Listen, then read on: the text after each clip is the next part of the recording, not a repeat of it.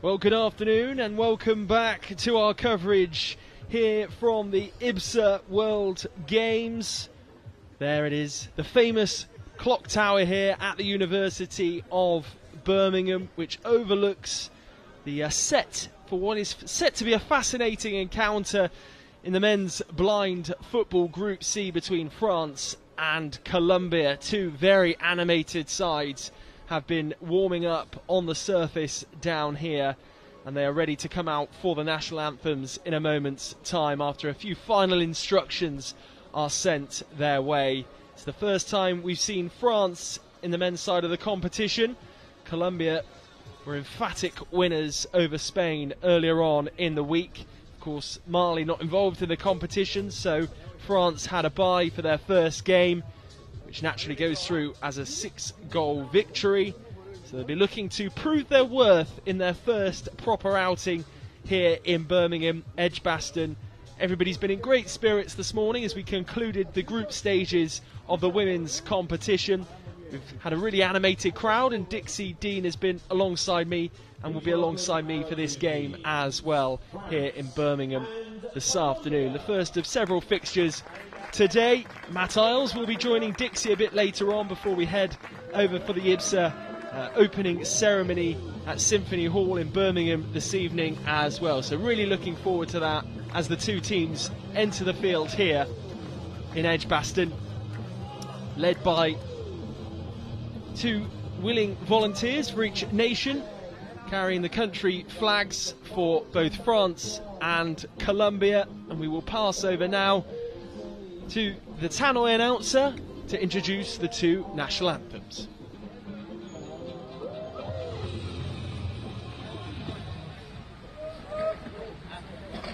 Please rise if you are able for the national anthem.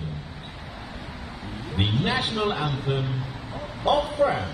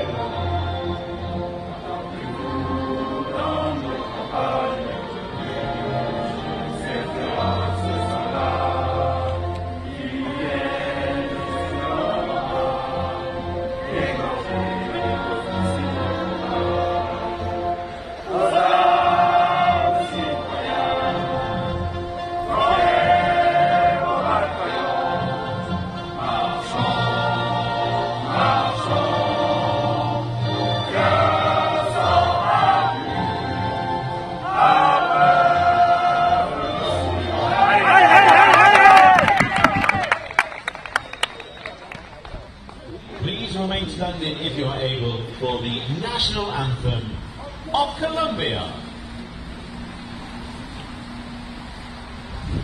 Amen.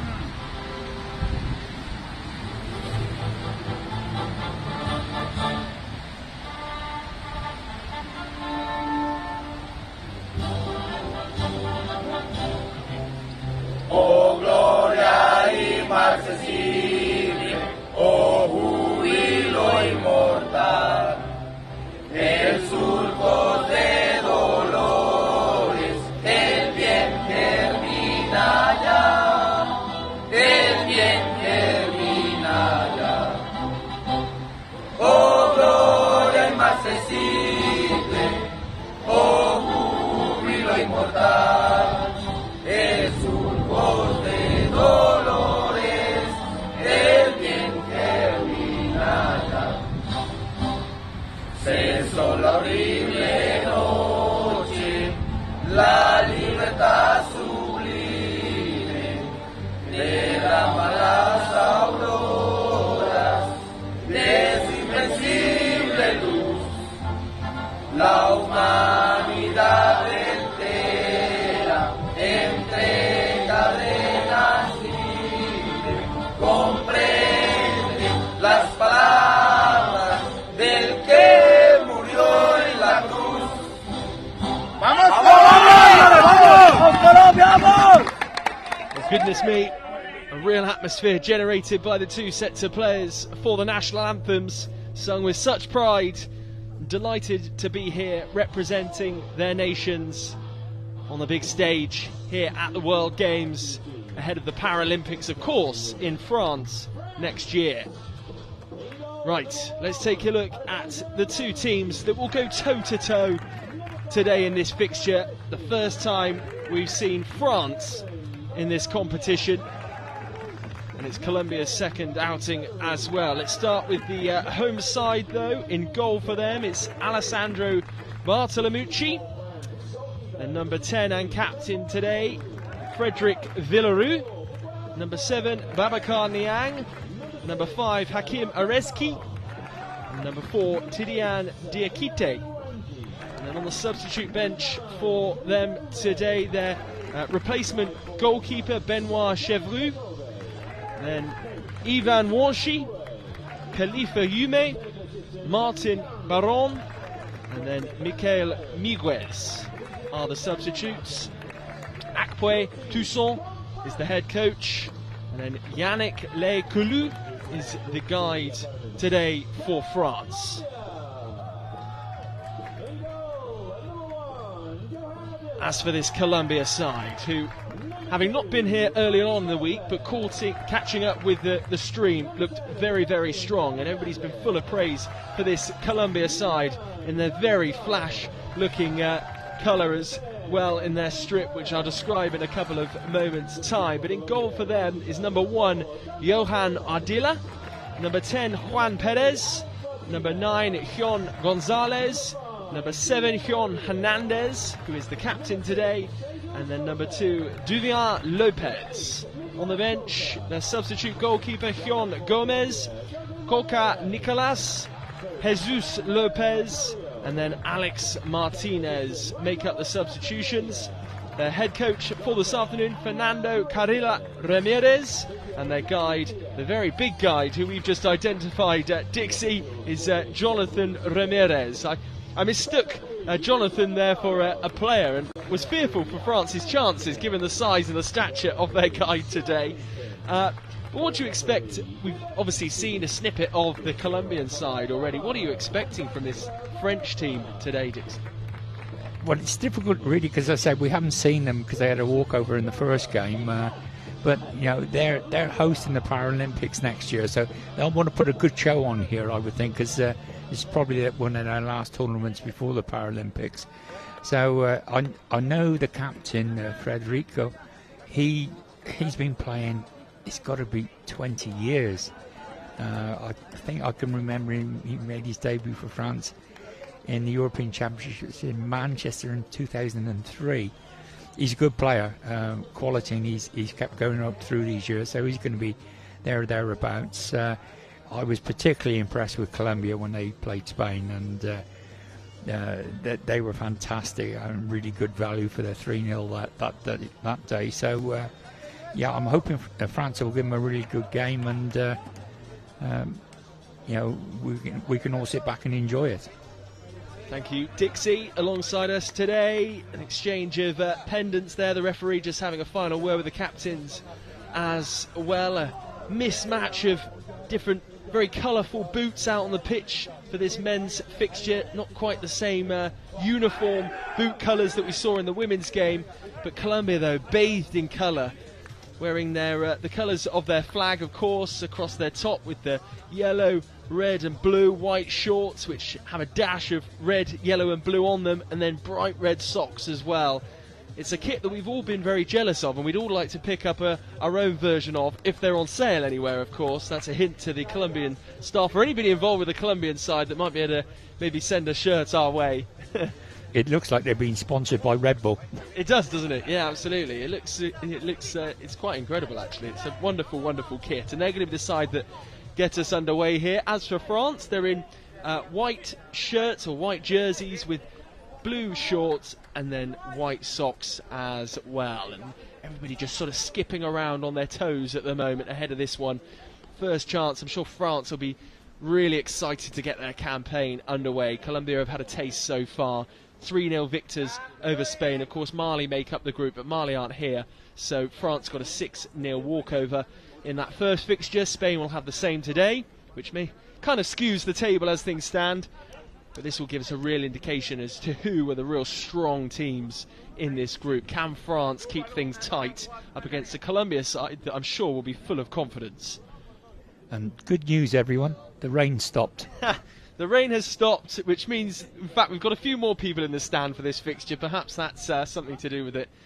But great that we've got some dry weather to enjoy this game as well, rather than the sideways rain and wind that we've experienced so far this morning. There was a few fears of thunder and lightning as well here on the University of Birmingham Sports Campus pitches, but we seem to have dodged that, and it's just a bit of drizzle that we're having to contend with now as Colombia get things underway. And then number 10, Juan Perez, goes careering into a French player. Already setting off at quite the pace here. France in the attack though, and forcing an early stop from the goalkeeper. Could be an opening goal here.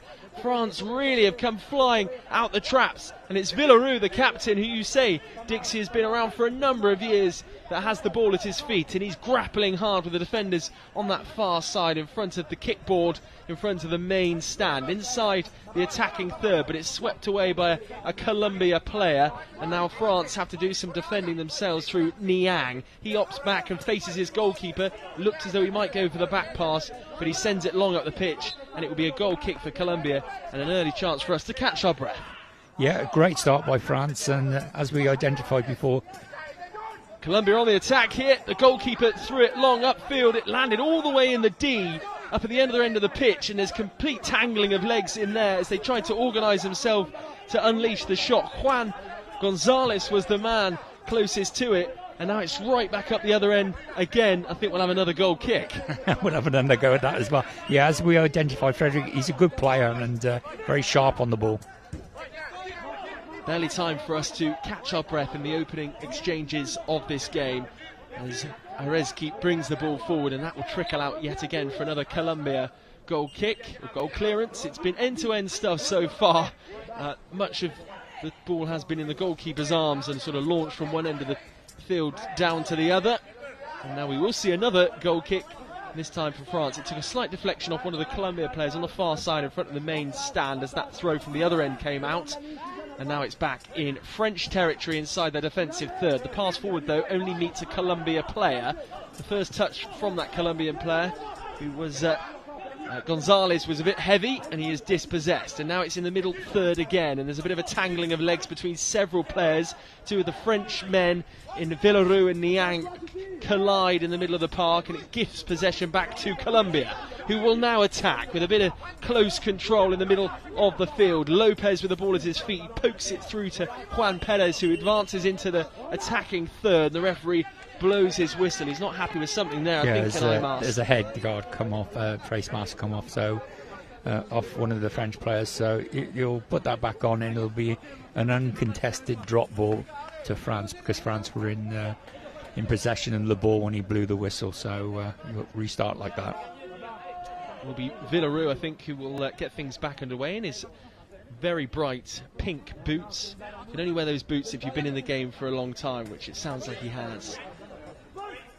He gets possession back from Niang, who actually got play restarted. And that's a really intelligent ball forward from Villarreal into a pocket of space which wasn't brought under control by Diakite, but it goes out for a Colombia goal kick. But it was good anticipation from Villarreal to sort of spot an opportunity out on the far side. Colombia on the attack this time. Number 10, Juan Perez, can't keep, or at least trouble the French goalkeeper, Bartolomucci, who immediately gets things back underway and throws it out to the right-hand side in front of the main stand, and there's a trip out there, and the referee has blown his whistle.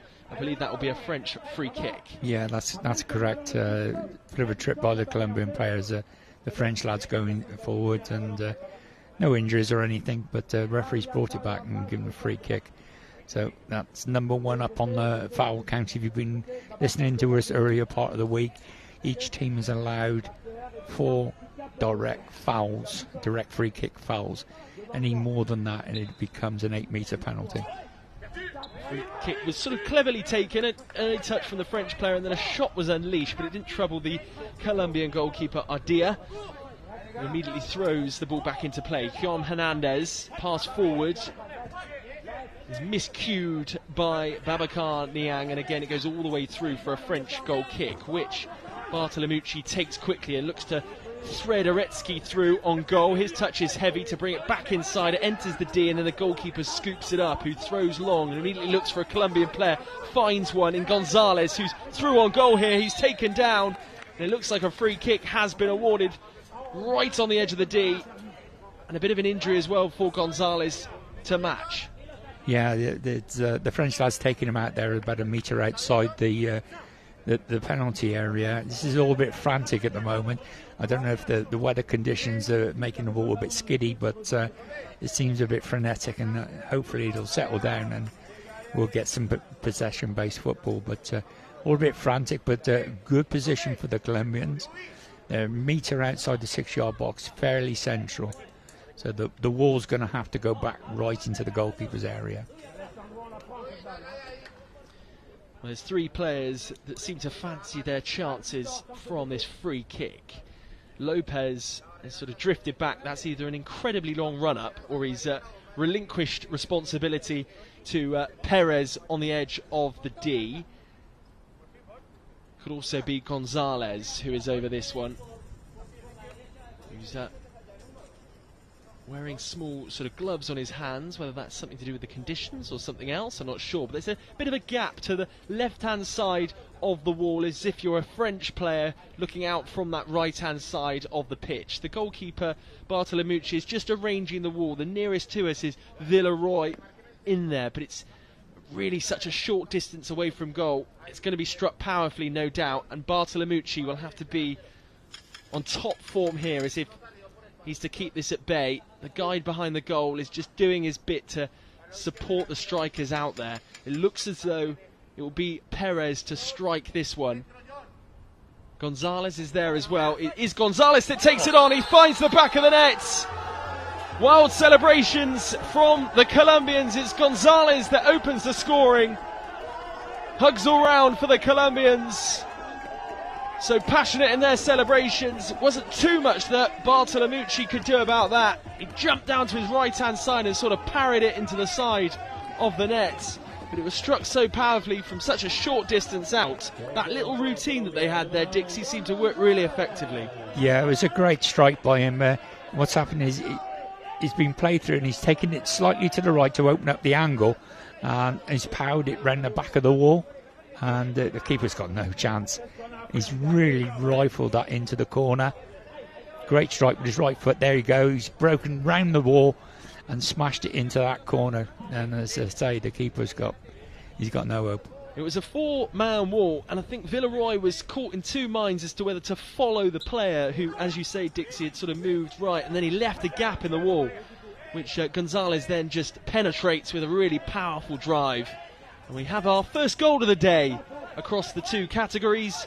It's come in the men's game, and that was a big collision there as we get things back underway in the attacking third for France. And he's going to have to stop this. That's a head injury. That was a head injury there. Devian Lopez is the man on the floor in the attacking third, and I think Villeroy is acknowledging there that it was a bit of a nasty collision between him and the player. The player's gone down, Lopez, directly in front, really, of the Colombian goal inside his defensive third. But he's back on his feet, which is good to see. Yeah. It was a complete accident. Villeroy had there was no intent there at all. These guys, they run round at full pace on this pitch, and you've got 8 blind people in a very confined space, and they're running very, very quickly, and occasionally they will bump into each other. When they've got the ball, it's not so bad because they can hear the ball and they know which way they're coming. But if they haven't got the ball, and that's a bit of fair play by Colombia, they just kicked the ball out and given it back to France. Yeah, they kicked it right down the other end of the field. It went out through a goal kick, which was then taken quickly by Bartolomucci. Found Villeroy, who is dispossessed, and now Colombia are on the attack again, out on that left-hand side, right up against the kickboard. Bit of confusion between Villeroy and Diakite. as to who is going to take possession on there. Diakite eventually comes away with it, and there's a bit of grappling between him and Gonzalez. Colombia back in possession now, and a few players struggling with bumps and bruises out there as Lopez comes forward again. Diakite, and possession is just swinging back and forth between the two sides. Gonzalez, the goal scorer, is in the middle of the park now. He's sent back towards his own goal. He needs support from some players around him. He's under pressure from Niang. Right back on the goal line now in the Colombian half, and it's gone out. I think that will be a corner. It will be. Yeah, that's a corner to France. It's a good response by France here. They've sort of moved back up the pitch, and they just need to settle down a little bit and don't get involved in a battle, really. Start playing their football.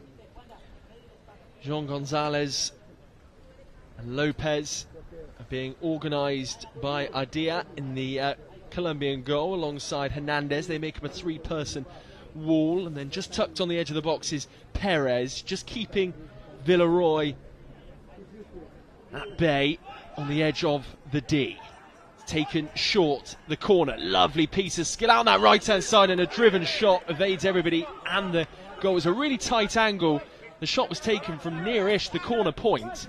It just whistled past the post of the goalkeeper, and then the goal kick is taken quickly and lands straight back into French hands with Niang, who shoots from range, and we go back out for another Colombian goal kick. And this game is being played at such pace, and it really is end-to-end stuff. The Colombian goal kick is taken quickly, well controlled inside the French D, inside their own half. It's snuck all the way through to the number 10, Juan Perez, who checks back inside and looks to maybe line up a shot on his left foot. He's in the middle of the park now. He's got the whole goal in front of him, but there's French bodies that are being put on the line, doing everything they can to get in the way of the ball. Jean Hernandez keeps it alive, though. We're out now by in front of the main stand, tucked inside the French half, and Colombia advance, but a bit of poor control out there, and it just rolls out for a French goal kick. Rolled out fairly quickly, though, by Bartolomucci. Arezki in possession. Here's a cry from this left-hand side, a slip from a Colombian player, gifts possession back to the French.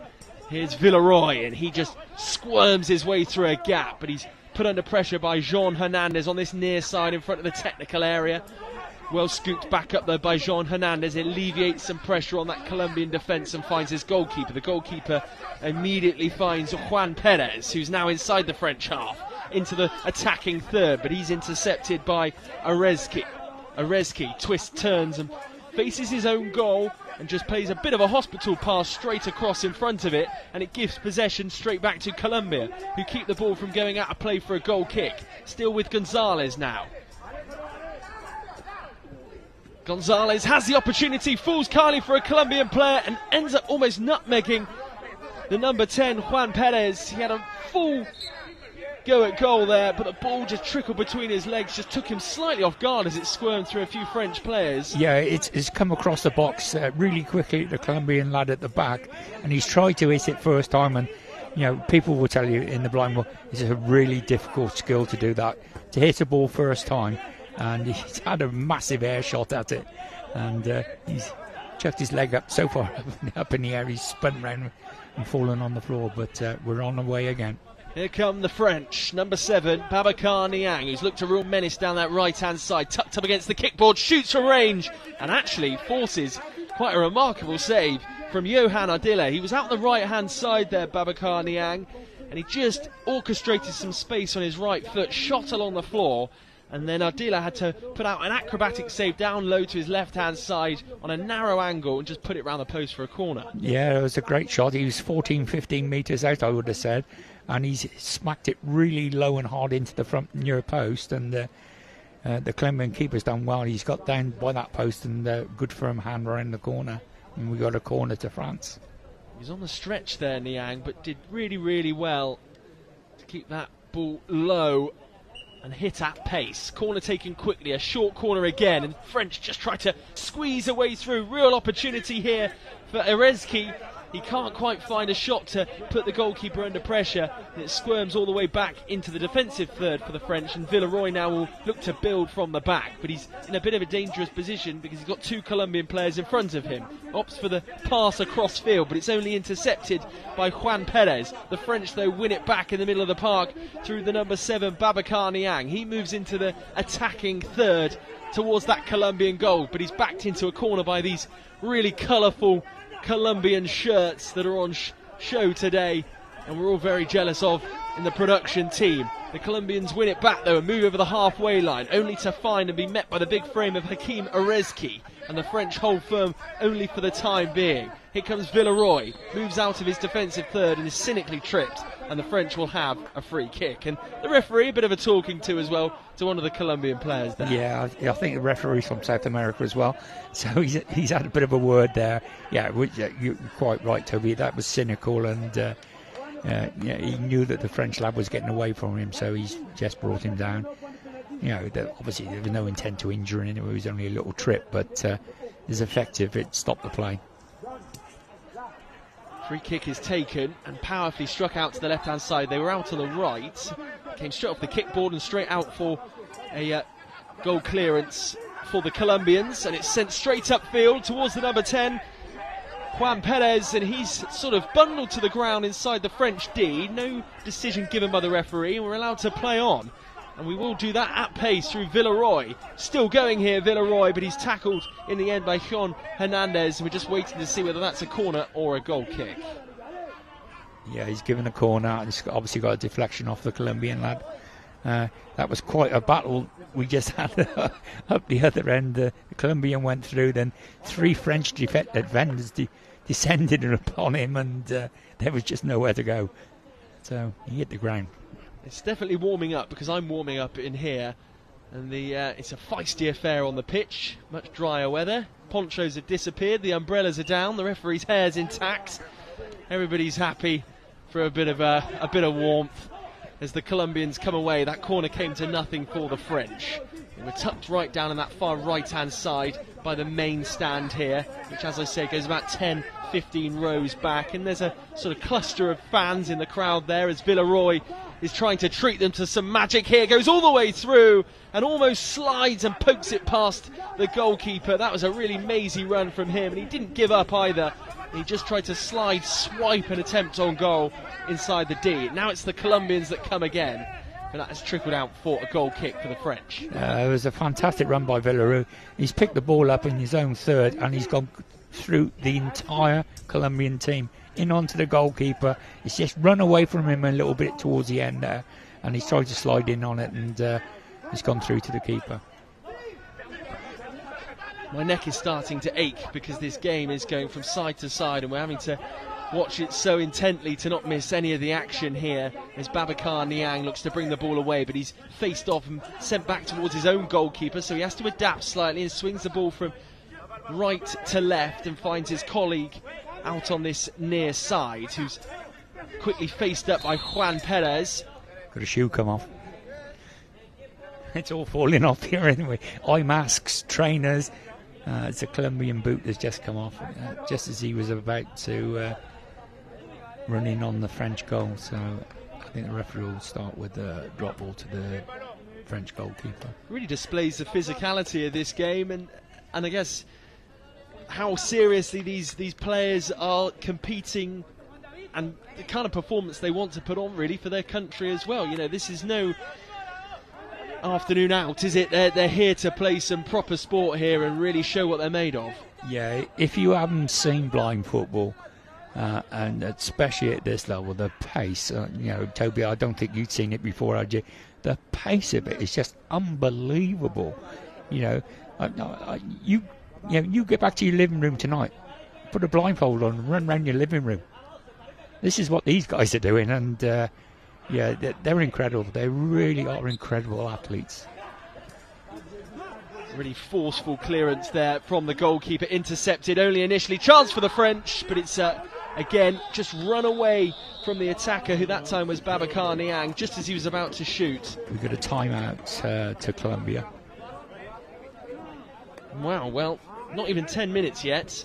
Colombians are taking a timeout, and it's been a frenetic game so far. They wander across to this near side, and the coaching staff, their jackets are equally as flamboyant. We'll see that goal again, which came from the free kick, and a really nicely taken free kick. Not too much the goal. Well, the goalkeeper managed to get their far right hand to it, but it was hit with such pace that he could do very little else. And Gonzalez went away celebrating, straight over to the coaching staff, so the whole team can share that moment together. I don't know if you noticed that, Toby, but the guide went on and to hug him, and I can assure you, you get hugged by that guide and you stay hugged.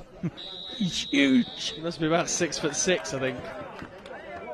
Yeah, he's the same height as the goal, put it that way. We're seeing a few more skills from some of the French players who've had their chances themselves, and will be maybe a bit aggrieved that they've not managed to find the back of the net as the referee calls for the end of the timeout. But it takes real bravery to play this game at such a pace as well, Dixon. It does. They are brave. You know, I've worked with blind people for 25 years, and it never ceases to amaze me how they do it. I've tried playing, and within 30 seconds I'm totally lost. It takes incredible amount of concentration. Here are the Colombians just waiting for their moment. They're right on the edge there of their own defensive third, and it was sort of looped forward by Hernandez, which maybe took the goal scorer by surprise. It's been misplaced, and a chance for Niang, and actually that's a fine stop, but it's not over. The danger hasn't passed. He's still swiping at the ball there, Niang. The goalkeeper just got a finger to that, Ardea, and that was a vital touch. And it was looking comfortable for the Colombians for a moment, but they were just hesitant at the back, and Babacar Niang capitalised and forced a decent save. Here come the Colombians again, but Villeroy has other ideas. He swivels on the spot on the edge of his D and just pokes it through, looking for a runner to his right-hand side. He was right in the middle of the park there, but didn't have options either side. It's straight back to Colombia, who then lose possession themselves, and it's fired back into the path of Orezki, who will now look to build from the back, unopposed, but his pass, well, wrong foot. It's two Colombian players that slip and almost finds Villeroy, but it's just flown all the way through to the goalkeeper Ardea, who throws the ball long, looking for the number 10, Juan Perez, who's backed into a space down there by the kickboard, and ends up back with the French goalkeeper, who's already been beaten once, and that's a bit of a sloppy touch, and will be a corner now for the French. And it really is, it's hard to sometimes explain what's going on, because it literally is the goalkeeper's throwing from one end to the other, and can miss in some circumstances, others, and find its way towards goal. Everything happens so quickly that to try and relay it to the folks at home how fast this game is virtually impossible. You'd be talking like, I don't know, like a machine gun. But it seems to me that the French are relying on the long ball from the keeper, hoping to pick someone up in the top end goal there, and they've done it 3 or 4 times now. They launch it forward, and you know they'll stop one and they'll get a shot away, and potentially got a goal. Well, they were their own worst enemy there, Colombia. The corner was taken, and 2 of them got in a bit of a tangle just inside the D from the side the corner was taken, on this near side on our camera angle as they attack the left. And they just got all tangled up and ended up conceding a second corner. And it looks as though, to me, the French might do something slightly differently with this one, given the lack of success from the last. And it looks like we're about to get a substitution as well, if the referee is willing to stop play for a moment at this corner. Yes, we will. The player to come on is Ivan Wanshi. Colombia. Number 2, Freddie Lopez out. Number 3, Alex Martinez in. And there's a change as well for the Colombians, with Lopez leaving the field. Alex Martinez will come on to replace him. And now the substitution has been made. A similar looking routine here for the French. A 3-man wall just tucked, as I say, between that box and the D on this near side, protecting that near post for the Colombians deep inside their own half, as the French look for a response. That early goal for Gonzalez yet to be challenged by the French. The Colombians looking to make it 100% start in this competition. Here come the French, though, with other ideas, and number 8 swipes at it straight off the bench. Vanchi there but it comes to nothing. But the goal kick, or goal clearance, is sent upfield, and it's straight back into French hands. Colombians do well, pretty diligent defending, but a bit of a hospital pass back towards the goalkeeper there results in a French corner. Yeah, number 7 for France done well then. He sort of made good strides through and nearly got a shot away, and it's just intercepted, and the Colombian lads tried to pay it back to his keeper, and he got his angles a bit wrong there, and he's put it out for another corner. Lots of set pieces in this game. Another corner on this near side for the French. We've got 3 minutes and 40 seconds left on the clock. Maybe a bit of a frustrated attempt at goal there from Niang. It goes into the side netting. It will be a Colombia goal clearance. Juan Hernandez with a really impressive ball upfield. It comes off the kickboard out to the far side. A chance now for Colombia, who are looking really dangerous. Excellent footwork. It was amazing footwork from Juan Perez. And he got the shot away, but the shot didn't really have the power to trouble the goalkeeper out on that far left-hand side. The French look to come forward again, but it trickles out for a Colombia goal kick. And again, it's end-to-end stuff, but that was lovely, mazy footwork from Juan Perez. Just prior to that, you're not missing too much of the action as it keeps going out for goal clearances at the moment. This time it's taken short, though, and the French try a different tactic through Villeroy, who started on this left-hand side. He uses the kickboard, but in doing so gives it straight back to Colombia because he allowed them really just to place the ball on the pitch there. But a bit of a cynical trip again from the French, and Colombia will have a free kick just inside the French half. Number 10, Juan Perez, will take it. Yeah, looking at this game, I'm sort of thinking, if I was the French coach, what would I do? And I think at the moment, France are trying to enter into a battle with these guys.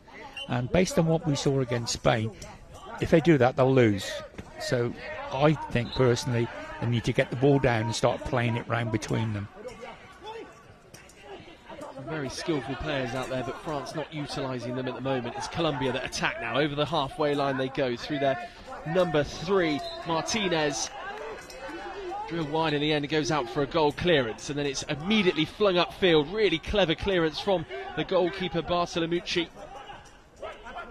Here come Colombia though, mazy run down that left-hand side, a shot at goal, and a fine save from Bartolomucci.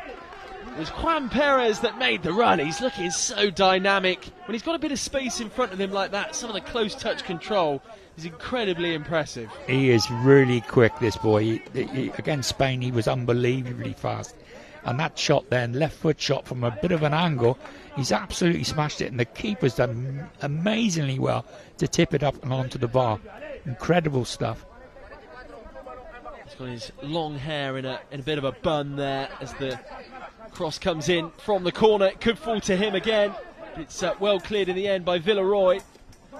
Still battling down there, Villeroy, and a huge coming in collision between about 4 or 5 different players between the two sides as they try to regather possession in the middle of the park, and it's now back inside the defensive third for Colombia and their number 7, Jean Hernandez. He's tucked right up against the kickboard on this near side, and it's gone out for a goal clearance, which is taken quickly again by Colombia. And guess who they've immediately tried to find? The danger man. And Perez didn't quite get the rub of the green that time, and again the battle ensues in the middle of the park, and it's with the number 8, Vanchy, who's just come on for the French. 1 minute 30 seconds left on the clock. Colombia still with that one goal that took the lead, and that's a lovely bit of skill there from the goal scorer. Could he double his tally? Drags it just wide, a tipped finish. That looked as though it came off the goalkeeper. I'm not sure what the referee's given there. No, that's a goal clearance. He didn't get near it. Marvellous bit of skill from the Colombian, and he's picked the ball up on the halfway line, gone to go inside, then switched, come back on the outside, and unleashed a really nice shot, but it was a couple of feet wide of the far post.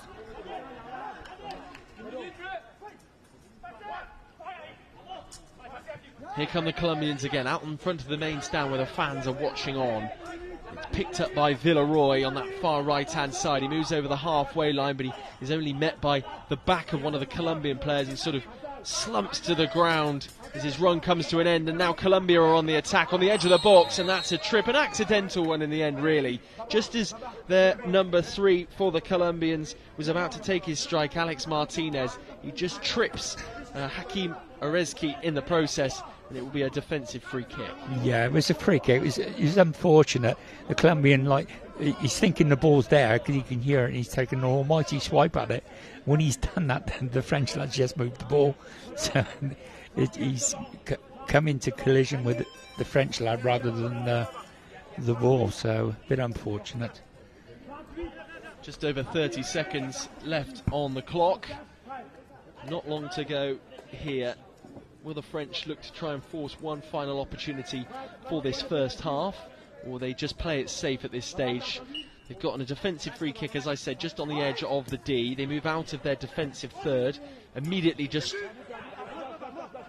remove any involvement in that middle third and go long, but the Colombians have it back in their possession again through their number 9. Jean Gonzalez, he's stopped in his track and is met by a number of French players, and now we're in this sort of melee of bodies on this near side next to the kickboard as one of the players tries to bring it away. It's with number 9 Gonzalez, the goal scorer again, who just plays it square across the box, tries to find his colleague down there, Juan Perez, who maintains control, changes direction, looks for an opening, doing really well in using his physicality. And that's the end of the first half. But he's looked a real menace down there, Juan Perez. He looks so casual and nonchalant in the way he goes about his business with his long shorts and his long swept hair as well. But it's been a good performance from the Colombians. They'll be happy with their advantage. But at times it's been a bit frantic and a bit scrappy, Dixon. Yeah, there's not much structure to this game at all. As I said earlier in the commentary, France, to me, are playing the wrong tactic. They're sort of entering into a battle with Colombia, and if they do that, they'll lose. I think what they need to do is put the foot on the ball and start passing it around, and try and drag the Colombians into areas where they don't want to go. And at the moment, they're just squaring up to them, and it's becoming a battle, and it's very frantic. And I think we're looking at some of the replays now as they come through. There's some almighty hits on the ball, isn't there? Yeah, I'm waiting for one of these balls to fly into the gazebo that we're sat in at the end of the pitch down here. We've not been struck as of yet, but France won't be a rollover for the Colombians today. Last year in June they became the new continental champions after defeating Turkey in the International Blind Sports Federation European Championships in Pescara. And the two teams played out a pretty cagey fixture in that one, and they've put up a fight today against the Colombians, who have the title in their sights. Of course, as you say, Dixie, the French have already qualified for the Paralympics as the home nation anyway, but this is about really proving a point today in this competition and really showing the mettle that they're made of if they're to go after a medal next year. Yeah, well, obviously they want to put in a really good performance in front of their home fans in Paris, and this is probably the last competitive competition that they can enter. It's all very well playing friendlies. The friendlies, friendlies are friendly, isn't it? I mean, not much more you can say about it, really. It's a bit of a non-event. When playing in tournaments like this, with a summit on the end of it, the levels go up, quite a bit, to a higher level. So, they want to put a good performance in here, and it's been a fast, frenetic opening 15 minutes, and I think if they don't need a rest, I think we do. Yeah, absolutely. My voice needs a rest. Just as some of the we're just getting pictures actually of the Colombian players being stretched off by some of the subs and taking some vital fluids on board as well from the coaching staff there. But I've been in awe of some of the skills displayed in that first half, particularly from the likes of Jean Gonzalez and Juan Perez. Some of the footwork's been absolutely exceptional. A really interesting game so far. So the score at half-time, the French are 1 goal down to the Colombians.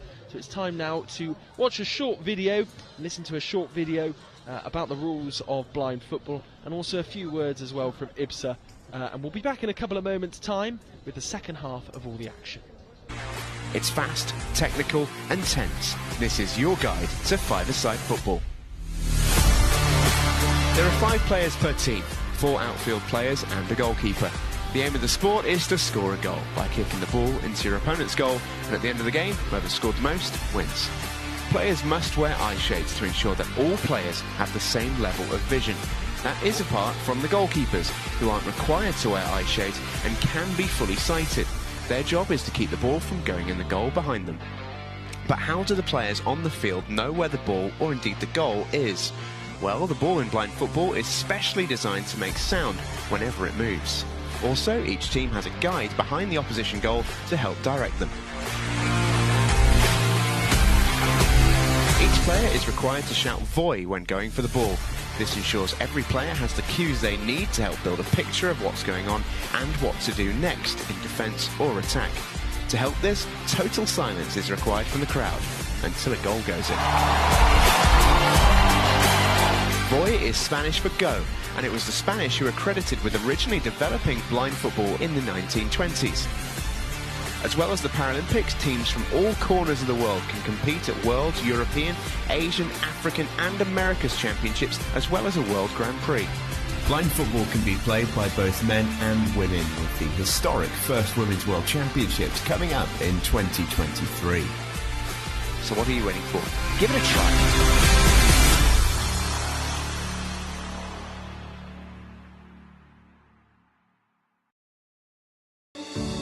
IBSA, International Blind Sports Federation, presents, with the support of the International Paralympic Committee, IBSA Anti-Doping App, the first application of its kind in the Paralympic movement, specifically designed for blind and visually impaired people. Athletes, coaches, medical staff, managers, and the public in general now have a powerful tool to stay focused on the principles of clean sport. Scrolling down the main menu, you can find all the important themes you need to know to play fair and be alert to testing procedures and necessary adaptations for athletes with visual impairments. IBSA gives top priority to anti-doping control, being the only international federation with 3 sports in the Paralympic family: goalball, football, and judo. IBSA Anti-Doping App has external links, namely to WADA, where our sport agents can always find the most updated information, especially the list of prohibited substances and methods. Glory in sport can only be achieved by the athlete's awareness of their rights and responsibilities. You can find them on the IBSA Anti-Doping App.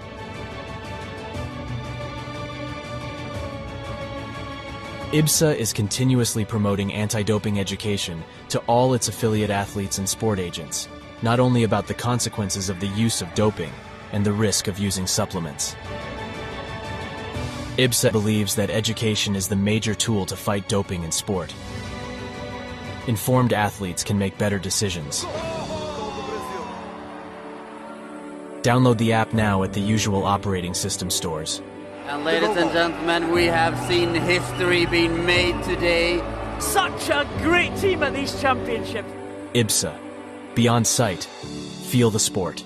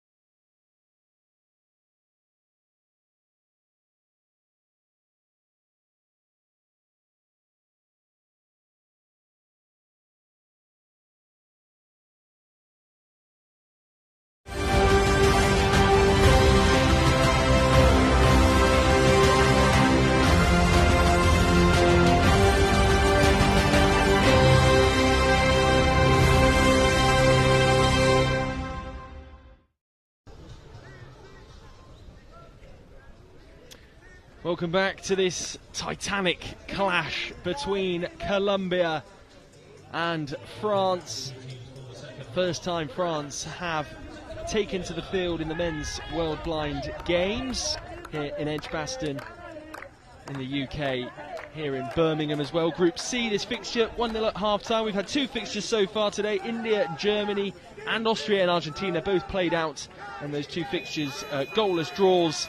We've got a goal finally, and it came from a free kick for the Colombians, who've looked really pacey and really dynamic in this game so far. And the best thing about all of this is there's a snippet of sun as well, which we're now enjoying. We've managed to open the front of the gazebo, and we're watching all the action live as we should, rather than through our monitors as well. France are poised here, all 4 players, outfield players, poised just either in or around the centre circle, as though they're about to go on the attack straight away. In fact, one of which has just made himself available out on the far right-hand side, away from any Colombian players really noticing. And I wonder whether he's going to make a move down the right flank straight off of kickoff. It's a bit blustery out there, but pretty weighty, these balls, and they're pretty strong, these players. I'm not sure they'll be too phased by any blustery conditions. The French, though, are dispossessed, this time by number 9, Jean Gonzalez. Still going, Jean Gonzalez. He just loses the ball behind him on this near side next to the kickboard. He's using the kickboard well, actually, to just fend off the French player, and passes it back towards his own half, looking for support. But actually, Villaroo is the man that comes away with the ball. Can't quite wrong foot Gonzalez, though, who wins back possession. But Villaroo, not one to give up a fight, wins the ball back in the centre circle and swivels and uses his pace to move away from the Colombian player. Such fast-paced start again to this second half. Here's number 9, Jean Gonzalez, back and retreats back to his own half and just tries a chip pass into a dangerous area just on the edge of the box. He finds his intended target in number 10, Juan Perez. Juan Perez can't quite pull the shot, and it ends up being cleared by the French all the way up the other end of the field. Goal clearance is taken quickly as far as number 7, Jean Hernandez, makes his way all the way up the other end of the field, and it's going to be a goal clearance for the French this time, and it's swung out towards the far side in front of the main stand, and Niang is the man to try and swivel away from a Colombia player, to no avail initially, but it finds its way to Villaroo, who switches play inside and just turns away from his marker. That's an excellent tackle, though, you have to say, from Alex Martinez to stop Villaroo in his tracks, who Villaroo wanted to make up for his earlier error. Not quite sure what happened off the ball there. The referee's just having a talking to between Alex Martinez and Villaroo. It looked as though Martinez just kicked out a touch, maybe in frustration. Referee, I'm not sure, spotted it. We are going to see a corner ball here for the Colombians. Yeah, it looked to me if Villaroo, when they went down, he threw an arm up a little bit, and I think the Colombian responded in kind. And the referee just tried to calm them all down a little bit. But the match is, the second half has started as much as the first half. It's very fast and frenetic, and yeah, there's not much of a pattern. It's going from end to end, and as I said before, the French need to get a foot on the ball and start playing their football. They haven't at the moment. We've got a bit of a delay here while the referee has a word with one of the Colombians, but everything's okay and we're ready to go. Well, the Colombians will have the corner there in front of the main stand, out on that far side. It's taken short. The 2 danger men combining, Gonzalez and Perez. Chance still for Gonzalez right in front of goal, but he's tackled by a player in a white shirt for the French. He may beat the Colombians in terms of height and stature, but the Colombians have the 1 goal advantage, and they're nippy, frenetic, energetic players themselves, the South Americans. They have the advantage, and they have another corner, this time in front of the area that holds all of the coaching staff, the technical assistants, and the production team that is putting on today's coverage of this game as well. And the corner will be taken. The referee's whistle does blow, but the pass is a rolled pass which finds its way all the way through to Jean Hernandez. Still going Jean Hernandez. He's gone from left as we see it to right, and a sliding attempt at keeping the ball in play is really successful by Juan Perez. This could fall really kindly for a Colombian player. Jean Gonzalez is just slightly wrong-footed and eventually squirms his way through the French defence, but can't keep the ball in play, and it will be a goal clearance, which the French take quickly. Here's Villeroy. He wants to find a way back into this game, and he's taken matters into his own hands, but he's forced wide in front of the main stand up against the kickboard. Checks back inside, but only meets a Colombian player, and now the Colombians will break through their number 9, Jean Gonzalez. He's tackled though, and his run is in vain. Number 7, Babacar Niang, is the man to bring the ball away for the French, and he tries to combine with Tidiane Diakite. Diakite is stopped in his tracks, and the Colombians clear their lines. A looping clearance forward from the French, and almost a chance for their number 11, Diakite, who seems to just be staying further up the pitch for those attacking goal clearances from the French.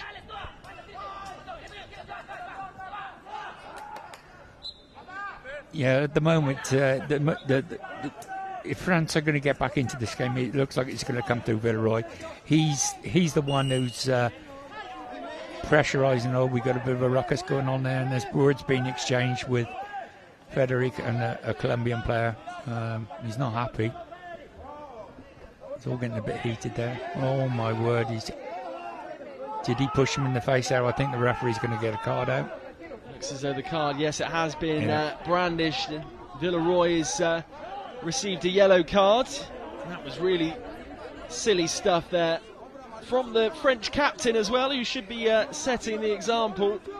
Juan Perez is the man down on the floor. It's right on the centre spot, in fact. The two had an initial coming together, and Juan Perez and Villeroy exchanged a few words, and then there was a second coming together thereafter. The yellow card came out, and Villeroy is now in discussion with the referee. Not quite sure what has been decided here.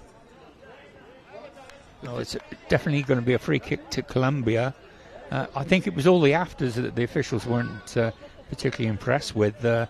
Villeroy was sort of leant over the top of the Colombian player, and you could see that there was verbals going on. We can't hear what was being said, but obviously it was stretched a little bit too far, and the referees decided to book him.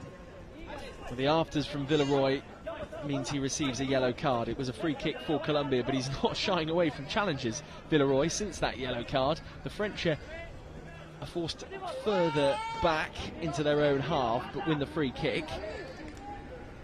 It's deep inside their own half, inside their defensive third, tucked up against the kickboard that separates the pitch and the coaching staff. Yeah, there's a trip by the Colombian there. The referees need really going to get on top of this game, as it could run away from them. They're doing a good job at the moment, but they need to keep on top of it.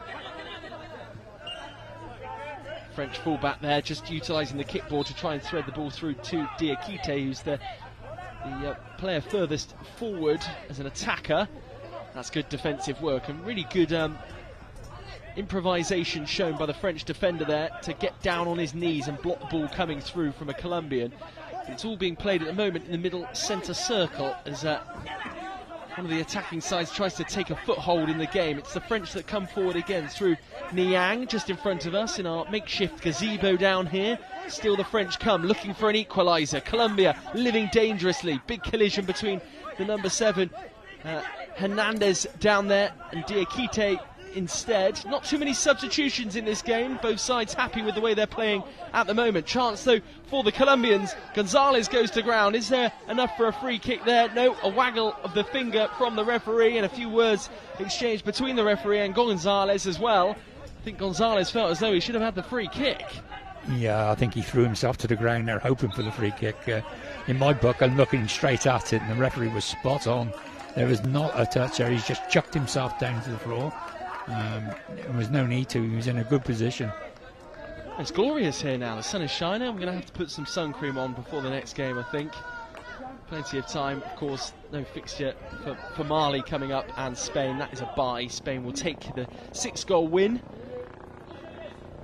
But it's much nicer weather, just as we see a helicopter going overhead. Somebody wants VIP seats to the action here at the IBSA Games. The men's football, the blind football, as we watch it.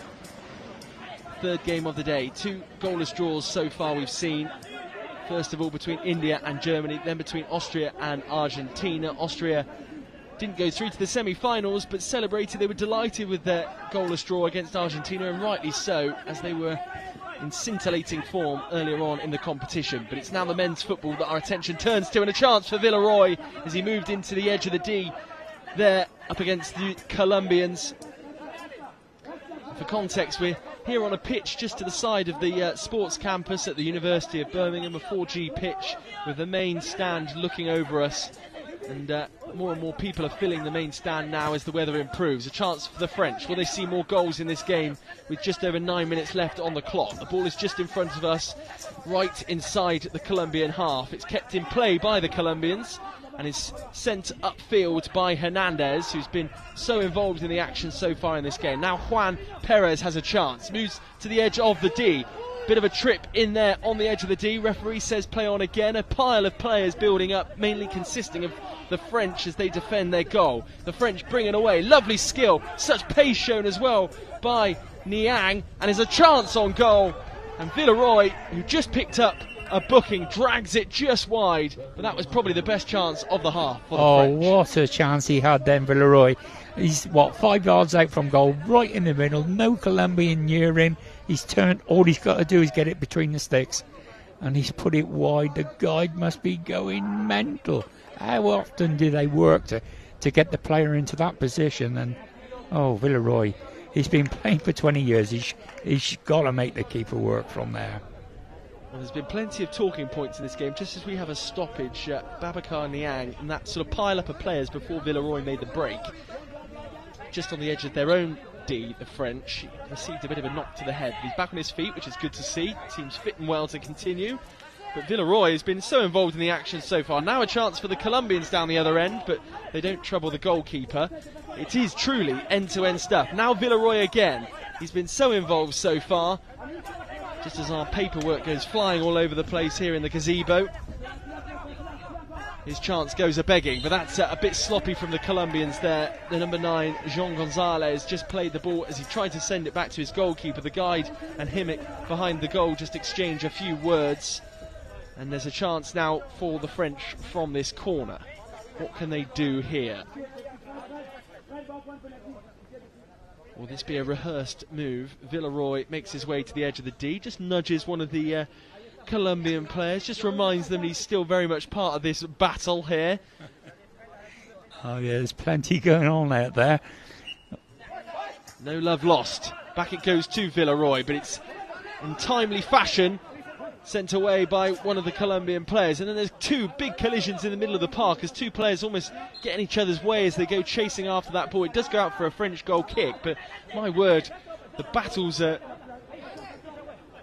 flying in all over the place, and whoever's in charge of the clock as well has got their work cut out, because we've seen lots of stoppages just as Villeroy shoots again, this time from the centre of the goal as we see it. Took a bit of a deflection, just took the pace off the ball. Another chance though for the French, and Diakite is met by a Colombian player, and that'll be a Colombian goal clearance, which is taken quickly once more by our Dia. Up to Gonzalez, he's tucked up against the kickboard on the near side, near the coaching staff, who no doubt in the middle third will be delivering some important messages. Ardia takes the clearance quickly, trickles all the way through to Jean Gonzalez. Jean Gonzalez keeps the ball in place, still going. Gonzalez tries to find some space right on the edge of the box. The goalkeeper crucially manages to clutch onto the ball. The referee has blown his whistle, time has been paused. What has he seen here that he doesn't like? Yeah, the ball's the paperwork's going all over the place here. The ball's got stuck under the French defender's leg, and it was just outside the box, and the keeper's always hovering. He wants to pick it up and he can't, and so I think we're going to start with a drop ball against the boards. It will be contested.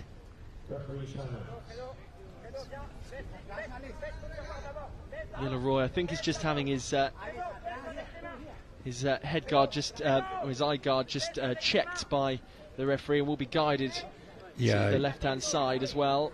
Yeah, they're just gonna repatch him. His patches of these guys underneath him to make it a level playing field. The first level they've got iPads on their eyes. Then those iPads are taped down with 3 tapes on each eye. Then like a ski mask is placed on the top, which is a blank tape ski mask. So if anyone's got any light perception or anything, it totally blanks it all out, and so we get a level playing field. So obviously some of his tape work has just come off a little bit, and the referees quite rightly has stopped it, because you want a level playing field and you want everyone to be playing the game in the same condition. So they're just checking it. They all seem happy now, and we're about to get going again. 7 minutes and 17 seconds for the French to try and find an equaliser. They probably want to get this campaign off to a positive start with some sort of points. Of course, they've got their walkover from the game that should have taken place between them and Mali, so it could all come down to the big crunch match as it stands between Spain and the French, which will be a fascinating affair. That's fair play from the French there. Just it's nice to see, isn't it? All those battles going on there, but they still have air of sportsmanship about it. The players are really spread out across the pitch now, and it's with the Colombian player sent long, and is almost collected by the number 10 Juan Perez, but just tripples past his leg and goes out for a French goal clearance. Now the French will attack. Villeroy in there battling alongside Diakite. We get some consistent play here. Arezki just sends the ball forward, a really hopeful pass up towards Villeroy. And if Villeroy could have brought that under control, he would have been right tucked on the edge of the box of the Colombian penalty area, and he could have maybe tried to poke that beyond the goalkeeper. But now it's Colombia that are at the other end following a long goal clearance. We're just on the edge of the French defensive third as they try to clear their lines and get a bit further upfield. Up they go over the halfway line. The ball is now in the Colombian defensive third, but it's them that bring the ball away. And then there's a collision between Gonzalez and the number 11 Diakite, who's on more defensive duty now, but he seems to be really just sort of pinning himself to the kickboard on the right hand side, used as more of an auxiliary winger down the right. Here's Villeroy out on the left though, in front of that main stand, and there's plenty more onlookers now, and a French flag over in the main stand as well, which is great to see. Some travelling supporters here to watch their side put in a real shift ahead of the Paralympics next year, for which they've of course already qualified as the host nation. Up against the kickboard on that far left-hand side, we've had some real consistent play now. Juan Perez brings the ball into the middle of the pitch, right in front of goal, just on the edge of the attacking third for the Colombians. It's spread out to that left-hand side, and some space now for Juan Gonzalez, and a bluster of wind almost takes our monitor away, as well as the table and the gazebo with it. But we're still intact here as we try and commentate on the main moments from this big fixture between France and Colombia. It's just a corner. Trickled back out for a corner for the French, and they've just over 5 minutes now to turn this game on its head. If it's going to come from anywhere, it's going to come from Villeroy. He seems to be the one, the liveliest French player. He's in and around the box majority of the time. His defensive duties have been sacrificed for his attacking prowess, and if they're going to get a goal out, you can see it coming through him. Babacar Niang stands over this corner. He's just been supported now by Diakite. The Colombians, though, are poised. They want to keep this slender advantage intact. Here's Niang. Tries to get past the number 3, Alex Martinez, who's one of the rare substitutes we've seen in this game so far. Brought away really well and robustly by the Colombians, but it's straight back into French hands. One of the eye masks has just come off, and it is Alex Martinez that's just sat on his haunches. The referee's given a foul there, and the Colombian number 3 didn't say voy when he went in for the tackle. It's an international word Spanish word for I go, and if you're going in to tackle someone, you have to say voy about 1 metre to 2 metres away, and he clearly didn't say that, and hence a collision. We've got a free kick to France, 2 or 3 metres into the Colombian half, very central. Here come the French. The free kick was taken short, but that's a powerful pass forward and will evade everybody. Unfortunately, Diakite couldn't get onto the end of that. And it sounds as though, from that noise, as though we're going to have a timeout. Yeah, timeout to Colombia. And you mentioned the voy there, Dixie. Oh, there's a bit of a coming together in the middle of the park, just off screen there. I've noticed a bit of pushing and shoving between Juan Perez and Villeroy. And Villeroy's got to be careful. A few words exchanged. I'm sure the referees noticed that one. You mentioned the voy rule there. Can you also be penalised for falsely calling voy too often? If it's if you were shouting and screaming it all the time, it would be ungentlemanly conduct, and the referees would have a word to start with and say you're excessively saying it, and then they would probably book him. You know, to be honest, it doesn't happen very often, and I've never seen it happen in a game. So if you're going, as I say, if you're going in to tackle someone who's got the ball, you've got to let them know you're there. You know, it's not only to give them give them a chance to change their direction, but it's for safety. You know, because if you go headlong into someone and you're not telling them that you're coming in, they can't protect themselves or anything. So it is vitally important that they give that signal to say, I'm here, go round me, not through me.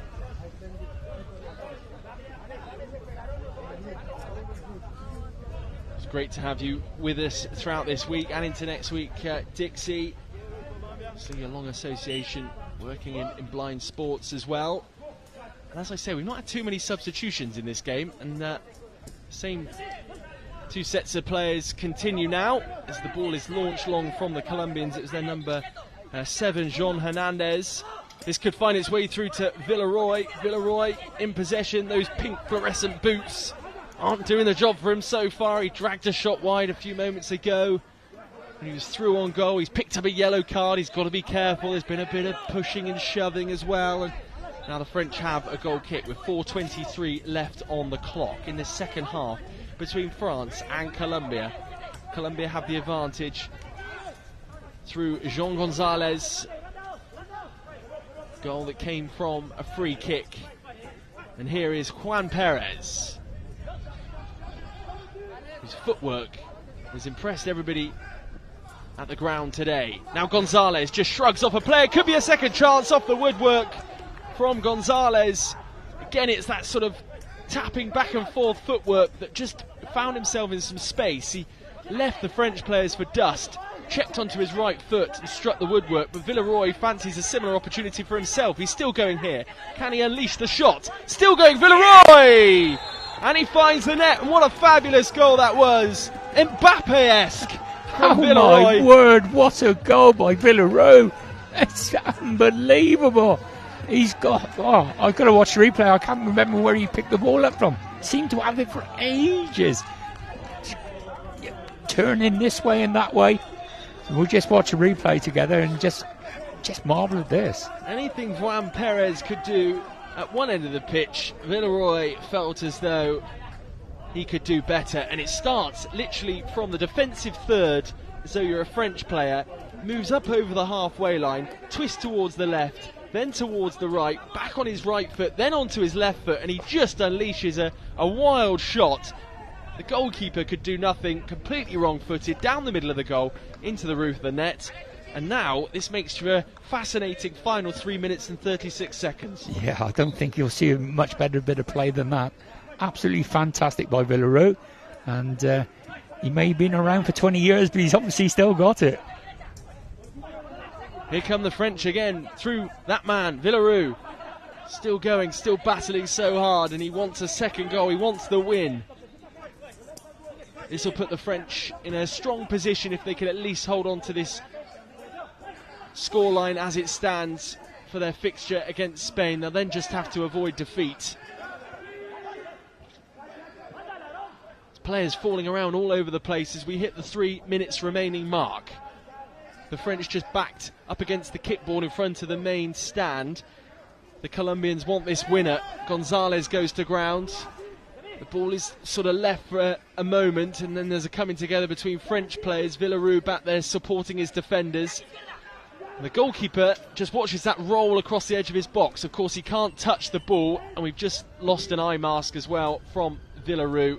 I think it's Villaroo. No, it's somebody else. It's one of the Colombian players. It was number 10, Juan Perez, and that will be readjusted. The clock goes off with 2:37 remaining. And breathe. This is frenetic stuff here at Birmingham. Yeah, great advert for the sport, and yeah, you can't say blind football's boring, I tell you. So much going on here. The referee's going to restart with a bounce ball, and the referee just dropped the ball in front of it, and he's nearly got taken out by a French guy because the French guy thought we were restarting. Oh my! He did. Just nearly drove his foot straight through the referee. Oh, that would have been so funny. The referee picks the ball back up, just gives it a shake in front of the two players. We'll have that drop ball now, and they ricochet into each other. Juan Perez and Villaroo, who've been at each other all afternoon. Both sides now looking for a winner, and this will be end-to-end for the remaining 2 minutes and 20 seconds. Villaroo with a big challenge there on number 3 Martinez. Villaroo trying to drive his French players forward as we move into the Colombia half, but it's in Colombia hands through their number 7, Juan Hernandez. There's a big collision there, and the Colombians get the free kick. No voy again. There's no voy from the French 7. The referee cuts a bit of a frustrated figure there. He just pulled away and just put his arms up in the air as though the instructions that he's trying to give aren't really getting through to the players. Maybe he needs some support from the coaching staff. He mentioned, Dixie, it being an advocate of this format of football. It really is. I mean, you've watched some terrible games of the sort of football we see week in, week out in the Premier League and the Championship and so on and so forth. And this has been exhilarating. I tell you, some of those Premier League players ought to come and watch this and see what other people, how they put their bodies on the lines. You see them, you know, a Premier player who gets touched on the back and he's rolling around, and these guys, there's none of that. Could we see a winner here? Juan Perez, the man to make the advance, but it goes out for a goal clearance for the French. Overarm clearance from the French goalkeeper, only hands it back to Colombia, who move into an attacking third. It's blocked off by a French player, but will be a corner. Number 11 for the French. Diakite back on defensive duty is the man to put it behind, with 1:49 now on the clock. The Colombians look more likely to grab a late winner in this game. Yeah, this obviously a point's good enough for Colombia. I think that would probably put them through to the final. But if they can get a winner, that definitely makes sure of it. Shot from range, not far off as well from Juan Perez. It all happened in the blink of an eye from the corner. Just 4 seconds between the corner being taken and the shot being put behind for a goal kick just there. The ball is, though, back in play and sent upfield. Will be a goal kick clearance, though, for the Colombians. Back and forth this game, and players literally running from end to end now to help their team both defensively and offensively. That's a big collision out by the kickboard in front of the main stand, and the Colombians will have a free kick. Yeah, it's a bit rash by the French guy there. It was thou shalt not pass, and the Colombians gone up in the air. We said we're going to restart with a free kick. The foul count still, well, it's 3-2, no 3-1, so we're not in danger of getting penalties here, I don't think. Well, the rain may have gone, but the wind has picked up, and the players are having to deal with that challenge now as well, with the ball moving around and running into the wind, of course, as well. The French just tackling there, trying to keep the ball and get the ball out of their defensive third, and there's a good run initially from Diakite down that right-hand side, but it's stopped by the Colombians. Juan Perez, the man battling the most. These players really having to dig deep now. Villaroo looks to bring the ball over the halfway line. He goes careering into the kickboard, and now there's a chance for Jean Gonzalez. Jean Gonzalez is brought to ground. Referee says no penalty. play can continue. The French will come out to this near side. That was a big call from the referee. By my eyes, that looked like a penalty, if you ask me, because none of the French players actually got the ball. No, it could have easily been given, let's put it like that. Late chance here for the Colombians, swivel and shots, and frustration from the guide behind the ball because they were unchallenged there. The goalkeeper had a clear sight of the ball and just launched the ball down the other end. But it's gone out on the full, so it will be a free kick for the Colombians. Doesn't that frustrate you? The keeper has got all the time in the world to throw the ball out. He's got 17 seconds long, and what's he do? Throw it right over the halfway line. Gives the possession back to Colombia. Oh my word, who'd be a coach? 17.4 seconds left on the clock. The Colombians have the ball on the halfway line. They'll be aware of the time. Do they just have a shot at goal? Still going here, number 9, John Gonzalez into the D, still going. But eventually the French prevail and bring it upfield. Villaroo looking to make one last dance over the halfway line. And there is the timer. And we can all take a deep breath, collect our thoughts after that one. I'm sure there'll be handshakes and hugs all around between two sets of players that have made it a really feisty affair. The goal in the first half coming from Gonzalez from the free kick. And then Villaroo, you have to say, he's been involved in absolutely everything. He's on his back over inside his own half with his pink boots there laid out. He's absolutely exhausted. He's had chances, he's picked up a yellow card, he had an absolute sitter that we thought he should have scored, and then he pieces together a piece of absolute magic to find the equaliser in the second half there, and the French have a valuable draw, and that all but seals a Colombian passage through to the semi-finals as well, which is fantastic for them. Yeah, I would think that will do them.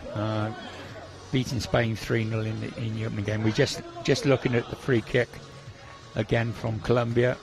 Yeah, it's a great goal. He's really hit it hard, and he's giving the keeper no chance really. A couple of French efforts sailed past the post. It's been the first chance for me, Dixie, really to see the men's side of the game up close, and it's been a bit of a shock to the system in some ways, just quite the pace and the end-to-end nature of it. Of course, this game has actually gone on a bit longer than maybe the two women's games did a bit earlier on, because we, I guess, saw so much powerful shooting and stuff that we saw a lot of corners in this particular fixture, and the two goals as well slowed things down a touch as well. But some magical footwork as we're seeing here from Juan Perez to force an opening there. Couldn't quite find the connection on the shot, and then we saw Alex Martinez come off the bench and really put in a big shift for the Colombians. That was a change that was made fairly early on, and actually the two teams that really started the game were the ones to finish it as well. Neither set of coaching staff really calling on the bench a great deal, and a lovely swivel there from Jean Gonzalez, took it from inside his own half, wrong footing French players left, right and centre. I thought the goalkeeper got a touch there as the ball changed direction, but the goalkeeper received a goal clearance in the end. We will, I'm sure, see a replay of that. But it's been some mesmerising footwork. Yeah, the guys back at the studio putting this package together of all the chances and the incidents, they've done really well. I think there's been so many, they could have replayed the whole game. Absolutely, there's been a bit of hostility between the two sides at different points, but that just comes from competitiveness and the willingness to win as well. We're seeing a few Colombian chances in the second half that went begging in the end. Here's another one here. Martinez moving into the attacking third for the Colombians. No need for the goalkeeper to make a save there. But certainly the two bright sparks for the Colombians were Juan Perez and Jean Gonzalez. Another chance, and that was the one off the woodwork as well for Gonzalez, which really could have settled the game at that point. But for Villaroo, and we'll see the replay of his goal in a moment's time, I am sure. I think it comes from here, just inside the defensive third now, moves into the middle third, takes two Colombian players out the game, then his pace moves him away from Gonzalez, then he takes Gonzalez, Perez and Lopez out of the game, swivels back onto his left foot and drives into the middle of the goal. And probably one of the best goals you've seen, I'm sure, in this format of the game. I'll tell you something, that is some goal, and I think that will be shown around the world many times, and he's a fine player, and we did say at the start, if France were going to get back into the game, he was the most likely player to do it, and he's done it with some aplomb there, I'll tell you. Certainly has. We're getting every angle of it as well from the production team that are supporting this game. Just in case you missed it one final time, I'm sure he just swivels there onto his right. Then you thought he was going to strike the shot back onto his left and just drills home. No prisoners taken there, and nothing Ardea could do in the goal there. Just a few more replays from later on in the game as well. Another shot on goal from Perez there. And then Gonzalez as well, swivelling and shooting, some really dangerous attacking players. And no wonder the Colombians put 3 past the Spanish earlier on in the week. And some, maybe a few forlorn-looking figures as well, because they wanted to win, the Colombians. But that should almost seal their place, I'm sure, in the next round. He may have to call upon some of his substitutes in the next round as well, because there'll be some tired legs. Yeah, they've worked really hard again. But they're just doing their cool down and the debrief just in front of us. There's lots of smiles, and I think they're fairly happy. There's lots of interest in hairstyles as well, but perhaps we'll see that in the semi-final, in the number 6.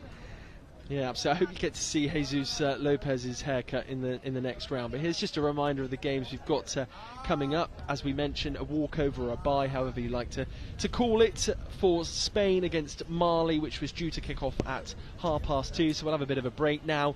And then at 4:30, the Mexicans take on Iran in Group D. And then the other game from Group D sees Morocco face Brazil at 6:30. So wherever you are watching around the world, we hope you're enjoying our coverage today. It's been an exhilarating morning, early afternoon as well. A couple of goals in that French game against the Colombians. A fascinating encounter, some thrilling goals from Edgbaston. The rain is gone, for now at least. We're going to enjoy a break. Hopefully you grab some lunch and you'll be back with us in a couple of hours' time. Bye for now.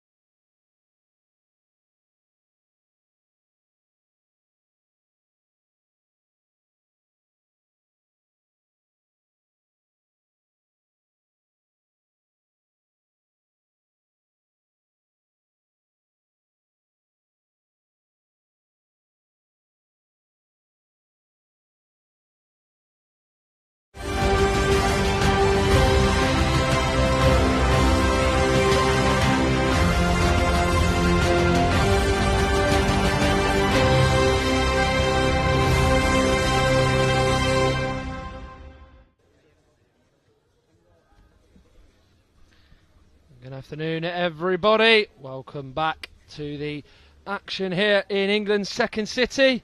Rather overcast day, which is certainly a lot better in the afternoon than what it was in the morning, where it was absolutely soaking as the rain kept tumbling and tumbling down as we move on to the men's blind football Group D, as it is Mexico against Iran, who are about to play their second games of the tournament. Alongside me, Matt Isles, is Dixie Dean. I'll get his thoughts very shortly on how he could potentially see this game going today. But already today we've had quite a bit of action that has taken place, as this is game number 4 of 5 in the day's action. Of course, earlier on today we had 2 of the women's fixtures, as the group stages in the women's side of the draw came to an end today. India and Germany and Austria and Argentina in that group was goalless. France and Colombia was 1 apiece. And of course, because Mali aren't here, Spain were given a forfeit win, winning by 6-0 without even stepping foot onto the pitch. So moving on to the final group then here in the men's tournament. And of course, Mexico and Iran were both beaten in their opening games. They look to get their first points on the board. And then wrapping up the action is Morocco against Brazil in this group. Let's just get the thoughts then quickly of Dixie Dean, who of course is alongside me for this one. We were just speaking a little bit off air. You seem to have the hunch and feeling that Iran might get the win against Mexico today. Why do you think that might be? Well, I was quite impressed with Iran when they were playing Brazil earlier in the week, and basing it on no more than that, really, like Brazil being probably the best team in the world, and they pushed Brazil all the way. So they're a classy outfit, the Iranians, and I just think they've just got a feeling they're going to have a little bit too much for the Mexicans. But hey, I could well be wrong. What do I know? It could be the commentator's curse again. You are putting yourself taking a risk by doing that. We'll reveal the two sides very shortly. But of course, first we're going to hear the anthems of Iran and Mexico before kick-off here in England's second city. Please rise if you are able for the national anthem of Mexico.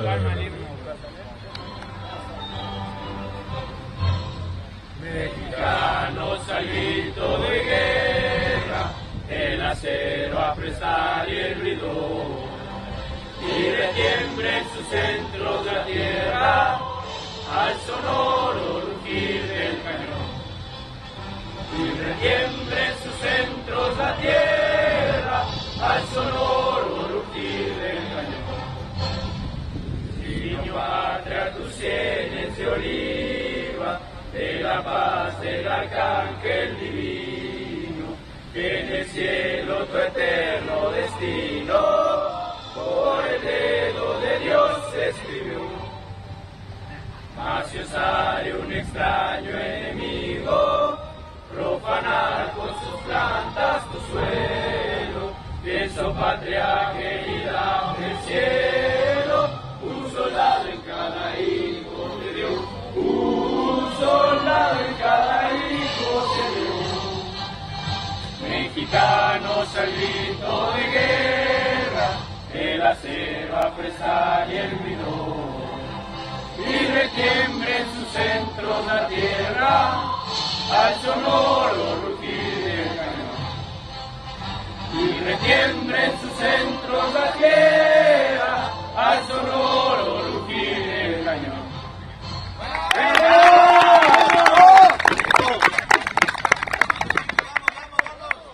Please remain standing if you are able for the national anthem of Iran.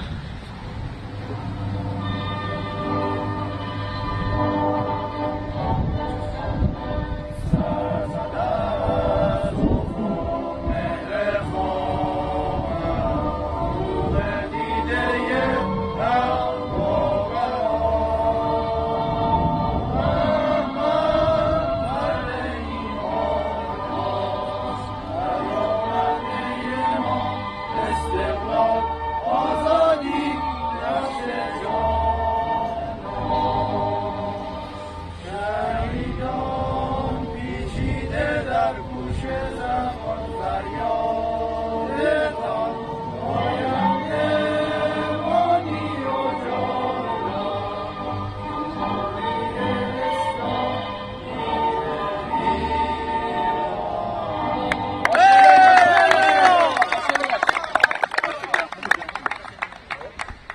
anthems are done. And what was quite interesting was the Moroccan men's side was in the stand where the players are right opposite, staring at them, with the officials of course in the middle of them in the crowd. But of course, no doubt they will probably disappear once the game has started and use the training pitch. Over to my left. Well, let's take a look at the teams then, starting off with the Mexicans. They line up with Chodiel Martinez in goal, the number 2. They have the number 3, Eduardo Cerezo, as one of their outfield players, and then followed by the other 3. Captain Francisco Rangel. They then have the number 8, Edgar Carrillo, and number 9, Gerardo Sotelo. They then have Carlos Minchaca, Sergio Morales, Carlos Rodriguez, Omar Otero, and Reynaldo Rivera as the subs. Raul Ortiz is their head coach, with Ricardo Bonnet being the guide behind the Iranian goal for this game. Well, speaking of Iran, this is how they will line up for their second game of the tournament. Of course, they suffered a narrow 1-0 loss to the Brazilians. It was a 5-foul penalty that they gave away, and of course it was an 8-metre spot kick which the Brazilians would convert. That would mean that they would suffer defeat in their opening game. Certainly they have shown that they can be a real force at this tournament. They have Morteza Ramadzani, the number 1, in goal. They have Alireza Baki as the number 4. Number 7 is Hossein Rajabpour. Number 9 is Sadegh Rahimi, and number 11, completing the 5, is Ahmad Reza Shah Hosseini. They then have the keeper substitute of Saeed Musavi, Morteza Karimi, Moham Kambiz, Mohammed Amin Rahimzada, and they also have Mazarai Hoja Tola, with Javad Fafel as the head coach, and the guide being Maysam Shojayan. Well, Dixie, you mentioned that you think Iran will win the game. We did mention that for long periods against the Brazilians, they were very good at frustrating them and stifling them in their first game. Do you maybe think they might have a change of approach here because they are playing, no disrespect to Mexico, a lesser opposition? Yeah, well, they've got to pick up their win somewhere, and I would say this is a golden opportunity to pick up your 3 points.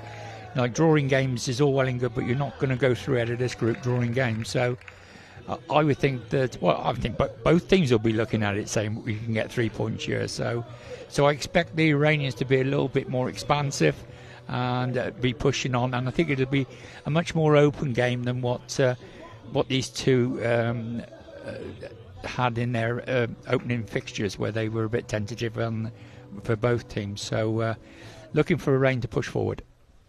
Yeah, Mexico did suffer worse off than the Iranians in their first game. They were 3-0 losers against Morocco, where of course a hat-trick from Abderrazak Khattab was the big talking point from that game. And of course the Mexican flags in that far stand are up at the back, tied to the railings of course, and that's always a nice extra touch as well, to have a little bit of sort of a message of support of course on your country's flag. Always a nice thing as well.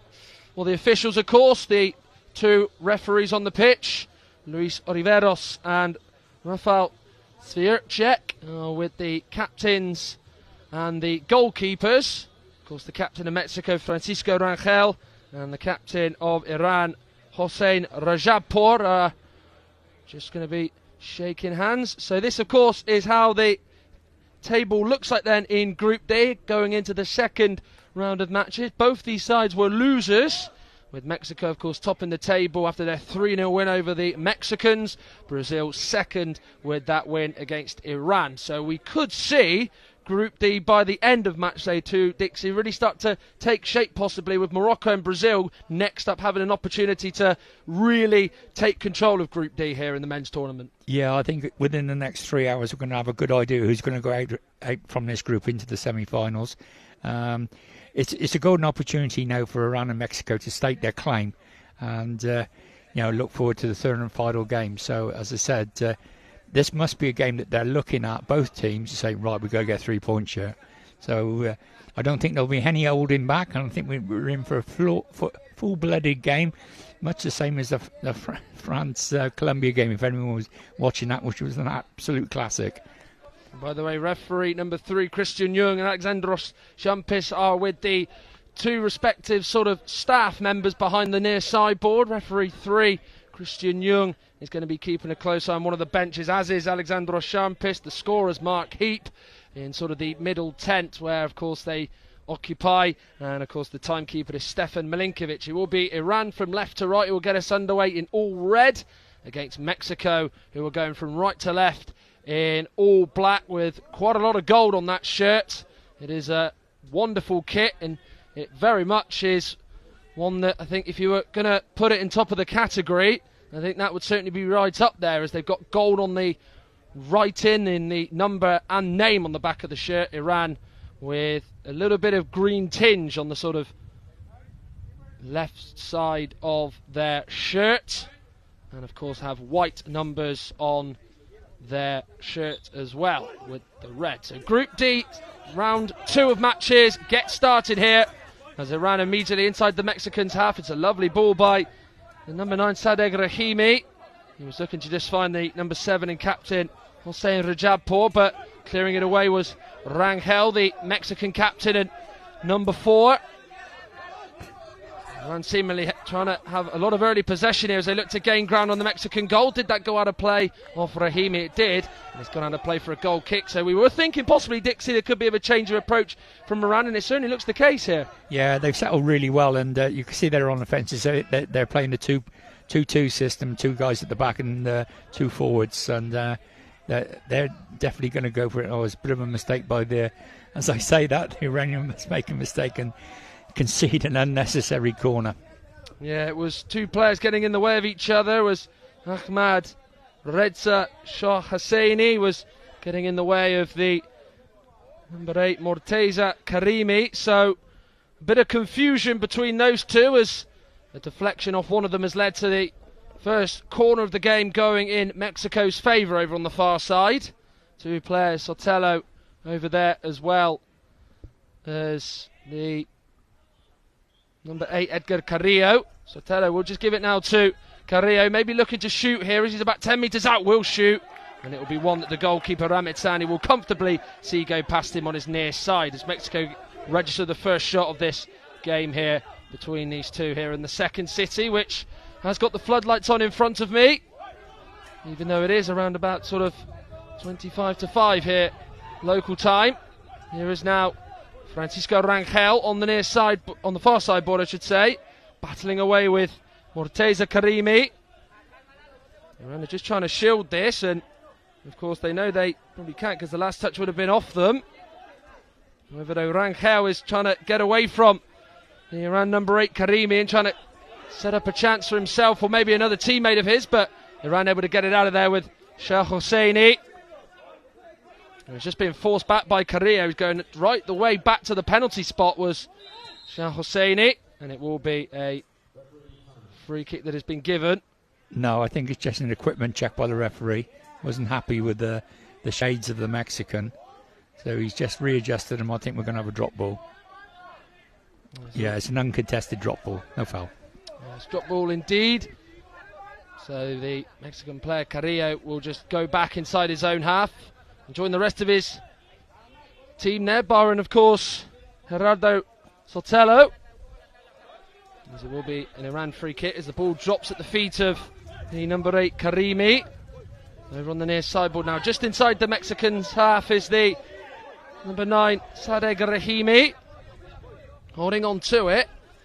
Speaking of holding on, the Mexican player was holding on to him there. Over now to the far side, just over the 14-metre line is the number 7 Rajabpour. Cerezo trying to clear it and not being able to. Jordiel Martinez was ready and waited to perhaps make a save as the Iranian player was looking to get the shot away, which was Rajabpour, sort of left-hand side, inside the penalty area of the Mexicans' defensive third. Rajabpour's making it difficult for Cerezo. He's just trying to see if the last touch has gone off the Mexican player, but in fact, it has gone off Rajabpour last and gone out for a goal clearance, which has been thrown out by Jordiel Martinez. Looking forward is Carrillo, going inside the Iran penalty area, but 2 Iranian players there to clear it. Going down is Karimi, well won by Mexico, as now Rangel goes on. Surely that was a foul by Karimi. The officials say no. However, now the game has now stopped as Rangel is slowly getting back up to his feet. Did certainly look like they certainly missed a foul there on the Mexican captain. Matt, I agree with you. It was. There's no doubt about it. He stripped him over. Oh well, never mind. Well, they can perhaps feel a little bit unlucky with that one. Of course, there has been times in this tournament, as you'd expect, coaching staff members getting a little bit frosty with some of the decisions made by the officials. Although Rankhel gets his own back on the Iranians, as he may have just left a foot in on Rajabpour, who gets up to his feet. Honest as ever, and just wants to continue. Here is now Sadegh Rahimi, just inside the centre circle, inside his own half. Good play by Rahimi, wonderful skill. Challenge goes in, it's a good one by Gerardo Sotelo. Now he's going to try and do what his counterpart couldn't do. Sotelo will hit it, it was low, it's a good save by Ramazani. Strong save, parried back out into the middle of his area. Iran come away with it, it's good play by Sadegh Rahimi, but at the final moment, the challenge goes in, and it will be a Iranian corner. The Mexican defender Cerezo left it thinking that the last touch had gone off the Iranian player, but in fact it's gone off a Mexican last. As we see this chance again with Sotelo. Two good bits of action there. It was a great shot by the Mexican and equally a good save. As he's coming in onto his right foot, he's putting it across the keeper. The keeper's got down really, really quickly.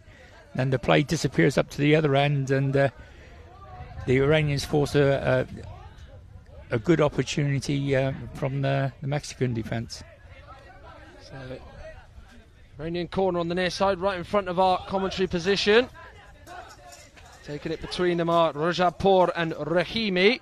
Goes into the penalty area. Missing it is Karimi. Still, though, using the far sideboard to bring it back in field. He's about 10 metres out here. Will he go for goal? He will eventually. It will deflect off the Mexican defence and out for another corner. Yeah, Iran feel like they might be able to strike very, very soon. It was a good shot there, and it was headed into the far corner before it was intercepted by the Mexican defender. So, good bit of play by Iran. They've got themselves another corner. Same position as the last one just a few moments ago. Coming up to 4 minutes gone here in the penultimate game of the day. Mexico 0, Iran 0. Group D back up and running for the second round of matches. Match day 2 in the men's blind group stage tournament does wrap up today, with of course Morocco-Brazil to come after this game, as the number 7 Rajabpour just forced out of the Mexican penalty area. That's good defensive work by the Mexicans to push the Iranians out. Here is now Sotelo, looking very threatening, more than what he was in the opening game against Morocco. He's had the best opportunity of the game thus far, as the keeper Morteza Ramazani denied him very early on in this contest here, as the Iranians clear it. There is an Iranian player still down inside his own half, but there's no foul given. He will get himself back up, Will Baki. Losing out is Rahimi. Now Eduardo Cerezo, just on the halfway line, battling away with an Iranian defender, in this case being Shah Hosseini, given straight to an Iranian player by Cerezo. Not the best of passes. Is now Rajabpour coming in from the far sideboard, about 5 metres or so infield from there, looking to go into the penalty area. Does so, gets the shot away.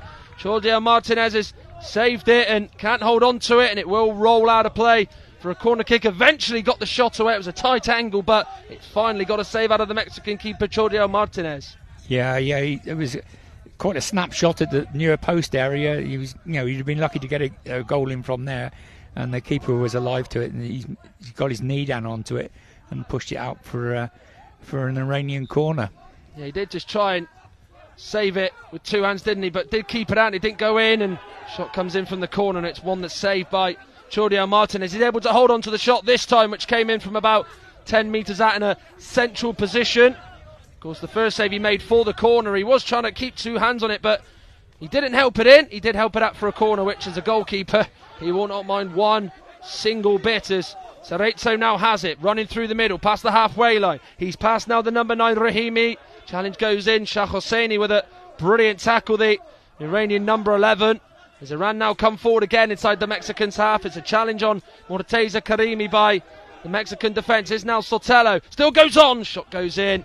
Must have been about 8 metres out, as it's well held by Ramazani in the goal. But you're seeing both sides taking the game to one another here in the opening exchanges, as challenge one is Rahimi by Cerezo. Luis Oliveros, the referee, stops play. think he's just going over the check. See if Carrillo, the Mexican number 8, is okay. But we've already seen Dixie with just under 9 minutes. Just under 9 minutes left to go. That we're seeing potentially one of the games of the tournament so far, because both sides are giving it hell for leather going forward. Yeah, they're not too worried about defensive work here at the moment. They're looking to try and score a goal. And it's, as much as we thought, they both identified this game as a potential three-pointer. So they're going to both give it a go, which will make it a really interesting game for us viewers. They certainly will. There's no sign of both wanting to get a point from their second round of matches. Remember, they were opening game losers. Iran losing 1-0 to Brazil. Mexico a little bit worse off, losing 3-0 to the Moroccans.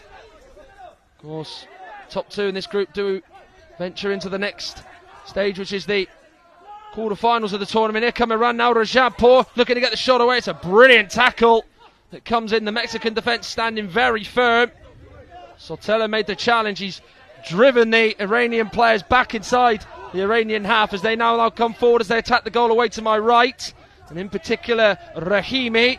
Over there, the Mexican defence able to get in the way of it and clear it up the pitch as three of the players, Baron Cerezo, still seem intent on staying back inside their own half as Iran now have it. Bit of a missed kick from Karimi. As now Carrillo is looking to get his body up against Shah Hosseini and have some possession for the Mexicans. I think the number 9 Iranian players, he's had a knock and he's sort of limping around and he's out of the game really at the moment. Oh, there he goes. He's all right. He's back in. And the number 9 is Sadegh Rahimi for Iran, so maybe they might just monitor him and maybe just take him off temporarily if he is still feeling a little bit injured or not quite himself.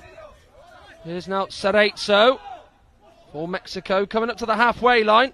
Good standing challenge by the number 9 we were just speaking about, Sadegh Rahimi. I think borrowing that challenge, he's seemingly okay now, as it looks like the Mexicans are going to plan a change here. First one of the game for both sides. I think it might be the only one in this first half. It's good work here by Iran as they come forward. The number 8 Karimi was getting up to the sort of 10-metre spot, and also the 8-metre spot, and was stopped as just seeing the ball go behind him. Midway through the Iranian half was Carrillo. Now Shah Hosseini trying to get away from Rangel, who stands up well and now has regained the ball for the Mexicans. Rangel goes on, gets the shot away.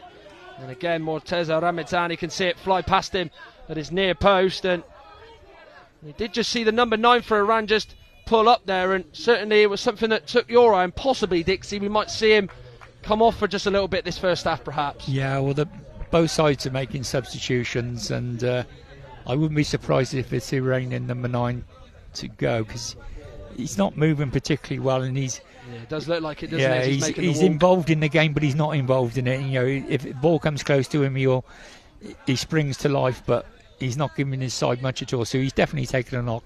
Well, we know the Mexican change. Sotelo off and Omar Otero is on. Rahimi off for Iran. That's the number 9 who's just coming off now, and the number 4 coming on is Baki. So he's coming on for Iran as he makes way for Sadegh Rahimi. So both sides have made one alteration each, with 6 minutes 33 seconds left to play. And I think these substitutions aren't stopping for Iran, because Rajabpour is going to make way. And we are going to see Mohammed Amin Rahimzadeh come on. So Iran making 2 subs, and the Mexicans making just the 1. Maybe a bit of a surprise that they've made 2 substitutions, but maybe the coach, Javad Felfeli, not quite happy with what he's seen so far and has decided to freshen things up in their pursuit of a goal. Otero immediately involved in the action. Shot comes in. Doesn't really get a hold of it, and he's given a penalty. He did go down. The referee, Rafael Svircek, sensed there was a clip on the Mexican substitute, and it's quite the impact from the Mexican number 7. The goalkeeper Ramitsani pleading he didn't foul him, but his protests have got him nowhere, and it's a penalty. Yeah, the referee's given it for. I think the keeper's come out of his area to close it down, and I think he's just slid out of his area just a little bit. Hopefully, we'll get a replay. We couldn't see it. Well, there was contact from the number 11, Shah Hosseini, but as you mentioned there, it did maybe look like the goalkeeper had come out. But whatever it is that's led to this penalty, Mexico have an unbelievable chance to take the lead and score their first goal of this tournament.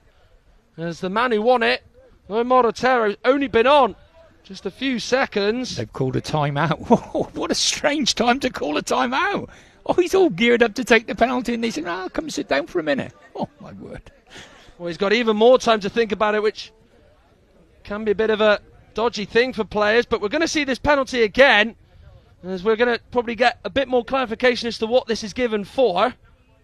And it certainly does look like there, seeing it's the number 11, Akmal Reza Shah Hosseini. There is certainly connection to Otero as he was trying to let fly, so I think that might be the reason why that's been given and spotted by the officials on the pitch. Yeah, it might not have been the keeper. I could have given him a missed service. It could have been the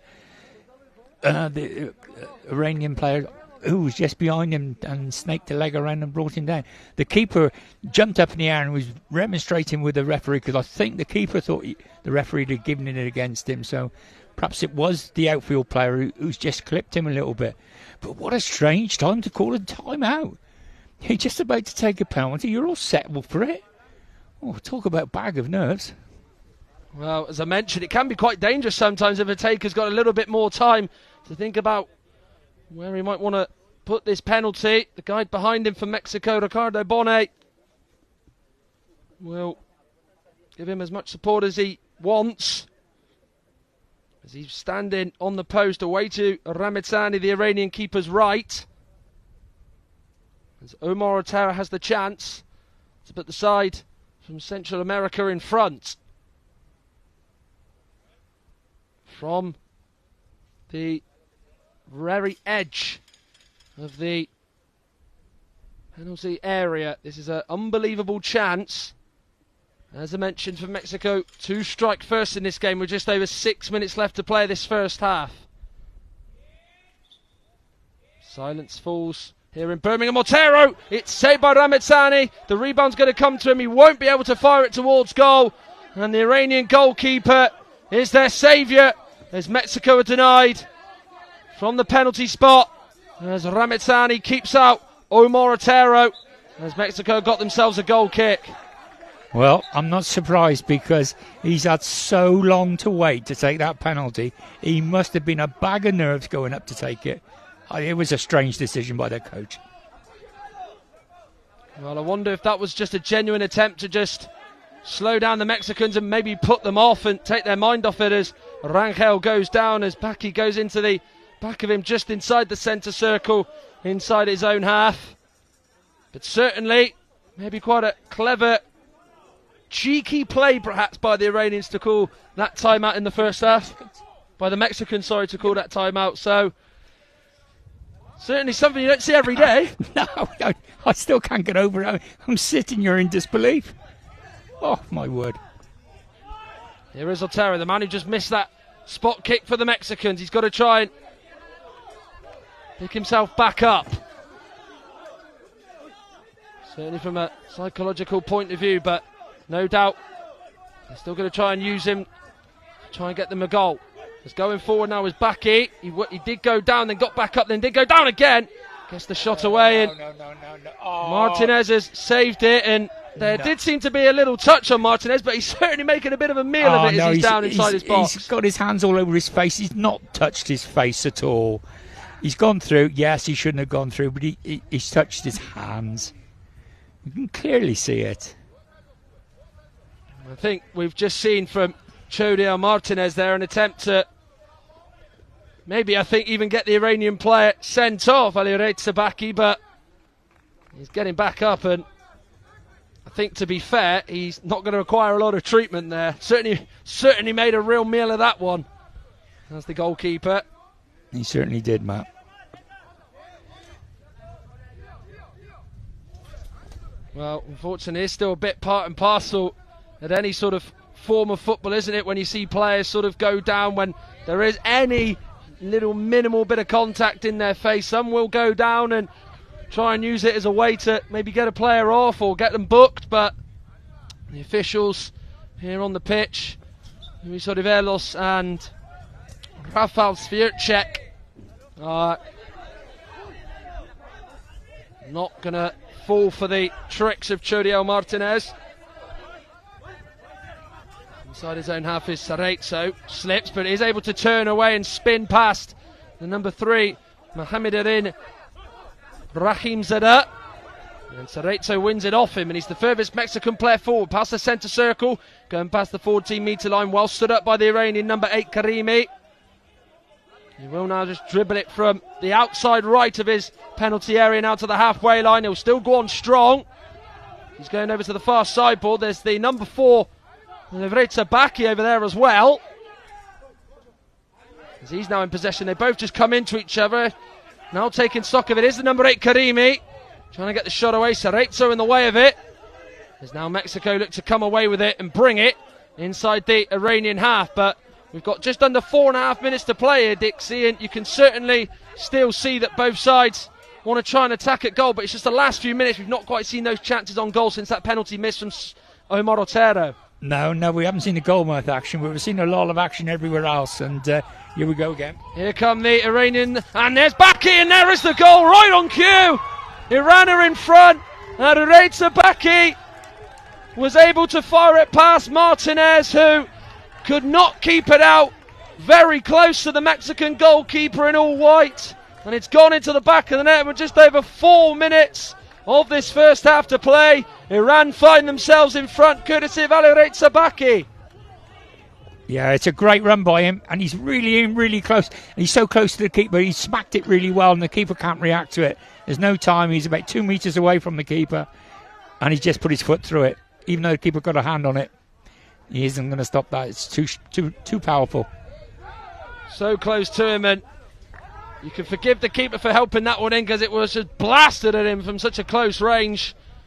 And of course Baki and Chodiel Martinez just prior to that, didn't they, had a bit of a scuffle where of course Baki, according to Martinez, did sort of give him a little kick in the face. It was a little more than a small little brush on his face, that was for sure, as Martinez made a big deal out of it and made a bigger deal than what it was. And Baki's got his revenge by scoring past him, and the next shot is Iran find themselves in front as the Mexicans plan another change as Reynaldo Rivera is set to come on as the player's been stopped on the pitch.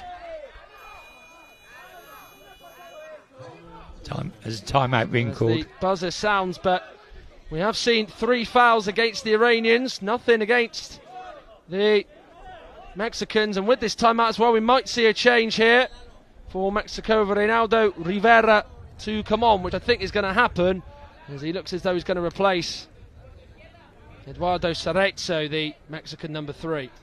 There's always a thought in football. Don't argue with someone. If you want to put them right, go and score against them. And that's exactly what he's done. Yeah, he's got the last laugh there, yeah, he hasn't certainly has. He thought probably, I'm going to get sent off here for something I haven't done. And so my revenge is... And he's rifled at him. We're going to have a little look at the actual penalty miss. Well, yeah, Otero hit it straight down the middle. Came off the up right of Morteza Ramezani, who was crouched down low and dived in front of it. So it was a top save from the Iranian goalkeeper. And of course, just before that, there was a timeout called bizarrely by the Mexicans who were taking this penalty. So that really did not help Otero. And then Iran would score with Levreza Baki, who would score, and Chodiel Martinez, the goalkeeper, would certainly help it in. But given how close Baki was, it would have been pretty special if he had kept it out and not seen it go past him and into the net, as it sort of just cannoned off his right arm as he was diving down. As now the play carries on with Iran kicking the ball into the Mexican half. It's now Francisco Rangel flicking away from the number 4 and goal scorer Baki. It looks as though there's going to be another Mexican change. Sotelo is going to come back on as the substitute goalkeeper Carlos Minchaca is over there Just maybe giving a bit of encouragement to Sotelo. Iran come forward is Morteza Karimi. Shot off target, bounces off the far sideboard and out of play. But we've certainly seen Iran in this first half get into more nicer positions offensively than the Mexicans, Dixie. Yeah, they're moving the ball better and running with the ball better than what the Mexicans are at the moment. But I just want to say, while we got a quiet moment, Matt, hey, haven't the officials done well? They could have fallen for that little bit of play acting by the Mexican goalkeeper, but they didn't. They saw it for what it was. They only get one view. We've watched it half a dozen times on our monitors. It's very difficult to see, but they got one view and they got it right the first time. So, well done, the officials. Yeah, no doubt. If they do catch the footage back, whether it's the highlights or the full game, they will certainly be impressed with the decision making they came on that front, as they have made a change. The Mexicans again, Sotelo on for the side, remember, trailing in this game, courtesy of Retsabaki's goal for Iran. As being replaced is Morotero, who has gone off. Here is now for Iran, the number 8, Karimi, bumped into by Edgar Carrillo. Player's been stopped. Yeah, there was no void there. So it's a free kick. I think, is that the full foul? I think it is. We'll soon find out from the table, that's for sure. Yeah, it hasn't been added quite yet on the scoreboard. That might happen in a minute as the Moroccan men's side are in attendance, getting a closer look at the Iranians who they play in their final group game. They're on next against the Brazilians as there's a change as Arilet Sabaki is replaced as Iran make a substitution, and the number 9, Sadegh Rahimi, who started the match, is back onto the field with just under 3 minutes of this first half left to play. As now the sunshine is out here in Birmingham, as we've nearly had all 4 seasons out in force. Just the snow that's been missing today. Shot comes in by Rahimi. 12 metres out, got the shot away, it's blocked, and down goes Sotelo. It seemed to be a bit of a collision there, and that is a foul that's been added. Is it? Or I think it might just be simply just a case of Sotelo's just down with a pure accidental collision. I don't think that's been added as a foul, to be fair, so it might just be a case here, Dixie, of an uncontested drop ball. Well, it might be he stopped it because it's a head injury, but we'll soon find out. He hasn't made any signals to the table as yet, so I don't know what's going on. The goalkeeper's coming out and having a look, and it is, I think, just simply check if he's okay. Yeah, that's a foul. So they're now on 4, the Iranians. They give another foul away. Yeah, it's the Mexicans, isn't it? Oh, I'm getting confused now. Yeah, one more foul by the Iranian side, and of course it does lead to a 8-metre penalty for the Mexicans. They've already missed one in this first half, with Morotero missing, and then just a few minutes after they were punished by Iran and Arilet Sabaki, who would put them in front. Mexicans have got a free kick just on the halfway line. Carrillo now to Sotelo. He goes through just inside the penalty area, the right side of it. Couldn't get the shot away. Completely misses it. A bit of an air shot, and it's an Iran goal clearance.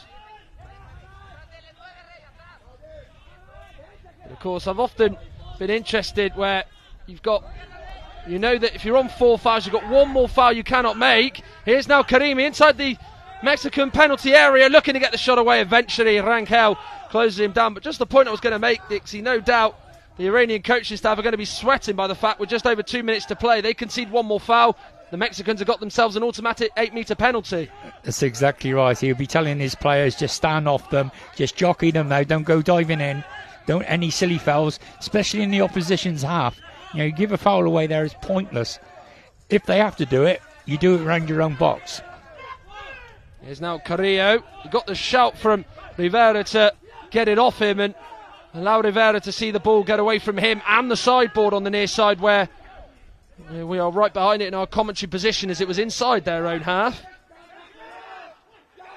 It's great work by Carrillo carrying it forward. Can't quite go through the gap in the middle. It was shut off by 2 Iranian defenders. Here is now Rahim Zada. Trying to run through into the penalty area, does get the shot away.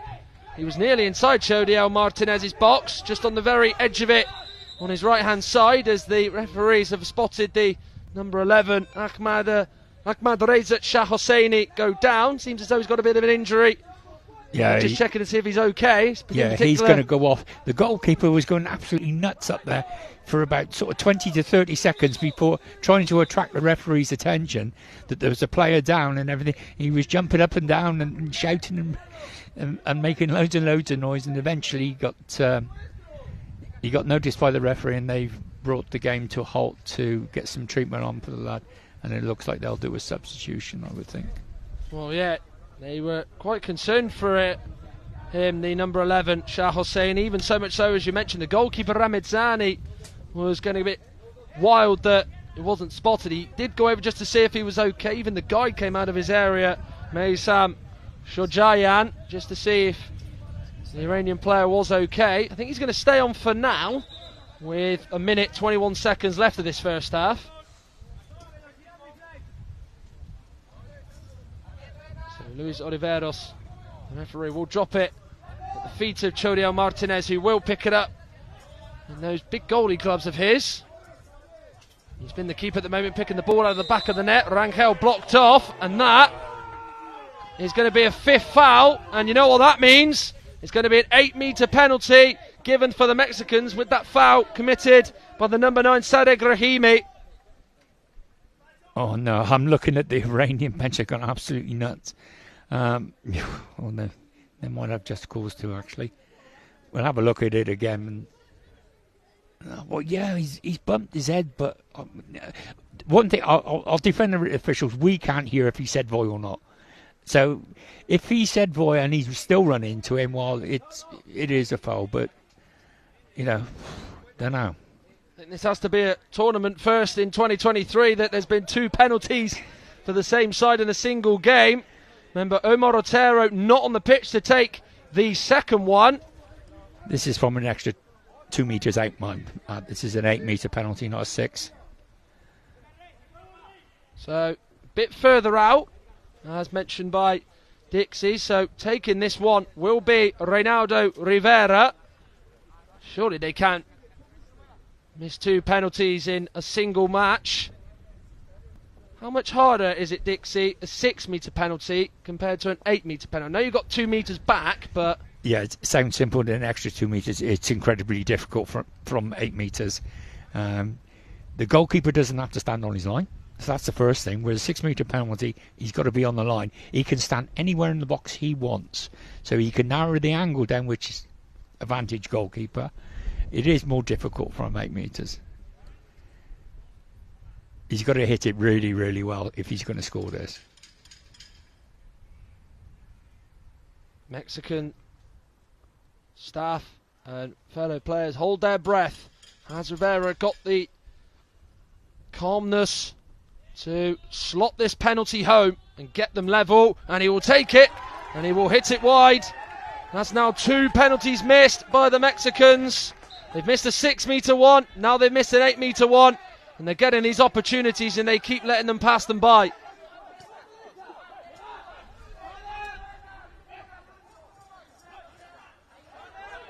There is now Rahimi, who gave that penalty away, and he gets the shot away. Powerful effort, which the body of Chodiel Martinez keeps it out. Here's a chance, and then Raheem Zadeh gets a save, or it looked like at first out of Martinez. He was diving. I think it actually might have clipped the post, but Iran go close with not 1 attempt but 2 in nearly going 2-0 up here. This is a very interesting end to this first half. With 30 seconds on the clock, shot comes in by the number 8, Morteza Karimi, and it's hit wide. It's a frantic, exhilarating and drama-filled end to this first half. Here's now Sotelo. Every Iranian player is back. There is now Sotelo, right side, going towards the penalty area. Shot comes in. It's a corner kick, and it's pulsating. You can't take your eyes off it, as both sides looking to score before the end of this first half. Yeah, the Iranian manager, he'll be thinking, no, don't give another foul away, please. He'll be praying that they defend properly and don't give any fouls away. There's only 12.5 seconds to go, so... Well, this probably feels like this is last chance saloon of this first half. Here's now Rangel from the corner, just going inside the penalty area, tried to shoot. Lands on the deck as Iran are back there to defend it. They go on through here. Here is now Karimi. Shoots. Was forced to shoot a little bit further out. And there is the halftime whistle. Well, it was an absolutely frantic end to the first half. There's certainly going to be a lot of highlights to show, that's for sure. In a half that has been action-packed, it's seen in summary 2 Mexican penalties missed, one from 6 metres by Omar Otero and one from 8 metres by Reynaldo Rivera. Iran get penalised for conceding 5 fouls, but it's Iran who lead with Arareza Baki scoring that has put them in front in their second match here in Group D of the men's blind football tournament, as we've got a few time highlights to show you from, as I mentioned, what has been a very good, interesting first half, where we're going to try and do our best to cram them all in, as they would go close with the number 7, Hossein Rajabpour, who, when he was on the pitch, would have this best opportunity for himself, which Chodeo Martinez would keep out. And then the first penalty will get given. It does seem as though that Shah Hosseini, the number 11, did just give a little push on Omar Otero there, which would lead to the 6-metre spot kick for the Mexicans. Yeah, you were right, Matt. He did catch him, didn't he? I thought it was the keeper, but it wasn't the keeper at all. It was number 11, got his trailing foot. Well, Otero would then take it. He would step up, but Ramitsani would stay strong and keep him out. Use his upper body to great effect and would keep out Otero. So that was the first of their 2 pot kicks that they would miss. The second one to come very shortly. Iran, though, and Arareza Baki would put them in front. It was such a powerful effort. The goalkeeper actually helped it behind him. He was expecting it, I think, as well, Chodeo Martinez Dixie, to maybe take one in the face, but instead it was a little bit further down and helped it in on its way. And then the second penalty would get given, of course, because they were penalised for a 5th foul. They had to take it from 8 metres, and Rivera would hit it wide, and he would go with his right foot low across the floor, but Ramitsani could see it away to his right and go out of play for a Iran restart. 2 penalties missed by Mexico, but they trail as Iran lead after the first 15 minutes. The second half is to come in just under 10 minutes time. It's Mexico 0, Iran 1 here from the University of Birmingham. So we're going to show you now a little guide to blind football and, of course, a message from IBSA all about doping. It's fast, technical and tense. This is your guide to five-a-side football. There are 5 players per team, 4 outfield players and a goalkeeper. The aim of the sport is to score a goal by kicking the ball into your opponent's goal, and at the end of the game, whoever scored the most wins. Players must wear eye shades to ensure that all players have the same level of vision. That is apart from the goalkeepers, who aren't required to wear eye shades and can be fully sighted. Their job is to keep the ball from going in the goal behind them. But how do the players on the field know where the ball, or indeed the goal, is? Well, the ball in blind football is specially designed to make sound whenever it moves. Also, each team has a guide behind the opposition goal to help direct them. Each player is required to shout "Voy" when going for the ball. This ensures every player has the cues they need to help build a picture of what's going on and what to do next in defence or attack.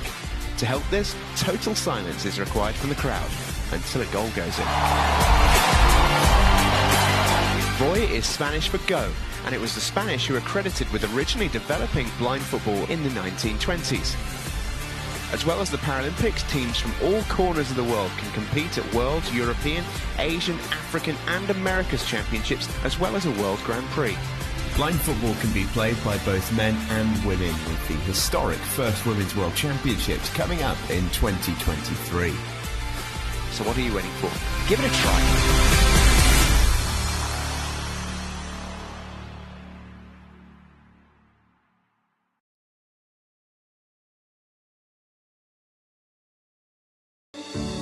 IBSA, International Blind Sports Federation, presents, with the support of the International Paralympic Committee, IBSA Anti-Doping App, the first application of its kind in the Paralympic movement, specifically designed for blind and visually impaired people.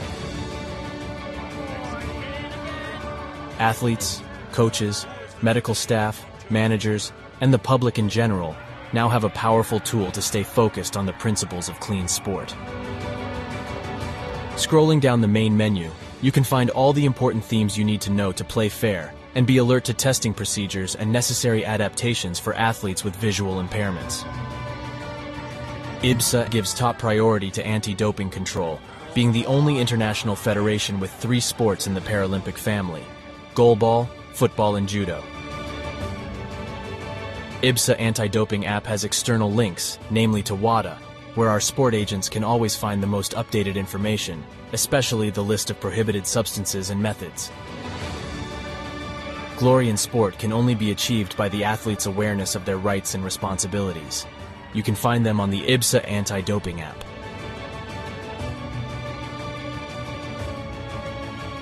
IBSA is continuously promoting anti-doping education to all its affiliate athletes and sport agents, not only about the consequences of the use of doping and the risk of using supplements. IBSA believes that education is the major tool to fight doping in sport. Informed athletes can make better decisions. Download the app now at the usual operating system stores. And ladies and gentlemen, we have seen history being made today. Such a great team at these championships. IBSA. Beyond sight. Feel the sport.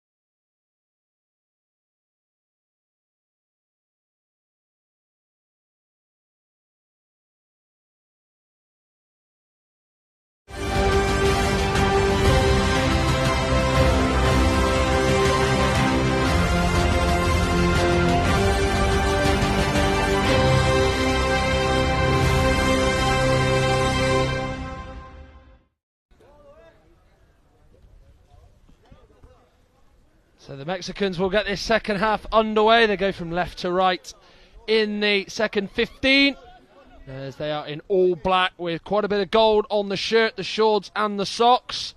And then for Iran, they are in all red A little bit of green on the left top side of their shirt. And of course, in Mexico's case, as I said, the shirt, the shorts and the socks are in gold. The numbers and their names are in gold as well, as the shot comes in from Sotelo. And we've talked about a shot within the first 8 seconds of this second half. Could this be a sign of things to come, Dixie Dean, as Mexico chase down this 1-goal deficit? Yeah, they've got to go for it in this next 15 minutes. I thought probably they finished the stronger of that first half, so they'll really give it a go now. And it's a difficult decision what the Iranians are going to do. Are they going to sit back, soak it up, or are they going to go for the second? Well, remember, the 5-foul rules is gone for the Iranians at the start of this second half, is wiped off. Sotelo gets the shot away. About 8 metres out, right-footed, but it goes the other side and has actually ended up hitting off the sideboard, and it will be a Iran restart. And it forward is the number 8, Morteza Karimi. Mexico now in possession with Edgar Carrillo. Won though by Sadegh Rahimi. Closed down by Rangel. However, though, there to clear it in the 40-metre area in his own half is the number 11, Shah Hosseini. Rajapour there, left-hand side of the penalty area, goes down, takes a tumble. Cerezo is strong, wins the ball fairly. Rangel going on. The referee Luis Oliveros says that Karimi won the ball. There's a couple of wild challenges going in. There was 2 players trying to wipe out Sadegh Rahimi, but he stays on his feet and carries on going. Now on the near sideboard, right at the very end of that corner, is the number 7, Hossein Rajapour. He goes down, a little bit bitty, a little bit nasty in this second half by both sides. They're adopting a bit of a physical approach on one another. Been less football, more challenges, you have to say, so far. There is now Karimi going towards the penalty areas where he's looking to go.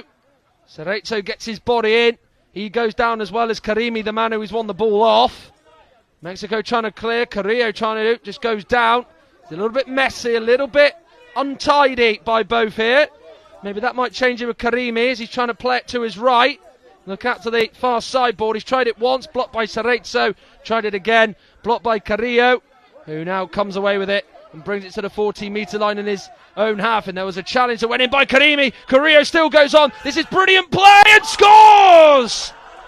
Well, that deserved the goal that it got. Edgar Carrillo may have miskicked the first attempt he had, but he was still able to keep his calm and find a way through. Left-footed finish past Morteza Ramazani. Mexico, very early on the second half, have equalised. It's game on here. Mexico 1, Iran 1. The poor keeper didn't know what was happening then. He's gone through. He's gone to strike it with his right foot, missed, and he's put it in with the left. And the keeper's just going, well, which way am I going? It was a great run, though. He's gone through with pace. And that's a good little finish, that is. 1-1, game on, Matt. You talk about the goalkeeper. If you had a camera and took a picture of his face, it would have been absolutely stunned when the ball was actually struck by Edgar Carrillo. It is 1-1 now. And we really did probably want an early goal in this second half for Mexico to really spicing this encounter up. And we've certainly got that with over 12 minutes left remaining of this second half. As the number 9, Rahimi, trying to push his way into the Mexican penalty area. But they've stood firm. Played forward by Rahimi. About sort of 18 metres out or so. Out of play it goes for a Mexico goal kick. We'll reveal the 2 lineups there. Mexico, Chodiel Martinez, who's just thrown the ball out. Gives it now towards the defender Cerezo, the number 3. Rangel, the captain, number 4. Edgar Carrillo, the equalising goal scorer, is on the pitch as well as Gerardo Sotelo. So that's the Mexican side. We'll say the Iran side very shortly. Hossein Rajapour carrying it a long way and getting a corner for his side. The first one of the second half for either side is Iran, who of course have conceded an equaliser, looking to regain the lead here very, very quickly after finding Mexico get themselves level. Yeah, what a great start to the second half, and quite a different finish there. As I say, he went with his right foot, missed, as he's falling backwards, he's just flicked his left foot at it and just popped it into the corner. Well done.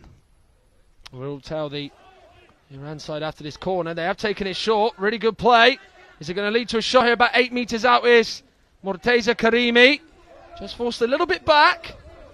Not to panic yet for Iran because they still had the ball at their feet. Here is Karimi. Just steps on the ball, just loses balance. Just take him a little bit off track as him and Rahimi try and do their very level best to keep a hold of the ball and continue the attack. Here is Rahimi. Good challenge by Edgar Carrillo, who's now coming forward. They've already seen in this game how good he can be running through.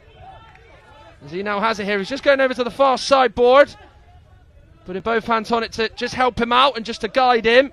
But he's run into Ahmad Reza Shah Hosseini. That's gone out, and it will be a Mexico corner. So good work there by Carrillo to just maybe just push Shah Hosseini back and lead to his side getting a corner over on the far side with over 10 minutes to go. There's Mexico 1, Iran 1 in this second half. Yeah, Mexico really coming into this game now. They're pushing the Iranians back, and fair due to them, they're putting in a right good, strong performance. So they will have a corner here. Carrillo behind Sotelo, who has it. Turns and does a little 360 turn on the ball. The referee, by the way, Rafael Svircek on that far side has stopped the play. Yeah, he's given a free kick to Mexico. Giving it away was the Iran captain, Hossein Rajabpour. So the first foul of the second half is one that's for Mexico and against Iran. Right over on the far side, but we're talking a good couple of 2 or 3 metres in, away from that far sideboard. As is Rangel and Sotelo, the 2 players there. All Iranian outfielders in the wall. There's Ramitsani with his right arm leaning on the post. Of course, the goalkeeper's got to make sure that the wall in front of them is right.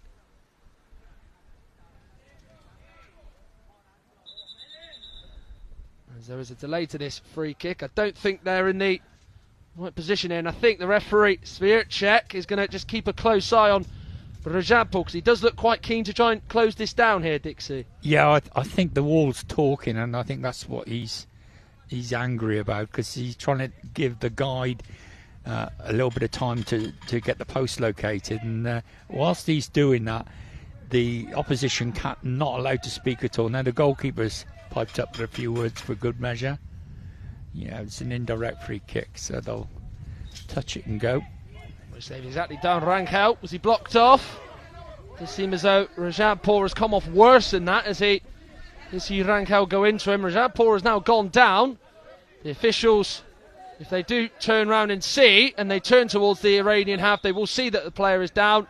And that is exactly what has happened, as Morteza Ramezani was just sort of waving his right arm just to say, you've got to stop the play, we have got a man down, and Hossein Rajabpour is eye protector sort of just above his forehead, and of course he is probably just a little bit dazed and a little bit wary as Rajabpour, as he's slowly getting helped back up, as he's sort of in a slump position, just walking away from where he was to the other side of the pitch, and he may just have to come off here a little bit, as Iran look like they're going to make 2 changes as the goal scorer Arideza Baki comes on for Rajabpour, who's gone off,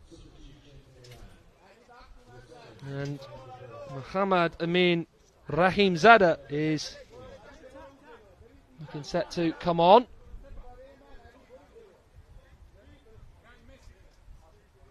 The guy got a card. So there is a yellow card that has been shown in the direction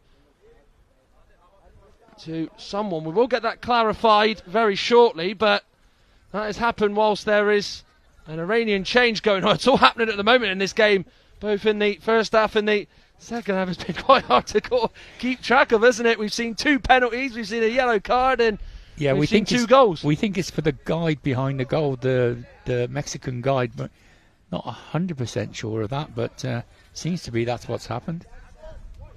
Well, we now do continue. As by the way, that foul by the Iranians has not actually gone up on the scoreboard. Of course, we did see them get penalised for making 5 fouls, which led to an 8-metre penalty. Here they do come around with Baki. He still goes on. It's a very good last-ditch challenge by Cerezo, the Mexican defender. Vital foot in to derail Cerezo Baki. Now it's with Sadegh Rahimi. God, that was a bit of a clang from Carrillo into Rahimi, but they've been lenient and letting the game flow. There's Rajabpour over to my left-hand side from our commentary position, is just having his injuries attended to by the Iranian staff. He's off the pitch for now. Baki came on for him. It's Sadegh Rahimi just around the penalty area. Inside it now. Looks to get the shot away. A little bit of an untidy finish. Not quite a clean strike as it goes all the way through to Chodio Martinez. But it did look a bit of a worry there for the Mexican defence when Rahimi was lining one up. Yeah, it certainly was. They were a bit nervous. That going back to that foul, Matt, it was an indirect free kick. So indirect free kicks don't go on to the score. They have to be direct. There's the confirmation of that, and just a little bit of an explainer. Now here is Rahimi, he's away from the last man, and it's not going to quite trickle in. Chodio Martinez did commit, he did slightly go to his right, but didn't fully commit. He only probably 50% did so, and it did just slowly go into him, so he was able to readjust and get two hands onto the ball as the floodlights have now been switched off here in Birmingham as the number 4 Baki goes down as Sotelo has caught him. Sotelo is down, Baki back up to his feet. Free kick given in Iran's favour. He's had 2 nibbles at him there. He's pulled his shirt first. That didn't work. So then he stripped him over. Well, here's that chance again for Iran. Sadegh Rahimi got the shot away. He did just sort of miss kick it, but he's nearly saw probably one of the most flukiest shots he's probably ever had nearly go in past Chodio Martinez. But luckily the goalkeeper had a shot to save that didn't have a great deal of power behind it, but still had to just jump across to his left and keep it out. So it will be a Iran free kick which they've taken. We're back underway. Here is now Rahimi, who's looked quite the danger up front in this second half when he's been in around the final third of the Mexican half. Here is Rahimi going over to the near sideboard. There's a couple of Mexican players closing him down, but he just runs out of room and is not able to continue. And it is a Mexican goal kick, but Rahimi is now down. And play will be stopped as the Iranian guide, Maysam Shojayan, can just see what is wrong with the number 9 for Iran, Sadegh Rahimi here. Yeah, so it's a timeout. Someone's called a timeout. And it looks like the number 9 is going to be replaced. Well, we did see Iran make a change in this second half already with Hossein Rajabpour go off and Cerezo Baki go on, and they're going to make a change with Mohammad Amin Rahimzadeh coming on for Sadegh Rahimi. Well, here's been the action in the second half so far. Edgar Carrillo, who missed the first shot, he fooled everybody, including Morteza Ramazan, who we said, Dixie, and we can't emphasise it anymore, was absolutely stunned and shocked that he actually managed to get a second shot away, as the guy behind the goal, Ricardo Bono, was so quick to celebrate with the goal scorer Carrillo. It was a great little finish in the end, and I say the poor goalkeeper didn't know where he was going. And here we go again. Yeah, they went close, did Iran, and they nearly put themselves back in front with Sadegh Rahimi. It was a wonderful run. Very adventurous. He carried it all the way just before the penalty area. He did get his shot away. Chodio Martinez did slightly dive to his right, but because it was a slow pace going to him in his box, where of course he can't leave, he was able just to see the ball go to it in there and just move over, shuffle over to his left along the floor and get 2 hands on it. But it is finally poised, this game, at 1 apiece with just over 8 minutes to play. It does feel like you don't want this game to end. You could wish for another sort of 10 minutes on top of it. Here is now Rahimzadeh, the Iran number 3, who's just come on in the last few minutes. Over to the near side now with Baki, the Iran goal scorer. Remember, Mexico in this game have missed 2 penalties. One from 6, Miguel de Otero, one from 8 with Reynaldo Rivera. Both off the pitch. It's brilliant play by Baki. Just as he was about to shoot, he just went over, and the Mexican defence stands strong. It's Sotelo now, just past the halfway line, going and venturing into the Iranian half. Sotelo seemingly got a bit of a knock as he was trying to get away from one of the Iranian players. Doesn't go down, and he needed him to defend. Shot comes in by the number 8 for Iran, Morteza Karimi. He's taken a nick off the Mexican defence. It is a corner kick for Iran over on the far side. My word, it's all happening. We've got one Iranian down, one Mexican down, and we're going to restart with a Iranian corner. But really cracking second half, Matt. It's they're really going for it. Yeah, we have seen quite a little bit in both halves, haven't we? Both sets of players go down with various sort of knocks and bumps, but it still hasn't, taken away the fact it's been quite a fast-paced and very enjoyable game to watch here this afternoon. Yeah, it's not a dirty game. It's just that they're putting a lot of effort in, and yourself, if you get a little bit tired, all those little knocks they mount up, and you start feeling them a little bit more. And it looks like we're going to have substitution down the bottom end. Yeah, the Mexicans make the change. Sotelo goes off, and the substitution will see Reynaldo Rivera go on. Of course, with sort of facial injuries or head injuries and sort of the big stigma around it, as soon as there is some sort of knock, just take them off. And especially in sort of blind football, you don't give them that chance. If it's an outfielder, you just haul them straight off, as Dixie has already said throughout the commentary this week. As Iran take the corner, the shot comes in, very high one as it bounces off the railings a good few metres away from Chodiel Martinez's goal. Which has gone off the number 8 Karimi, almost volleyed right-footed off the entire pitch. So the referee Luis Oliveros just shaking it, moving it with his right foot, and he will just drop it at the feet of Francesco Rangel here. Yeah, it's just a kick in from the sideboards for Mexico. Either way, both side subs. Said Musani, also on the bench, Mazarai, Hojafola, Mokam Kambiz. A couple of the substitutes for Iran. As Mexico looking to get a shot away. Carrillo was trying to do so, trying to add to the tally. He's already got today. Here's now Alireza Baki. Cerezo just forcing him over to the right. Last touches off back in. It's a goal kick. Very astute defending that by Cerezo. Very, very clever. Yeah, it was good defending by him. He just leant into him, showed him down the side, and just let him run out of pitch. Rangel was nearly gone crashing into Morteza Karimi. Hossein Rajabpour, of course, did start this second half for the Iranians, but did go off with a bloody nose as he is off the side of the pitch. There was a bit of frustration amongst the Mexican captain Rangel. He was trying to get away from Karimi, but got the last touch off and just let out a bit of a roar. In deep frustration, down goes Karimi. No foul on him. He's still not fully going to go down. He was still trying to carry on, but Mexico have enough players back. On their bench, by the way, they've got Carlos Minchaca, Carlos Rodriguez, Omar Otero, Sergio Morales, and also as well Gerardo Sotelo, who has just come off a few minutes ago for Reynaldo Rivera, who's just made a good challenge in the middle third of the Iranian half. Closed down by Ramizada. Here is now Carrillo.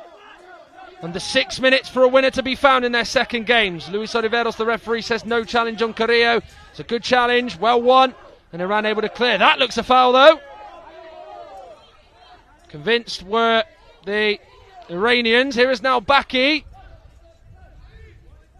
Could be to their advantage. It's Baki, gets the shot away and it's off the post. Comes back to him and he just slices it. Right footed up for a goal kick, as there's an Iranian player who's just dropped down right by their staff behind the sideboard. But what a big chance for Alireza Baki, and he's so close to adding a second of the game for him and his team. Yeah, it's a great run and a great strike, and he's hit the post and it's come back to him. He's trying to get another touch on it, and he's got it away there, and the Mexicans have put it out for a corner.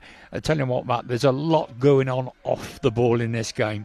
There's an awful lot. I've noticed one or two people having a little bit of afters when the ball's in the other areas. I think the referees need to keep a keen eye on it. This is where your third and fourth referee come in. They can help the referees out on the pitch by just indicating what's going on. It looks like we're having a timeout. Yeah, whilst that's happening, there's a change for Iran as Morteza Karimi goes off and Mazarai Hojafola has gone on. I mean, you talk about how there's been a lot of afters sort of when challenges have been made. Is that something that you don't mind seeing, Dixie? I mean, is it, has it got to be very much kept a lid on things and you don't want it to threaten to spill over? I mean, sometimes surely it can't be that bad a thing just to see it. Just when it gets a little bit out of control, I guess. Yeah, there's a little bit of afters and there's a little bit of afters in there. Do you know what I mean? I don't mind them, talking to people or sledging them a little bit or stuff like that. But there was one instance there. It was on the far side, and the ball come across. One player from each side was there, and there was almost being thrown in the air, and it could result in an injury. That's spilling over. That's going over the top for me.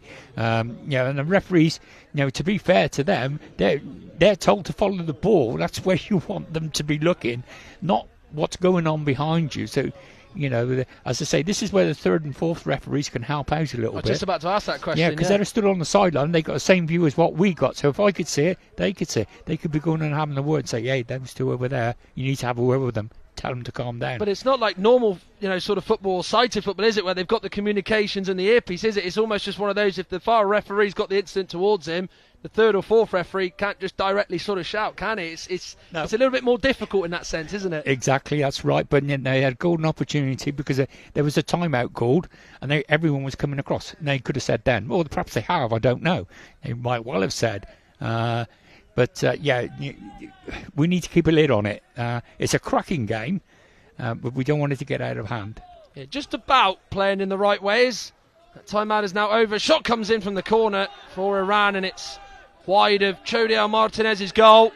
He's been the more busier goalkeeper, you'd probably have to say, slightly more than his opposition number, Morteza Ramezani. As Mexico have lost out, but then redeeming himself very quickly is Reynaldo Rivera as he battles with the number 4 Arireta Baki. Two Mexican players outweigh the one on the sideboard. Is Edgar Carrillo now coming towards the 14-metre line, but loses out. Now is Rami Zada, the Iran number 3. Cerezo inside his own penalty area, just carrying it over to his left-hand side, kicking it against the sideboard and coming back in field and clearing it away. All the Mexican players, outfielders, this is inside their own half at the minute. As Jorge Fola is able to see the ball go at the feet of Areta Baki, who goes to the right, then comes into the middle, so he's moving a couple of the Mexican players around. He's certainly just toying with them, but the Mexican players were able to win it off him, and in particular Edgar Carrillo, the number 8, the man who's equalising goal, was going to get Mexico a point at the minute. He shoots low from around about 10 metres out, straight through though to Morteza Ramezani, who will comfortably deal with that low effort from distance by Edgar Carrillo. It is now Gerardo Sotelo, who has now come back on for the Mexican side. He's gone in place of Rangel, who's been replaced. Happened just a few minutes ago.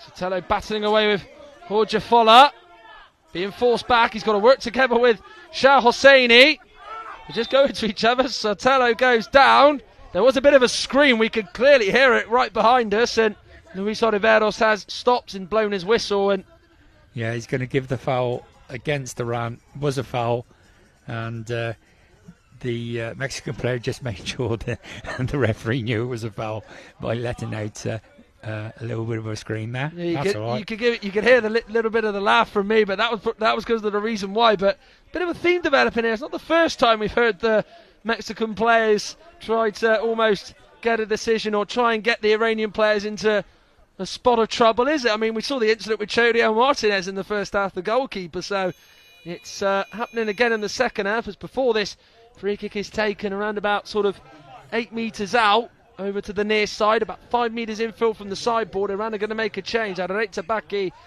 is to be replaced as Morteza Karimi goes on, and Mazarai Jorge Fola goes off, and the man who had a bloody nose earlier, Hossein Rajapur, is going to go on, and of course come back on is the Iranian captain. As Morteza Ramezani trying to get his wall right. Of course he's allowed to communicate to his wall. And then we will hear the guy tap away at the posts, which is Ricardo Bonne, who is standing with one hand touching the post, left hand in his pocket of his trousers. With just over 3 minutes to go. This does feel like a real important moment in this game. Could be a real deciding moment, to be fair.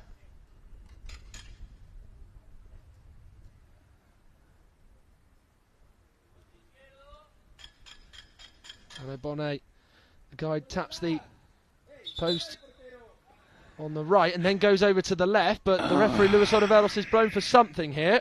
Yeah, the keeper's talking again. You know, the guide is trying to concentrate, and these players concentrate on his voice, and the goalkeeper pipes up with something, and he has to start the process all over again. He's a very lucky boy not to get a card for that. Cesar Ramazani trying his very, very best to not let the guy do his job, as the Mexican flags are still here in the venue, on the railings on the far side and behind the goal. Shot comes in by Carrillo. It will be a corner. But we have seen this happen quite a lot in the sort of opening 4 days, isn't it, where the guides and the goalkeeper seemingly have a bit of sort of a personal duel against each other, don't they? And always seem to have a bit of a grudge against each other. Yeah, there's,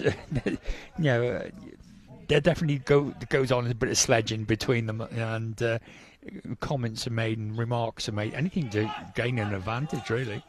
Corner taken by Carrillo. Sotelo hits it, but basically parked on his near post was Morteza Ramazani. It was almost like he anticipated the goalkeeper that Sotelo was going to try and put it there. He's rolled it all the way out to the near side with the number 8 Morteza Karimi. Mexico back there and defending it with Cerezo. He's trying to carry on. He goes over the 14-metre line, now goes to the halfway line, but the ball just goes off his back left ankle. Down he goes, no foul. Or it wasn't at first, but Rafael Svircek, the referee, has given it against Jose Rajabpour there, I think, with Cerezo down. He did look like he actually was looking like at one point he was going to maybe just kick him accidentally in the face, perhaps, but it didn't get to that, but he did give a decision, did the referee. Or the second referee, I should add. Yeah, I don't know what. Originally, I thought he'd given a drop ball because it was dangerous to have the player on the floor.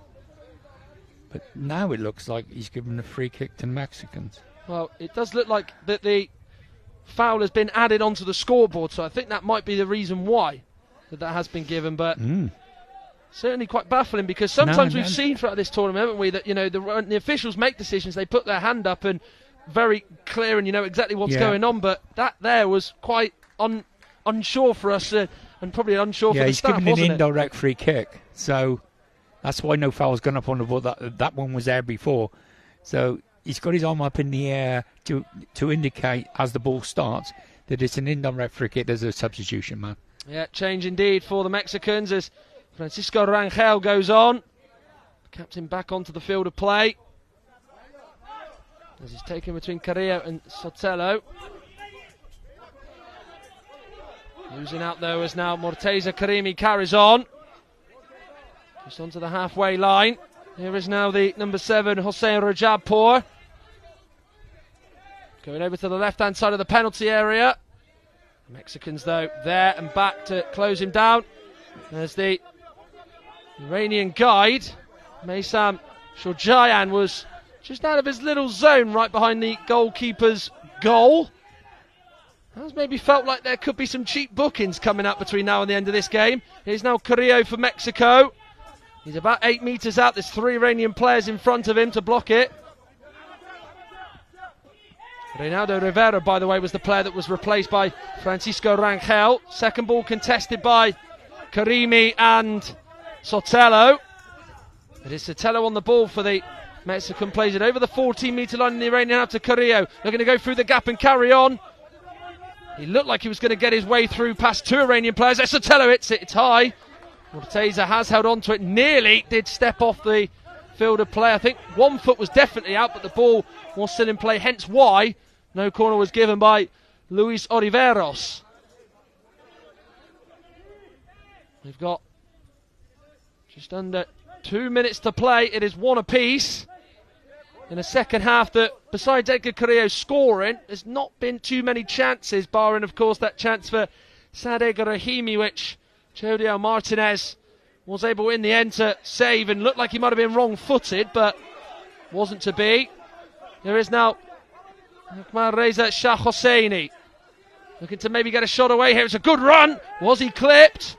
Luis Oliveros says no, he gets the shot away, gets back up. Martinez is saved, and it's a corner kick.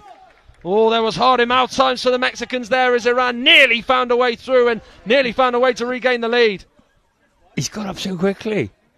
And it's so close. It is so close. The keeper's just got a little something on it.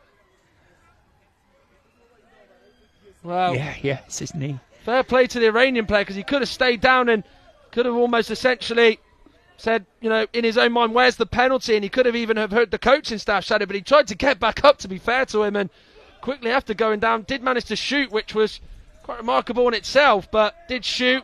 Martinez saved, and the corner comes to nothing. They have got another one still on that side. So no opportunity for the Mexicans to move yet. Sadegh Rahimi is getting ready to come on.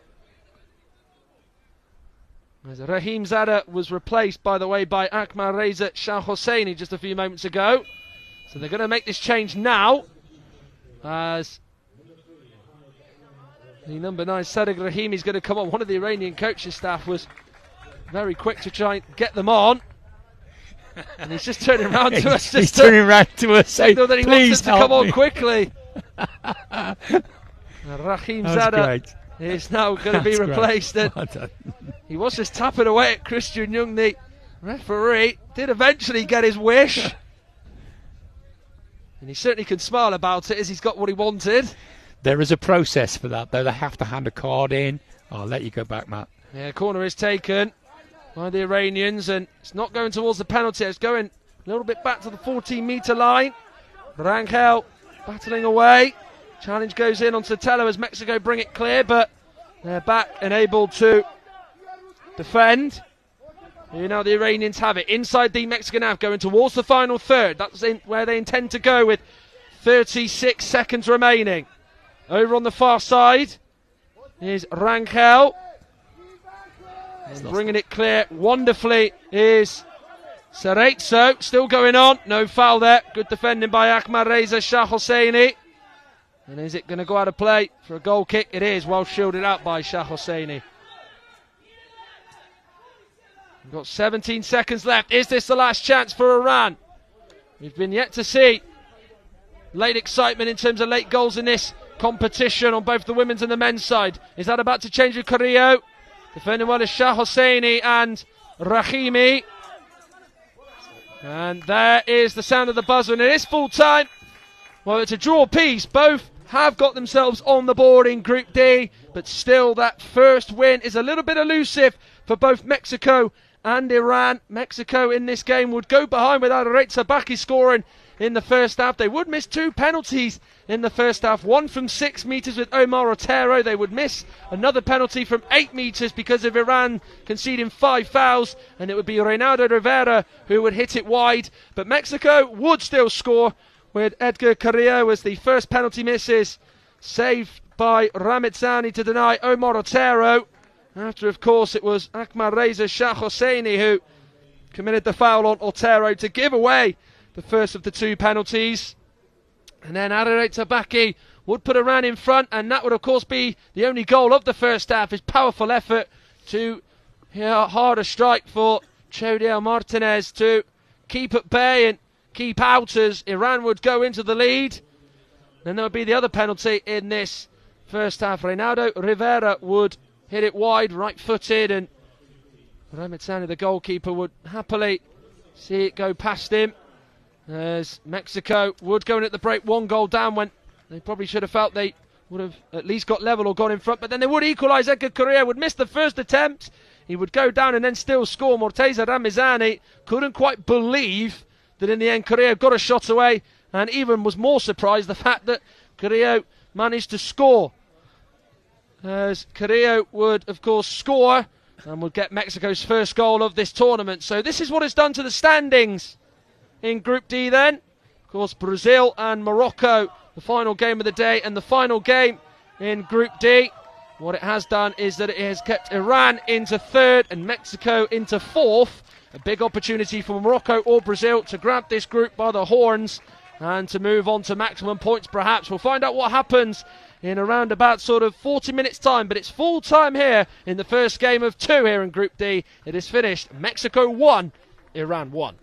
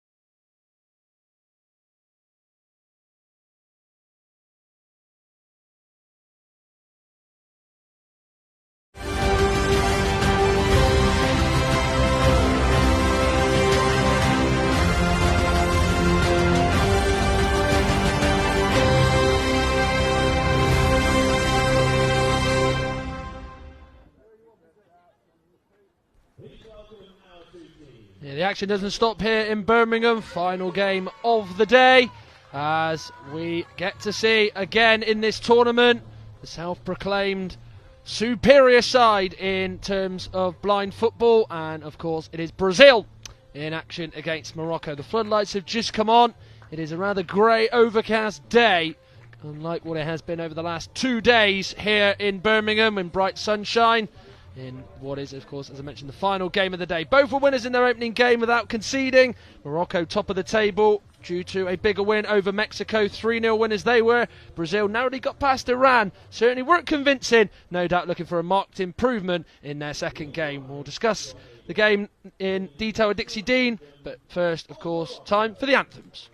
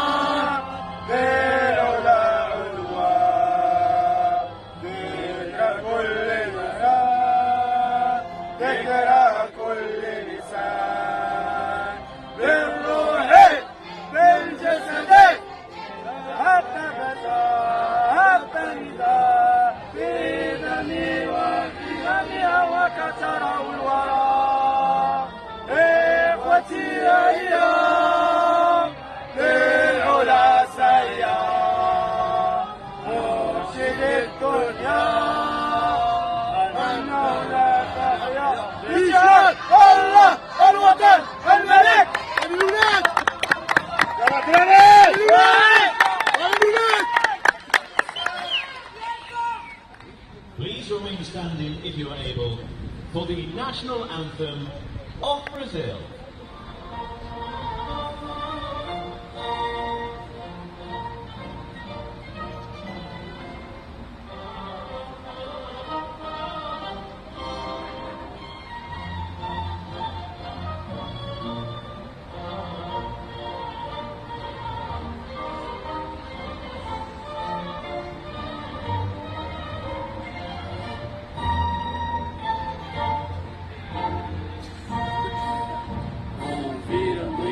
As margens plácidas e o povo herói do lado retumbante, e o sol da liberdade, raios fúlgidos, brilhou no céu da pátria nesse instante. Gigante pela própria natureza, és bela, és forte, pálido colosso. Se o teu futuro espelha essa grandeza, terra dourada.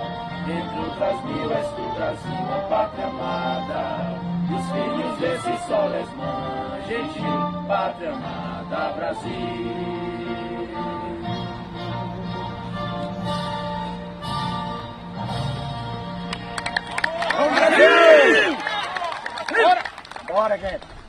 So we're ready for the final game of the day. Of course, just beforehand we did see Mexico and Iran play out a fascinating and entertaining 1-1 draw. But for the second game of Group D, here is the teams then, starting with Morocco.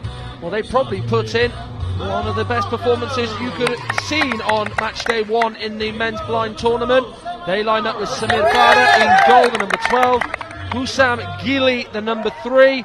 Bouar Redouane is the number 5 as well. Their captain Abdelrazak Khattab hit a hat-trick. No one could hit more better than him on match day 1. Zuhair Snisla, the number 9, was certainly impressive, even though he didn't score against Mexico in their first game. The substitutes then for Morocco: Abdallah Li, Ait Al-Hakem, Ayub Hadimi, Mohamed Hamouchi, Hikam Lamlas and Othman Drouf. The head coach is Driss El Muntaki, with the guide being Said Himi, who of course is also the guide for the Moroccan women's side. And speaking of the Moroccan women's side, they are in attendance to provide the men the support. Well, on to Brazil then. Well, of course, they weren't quite as impressive as maybe some were anticipating in their game against Iran, but they line up like this for their second encounter. They have Luan in goal. They have then the outfielders, the number 8, Nonato Mendes, number 11, Jargil Suarez, Number 5, Cassio Reis, who scored the only goal of the game in that win against Iran, due to the fact, of course, Iran would concede 5 penalties in the first half. He would subsequently tuck away the 8-metre penalty, and the number 9, Thiago Silva, completing the 5 on the pitch for Brazil. The subs then include Mateus Costa, Jonathan Silva, Maicon Mendes, Samir Silva, Jefferson Gonçalves, who we are reliably informed is known as the Paralympic Pele due to their dominance of the particular sport. The head coach is Fabio Vasconcelos, and the guide for Brazil is Edson Junior. Well, Dixie Dean, of course, we are speaking sort of in real contrast, aren't we? Because Brazil weren't that great in their first game against Iran, so they haven't peaked yet. Morocco won 3-0 against the Mexicans. I guess you've got to worry that they haven't hit their ceiling and that they can't give any more, because they were very, very good, weren't they, against the Mexicans? Yes, yeah, Morocco were very impressive against the Mexican team, and they looked really sharp, and we're just behind their goal when they were doing their warm-up, and my word, were they leathering the balls into the goal there. So they were a great team, and as you quite rightly say, Matt, Brazil were a bit flattering to deceive in the first game, really. We expect so much from them because of who they are, but they didn't hit the full heights on that first game. Yeah, they did, but they still managed to win, which is a sign of a good side, as everybody knows. They do sit second coming into this, though. Morocco's win, as mentioned, more impressive than Brazil's. No doubt the opportunity and motivation for both is to go towards top spot and really grab hold of this group by the horns and look to end match day 2 on maximum points, which would be huge going into the final round of matches. Well, the players are out onto the pitch. The Moroccan captain Abderrazak Khatab and the goalkeeper for Brazil, Luan, is of course the captain.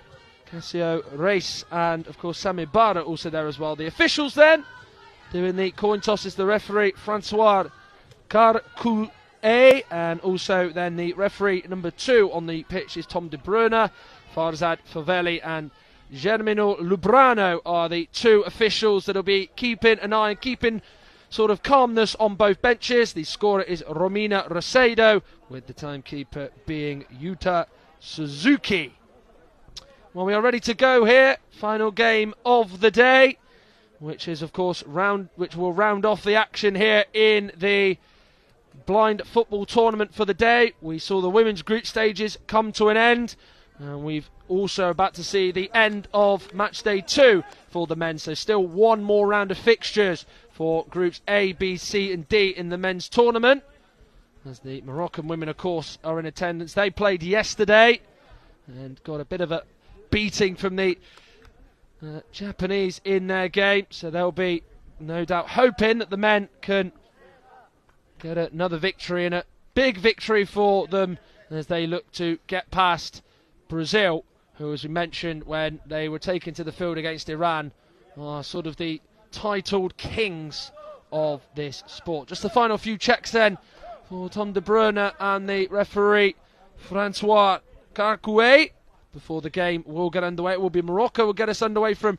right to left in their all-white strip, different to what it was in the first game when they were in all green, and Brazil wearing their same strip as they did against Iran. They are facing a side in all-white kit, of course, as the Iranians wore in their first game, and Brazil in their yellow shirts, of course, green sleeves and that green collar, navy blue, dark blue shorts, and sort of dark blue socks as well, which is, of course, such a recognisable kit on the global football stage, whether it's in Paralympic football or any other type of football competition they partake in. It is just so familiar with everybody around the world. So we are ready to go for the final game of the day on this Friday evening in Birmingham's second city. Still an overcast day, the floodlights on, not quite night time yet, as we are of course in British summertime. You wouldn't have thought it with the weather today, to be perfectly honest. We've had rain, we've had all sorts, but it is dry, and has been for the last few hours or so. As Francois Carcouet blows his whistle and we get underway. A chance to really take control of Group D, a chance to keep your 100% record, or will both stay unbeaten. No doubt a draw for both wouldn't be a bad result, given going into the final round of matches, both would be 1 and 2 going into this group. And of course, whoever is to lose today, if there is to be a loser, they would be in second, whilst the side would move on to 6 points and top, as we're about to see how it unfolds. Here is now Zuher Snisla, who really put in an exemplary performance against the Mexicans. He was probably a little bit unlucky that he didn't actually find the back of the net. He had a really good understanding with Abderrazak Khattab as Nonato is going forward. It has led though to a Brazil corner with the number 5 Buar Redouan putting it out. And it is the opportunity that Brazil would have wanted 45 seconds into this first half, Dixie. Yeah, it's a nice, slow, measured start by the two teams. No one's flying in anywhere. They're showing each other a great deal of respect, like they should do. And we got a corner kick to Brazil. Interesting to see if Morocco adopt the same tactics as the Iranians did against the Brazilians. Maybe they have prepared for a bit more of an open opposition, Brazil, than what they did against the Asian side, Iran, in their opening game. They come from the far sideboard. Sharjil Suarez has won another corner for his side on the far side again. So Samir Bara again is having to talk to his Moroccan outfielders and how he wants to defend this corner kick, which Brazil have taken. Here is now Sharjil Suarez looking for Nonato, nearly there, but Khattab clears it away first time out of the penalty area. Now Zuher Snisla battling away with the Brazil number 11 Sharjil Suarez. Right-footed pass goes off the sideboard into Nonato. Battles away with Abderrazak Khattab, who's going on. Shoots from a fair old way out. Must have been about 20 metres out. And the Brazil defence will just move away and let the ball go out of play for their goal clearance, which Luan, the captain and goalkeeper, throws out in that all-black strip with sort of a green line going down on left and the right side of the middle of the shirt towards Nonato via Sharjil Suarez's pass. Doesn't find a teammate of his. Morocco look to clear. Not quite up the line. Only halfway up the line as Brazil have got it back. Now Thiago Silva has been told to stop as Francois Carcouet has blown his whistle, as it appears as though that a trainer has just come off for Abderrazak Khattab, and in particular his right trainer. So Tom De Bruyne just passing it to him, so hence why the play has been stopped, so he can put his trainer back on. Yeah, so we'll start with the uncontested bounce up. Francois will just drop the ball in front of the number 9 there. It's been a slow start compared to what we've seen earlier on today, Matt, but I'm sure it's going to warm up. What's going on there? No, you can't do that. Go back.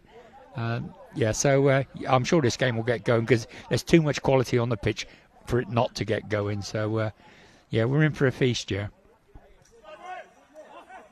There we are. 2 minutes or so in. Goalless at the moment. Here is Nonato. Goes into Snisla, who went down. Nonato sort of half went down, but was quick to get back up. He stabs it away on the halfway line. Ahead of Snisla. Bounces off the sideboard.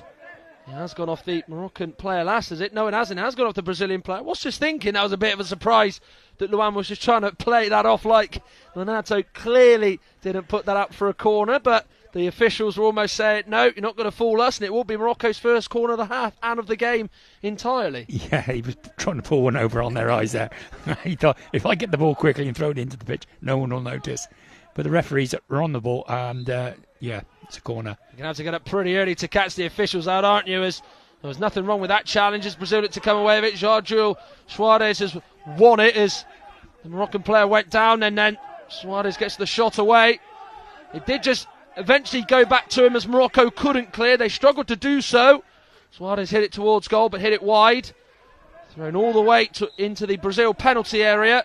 Down goes Khattab, and Brazil will carry on as Khattab is slow to get up. You just hope there's no sort of aggravation on his ankle injury, which even though he hit a hat-trick on Wednesday in the game against Mexico, it was still causing him some problems as Suarez now gets over on the far side from the pass across the floor by Nonato.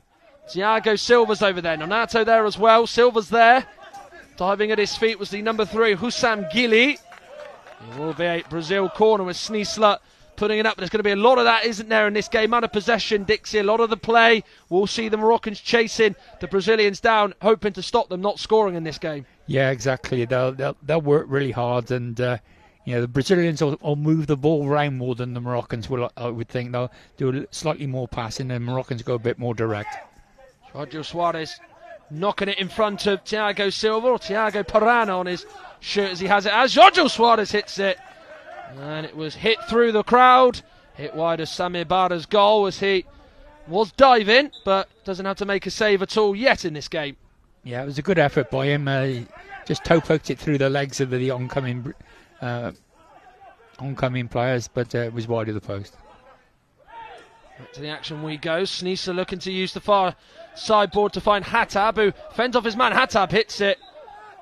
And of course he's got the confidence flowing through his veins, given of course he scored a hat-trick, as we've emphasised, on Wednesday against Mexico. Silva goes down, clear trip by Hussam Gili, right in front of the referee Francois Carcouet, and that's the first foul of the day against the Moroccans. Yeah, going back to that previous shot by Morocco, he was a long way out. He's not going to score from there, and it's a bit of a wasted effort. Really, he should have carried the ball on another 5 or 10 yards, then got his shot away. But so we got a nice free kick here for Brazil, a bit wide. They'll try and work something. They've got a player on the edge of the box in the middle there, so they'll try and work something to bring him into play, I would think. Yeah, the player on the edge of the penalty area is Nonato. Thiago Silva is behind João Suarez. There's 3 Moroccan players in the wall, left to right, Gili, Redouane, and also Sneesler. Hattab is sort of half and half inside the penalty area. They're not. His left side's in the area, his right side isn't, as he is basically halfway in, halfway out, as I mentioned. As Brazil look to strike with 11 minutes 36 seconds left on the clock, as we're going to hear a tap on the post for the first time in this game from the guide, Edson Junior. Of course, in the last game there was a few problems with the Mexican guide and the Iranian goalkeeper still speaking over him. No such problems here this time round in the very next match.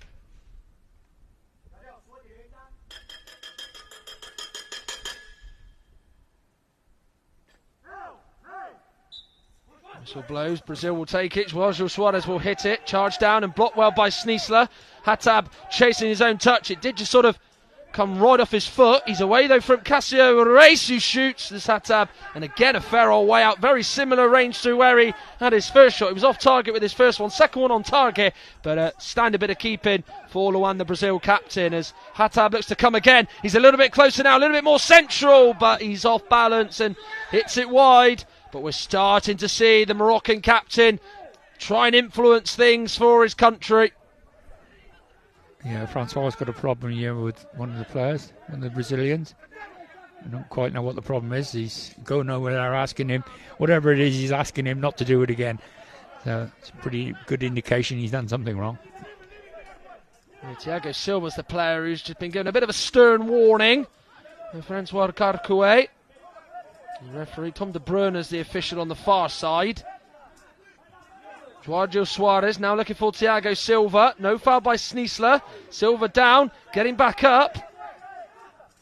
Just gets up like he's got springs in his feet.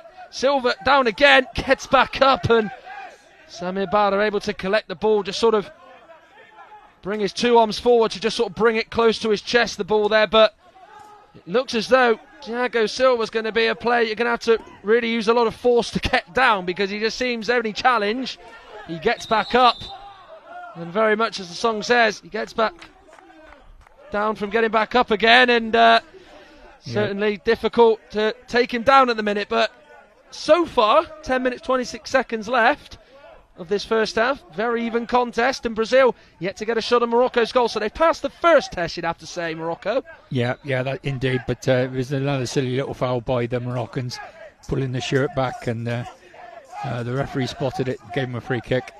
Here is now Nonato. 2 fouls already for the Moroccans with only around 5 minutes gone. Here is now Hussam Gili, stops it from going out for a corner, so good work from him. He's under threat of losing the ball and gifting the possession to the Brazilians inside his own penalty area. Just touches it behind his ankle, and away it goes for now. Sneesler and Redouane battling. with themselves. Remember, they are teammates. Hatab, though, decides to take control of the situation and just dribble it out. Clearance by the Brazilians goes straight through to Samir Bara, who clearly hasn't got the memo to be colour coordinated. There's 3 different colours. There's a sort of pink and white goalkeeper jersey. White lines across the bulk of it being sort of pinkish, and pink shorts and black socks with a grey cap as down goes João Soares. However, though, Hatab down as well, and now he's lost another trainer. This time it's on his left side as he will now put it back on. Tom De Bruyne just passing it to him. But I guess, Dixie, with Brazil having, 2 fouls for them and yet to concede a foul, do you maybe think that sometimes in blind football, the opposition team, when, the side they're playing has made 2 fouls early on in the game, do they almost look at it and think, well, they are going to assume they're going to make another couple of fouls and we might get an 8-metre penalty? Does that come into the thinking sometimes? It'll certainly come into the coach's thinking. He'll be saying to them, draw fouls, draw fouls.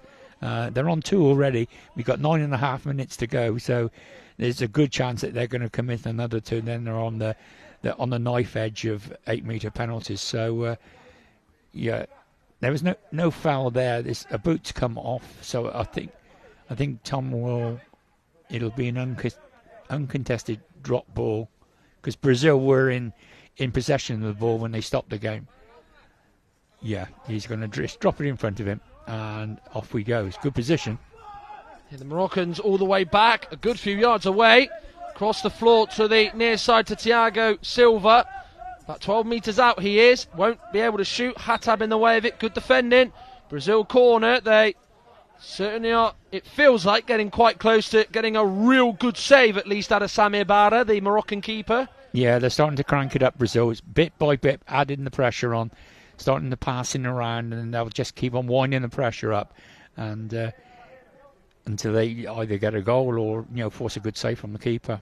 Yeah, they're just warming up, aren't they? Yeah. The Brazilians, and certainly at times they did lack a bit of a tempo against Iran. They did kind of play that little bit at sort of walking pace, but a bit more of a spring in their step and a bit more of a different feel to them this time round in the very next game. Here's João Soares, about 8 metres out. Can he get it onto his left foot or right to shoot? It's on his right, trying to toe poke it to goal.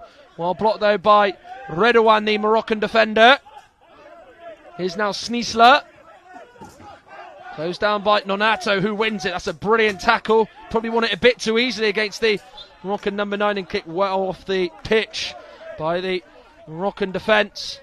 What a block by the 3 just before that, Matt. Brazilian player was about 8 yards out and he's let fly, and the 3's come across and he's got a block in. It's absolutely fantastic because he's gone in with his body. He hasn't gone in with his feet. He's gone in with his body to block the ball. Very brave, and it was a great block. Yeah, Hussam Gili, the number 3, made the block for Morocco at the back. At 8 metres out, very close to the near sideboard, are Brazil. There's João Soares and Silva were trying to work it together. Here's now Sneesler. Take us a little deflection of the Brazilian defenders. Cássio Reis there. Battling away with Sneesler. Holds him off. Clears it forward. Gili with all the time in the world. Samir Bara is just telling him, the goalkeeper, to just let it run and let it go out for a goal clearance. And no doubt listen to his instructions, as Bara will then just throw it out along the floor, bounces past the halfway line across the floor. Now Nonato, all alone up there. Surely he's going to eventually shoot, but then standing up well. Here's Bourard, and it will be a goal clearance to Morocco. Yeah, Tom was indicating then he heard the boy. The guy was obviously appealing for a penalty, but it wasn't a foul other than it was a no voy, and Tom was showing me, he was pointing to his ears. I heard it. And the guy's he's gone back beyond his goal and he's going to be quiet for a while. In the last game we saw Ricardo Bonnet get booked for Mexico because he was being a bit too loud and a bit too brash over certain things and certain incidents in the game against Iran. And the Brazilian guy Edson Junior doesn't want to do is find himself having his name taken and getting booked. Gili holding off Nonato. We'll just backing it behind him and away. Goes over the 14-metre line. Thiago Silva now inside the Moroccan half, going into the centre circle, dribbling up to the 14-metre line centrally. Bobbles all the way to the near side with Nonato. Hatab away. Bouara can't get there. Hatab will close it down as Wargil Suarez is there.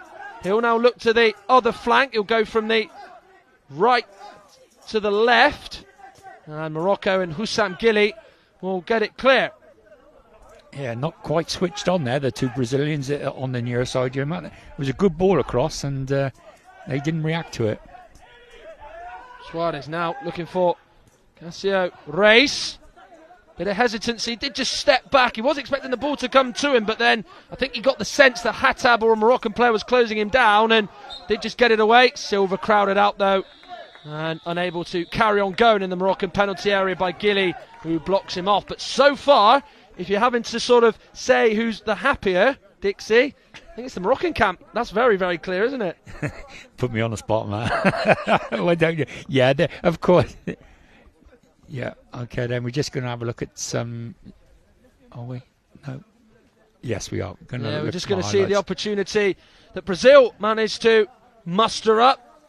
Wargil Suarez with the low effort, which was wide of Sami Ibarra's goal, which the Moroccan goalkeeper wasn't quite worried just about.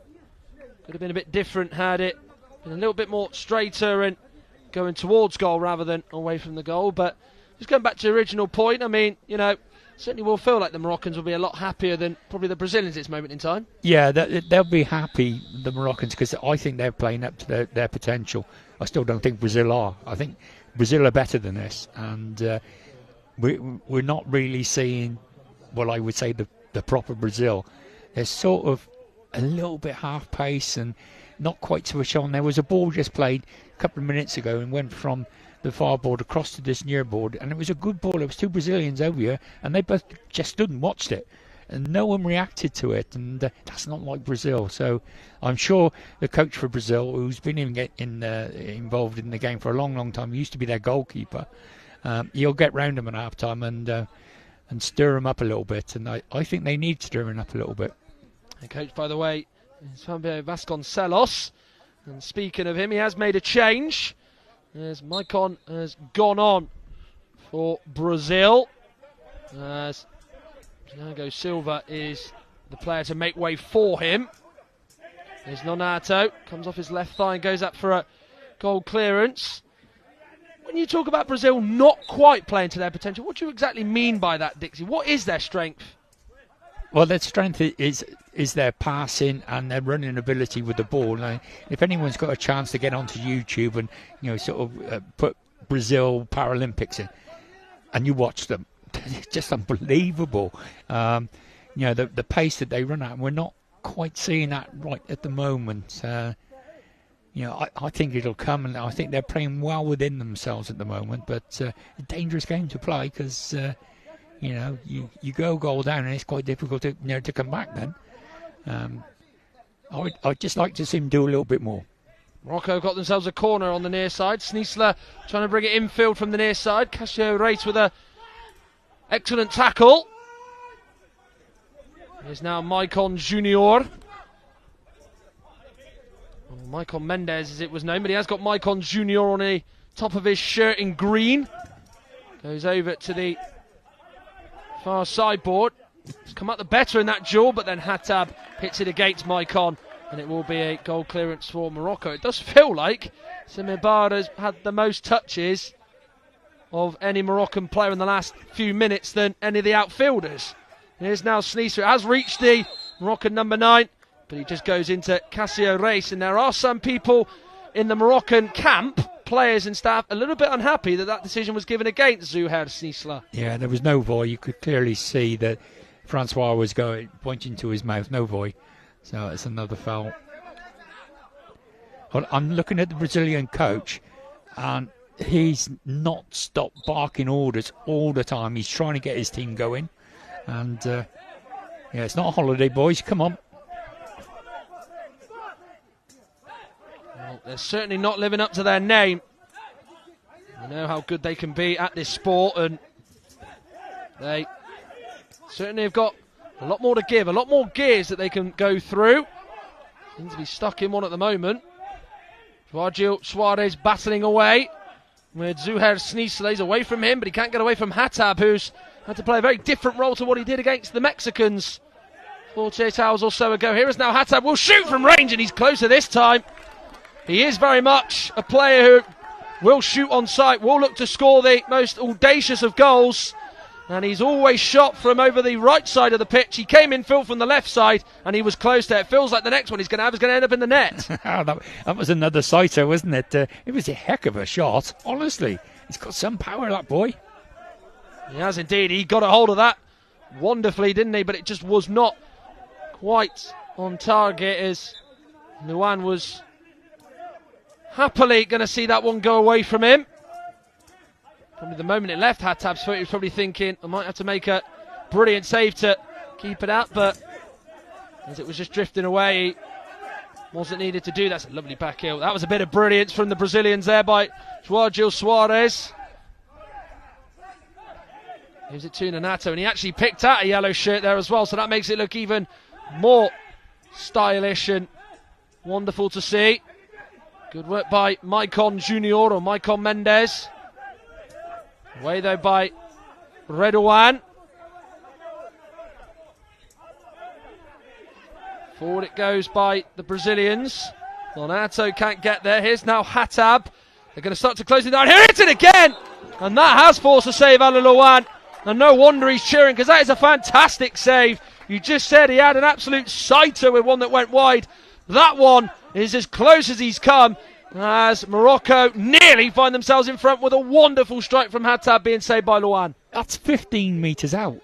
It's incredible. But I think one of our camera crew will bear testament to that, because we were stood before the warm-up over by our position, and he let fly, and it went over the bar, come into our tent, and he knocked the cameraman off his foot. It was quite humorous, not for the cameraman, man. Thank God it was away from us in this position. I tell you, it was the other end of the pitch.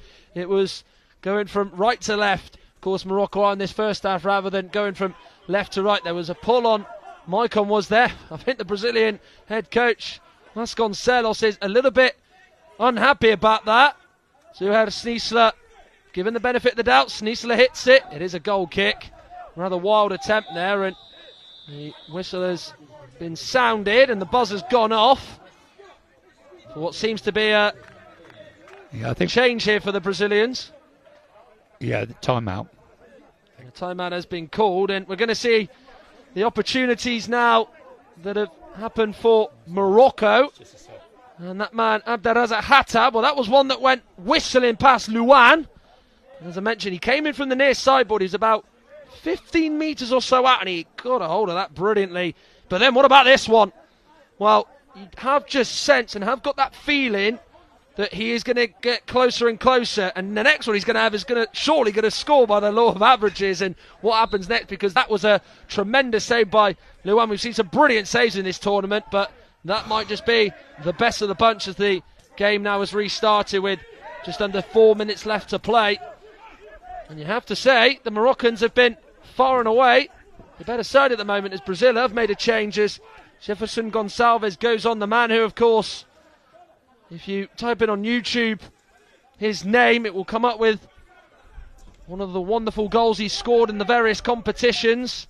Aptly named the Paralympic Pele is on for Brazil, as he's gone on in place of Joao Suarez. But this is a real good spelling by the Moroccans. But what you do when you're in control, Dixie, you've got to score. Yeah, you've got to score. But the Brazilian coach is going, he's having a fit over there. He knows his team are not playing well, and he knows they're under pressure, and he's pleading with them to step it up, because those last two shots by the Moroccans, I tell you what, there's me saying he's got to get closer. He was further away with the second one than the first one, and he's brought an amazing save from the keeper. It's absolutely incredible how hard he can hit the ball. Can't stress it enough. It's just unbelievable. Well, just going back to Hatab, we've seen a lot throughout this tournament already. Certain players like to dribble all the way to the penalty area. He doesn't. He feels like his biggest strength is shooting from distance, and we have seen him do that at, I think it's 4 occasions that I've counted, and you don't think it's going to stop there as soon as he gets it. And I think, of course, the team talk at the break for the Brazilians will be, you've got to close the space down and not allow them to have all the room and all the time in our half from long range to shoot. As it's gone across the floor by Hatab, he was looking for Sneesler. The Brazilian defence back to defend it. Here is now Hatab. He's about 10 metres out. Will hit it. It's low. Luan saves. Had to get right down low to keep that one out. And he's certainly being kept busy. Here is Luan, the Brazil captain. Oh, out of the two keepers, it's the Brazilian keeper that's having all the work to do. Brazil are on the back foot. And, Morocco could do, in this spell of the game when there's so much on top, they could do with scoring now. And, score when you're on top is what they say. He's really Mr. Dependable in the goal for Brazil is Luan. By far and away their man of the match in terms of the saves he's made. Corner taken from the near side, goes across the box. Hatab battling away with Nonato. Hatab is down, went down a bit too easily. Nonato can just carry it from his own half into the Morocco half. And he's had an effort which has gone just wide. That was hit very, very well by Nonato, all on his own. And he's nearly found a way through the Brazil number 8. Yeah, we're just watching it again. He's run from the halfway line. He's cutting across infield. Hits the ball across him. And across the keeper. And he just evades the far post there. Not by much, mind. We've seen some good shooting here, Matt. Here is Jefferson Gonçalves. Now towards Nonato on the stretch. Thrown himself at it. Left leg out. But it's gone away from him and gone off the sideboard. On the far side is now Rouan Bouar. No foul there as Nonato just knocks into him. And it will go out of play for a goal clearance for Morocco as Sneesler will tie up his left trainer.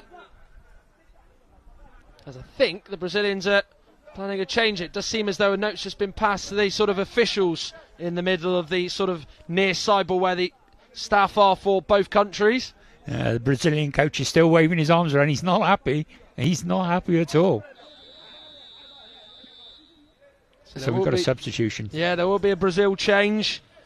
As we will see Nonato go off, who just had probably the brightest opening Brazil have had in this game, as Virgil Soares is going to be reintroduced into this game. As we have just over 2 minutes left to play. Morocco 0, Brazil 0. Last game of the day.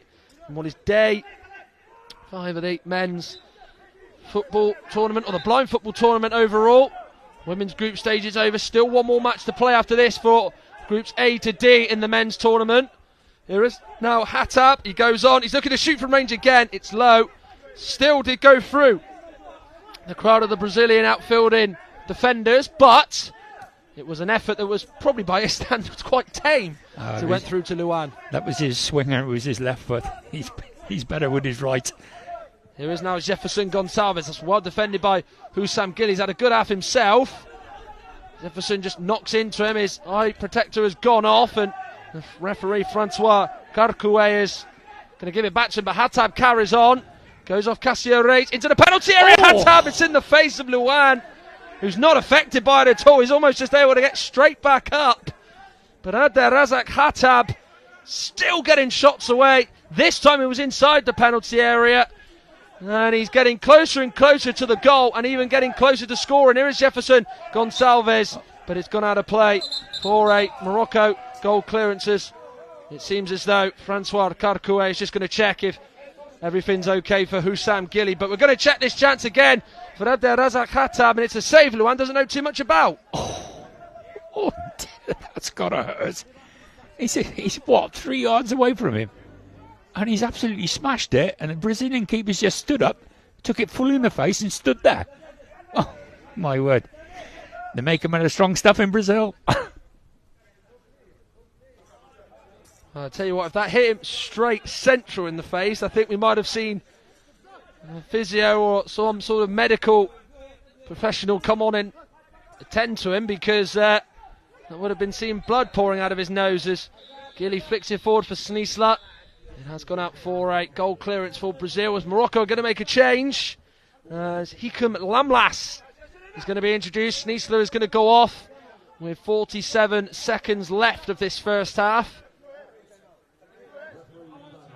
He's just going through his pace. He's just doing a little warm-up before he enters the field of play for a very, very brief time. As Luan, the Brazil goalkeeper, takes some water on board. No doubt they've got to be giving him a lot of pats on the back, because without him and his saves, Brazil would have been a bit further down, and they are really riding their luck, and it is on their side in this first half, you have to say. Yeah, definitely. The first half belongs to Morocco, no doubt about it. Game is now restarted. Little bit left on the scoreboard. 41 seconds left now.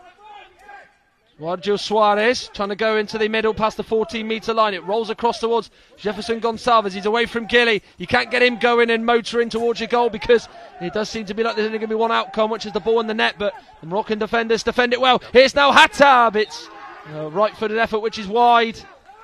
I think they are claiming that there might have been a foul there. Samir Bar, the Morocco keeper, very vocal there as Hattab is down. He's holding his right arm. Again, he's been in the battle. Again, he's been in the wars. There's the Morocco number 10.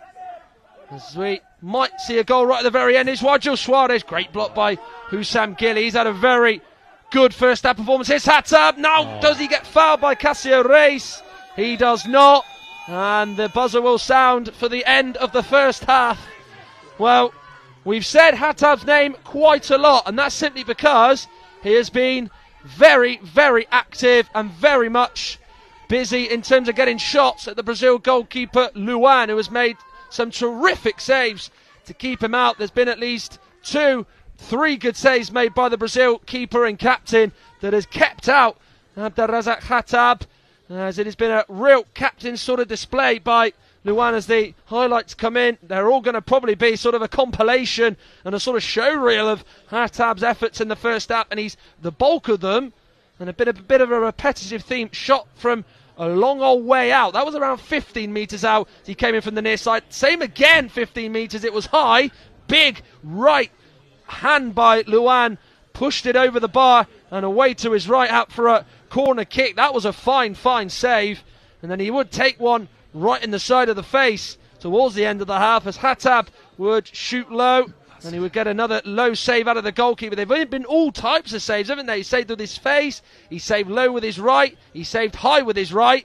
And of course the goalkeeper for Brazil certainly is showing that he's very much not having a day off and is very, very busy, as Nonato would have their best chance in what's been quite a quiet first half for the Brazilians, as there's a better angle of the opportunity for Nonato, which was just skimming away from goal. And that's been it from the first half. Morocco perhaps should be in front, but they're not, as the Brazilians are keeping them at bay, and in particular Luan. Half-time here in this Group D clash here in the men's blind football. Morocco 0, Brazil 0, as we now have a word from IBSA with just under 10 minutes to go until the start of the second half.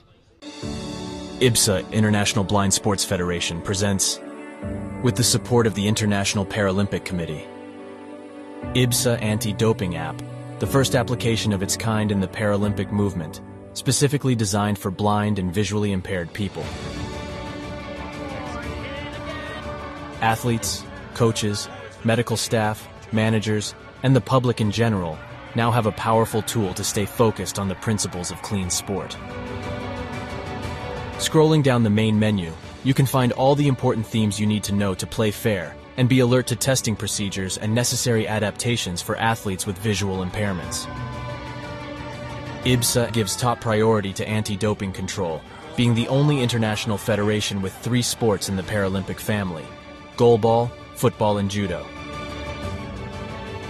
IBSA anti-doping app has external links, namely to WADA, where our sport agents can always find the most updated information, especially the list of prohibited substances and methods. Glory in sport can only be achieved by the athlete's awareness of their rights and responsibilities. You can find them on the IBSA anti-doping app.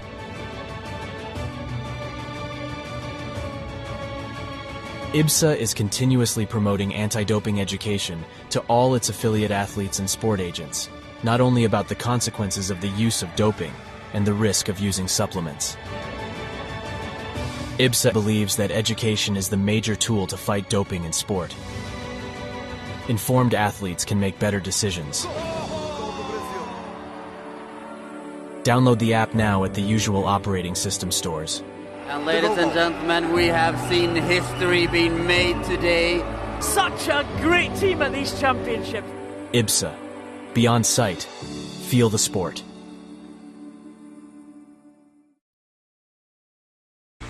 It's fast, technical and tense. This is your guide to five-a-side football. There are 5 players per team, 4 outfield players and a goalkeeper. The aim of the sport is to score a goal by kicking the ball into your opponent's goal, and at the end of the game, whoever scored the most wins. Players must wear eye shades to ensure that all players have the same level of vision. That is apart from the goalkeepers, who aren't required to wear eye shades and can be fully sighted. Their job is to keep the ball from going in the goal behind them. But how do the players on the field know where the ball, or indeed the goal, is? Well, the ball in blind football is specially designed to make sound whenever it moves. Also, each team has a guide behind the opposition goal to help direct them. Each player is required to shout "Voy" when going for the ball. This ensures every player has the cues they need to help build a picture of what's going on and what to do next in defence or attack. To help this, total silence is required from the crowd until a goal goes in. Voy is Spanish for go, and it was the Spanish who were credited with originally developing blind football in the 1920s. As well as the Paralympics, teams from all corners of the world can compete at World, European, Asian, African and America's Championships, as well as a World Grand Prix. Blind football can be played by both men and women, with the historic first Women's World Championships coming up in 2023. So what are you waiting for? Give it a try.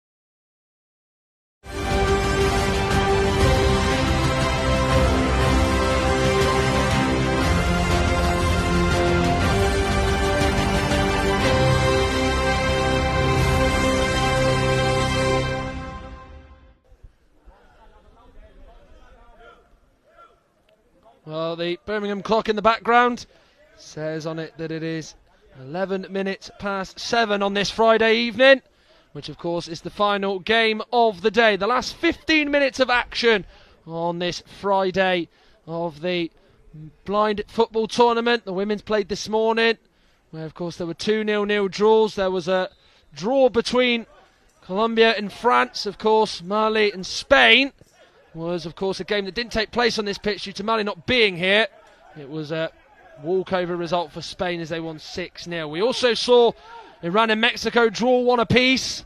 Here it is goalless as we start this second half. We're 18 seconds in, as now Joao Suarez is on the ball. Just as it took off him as Bouar and Hatab made a challenge.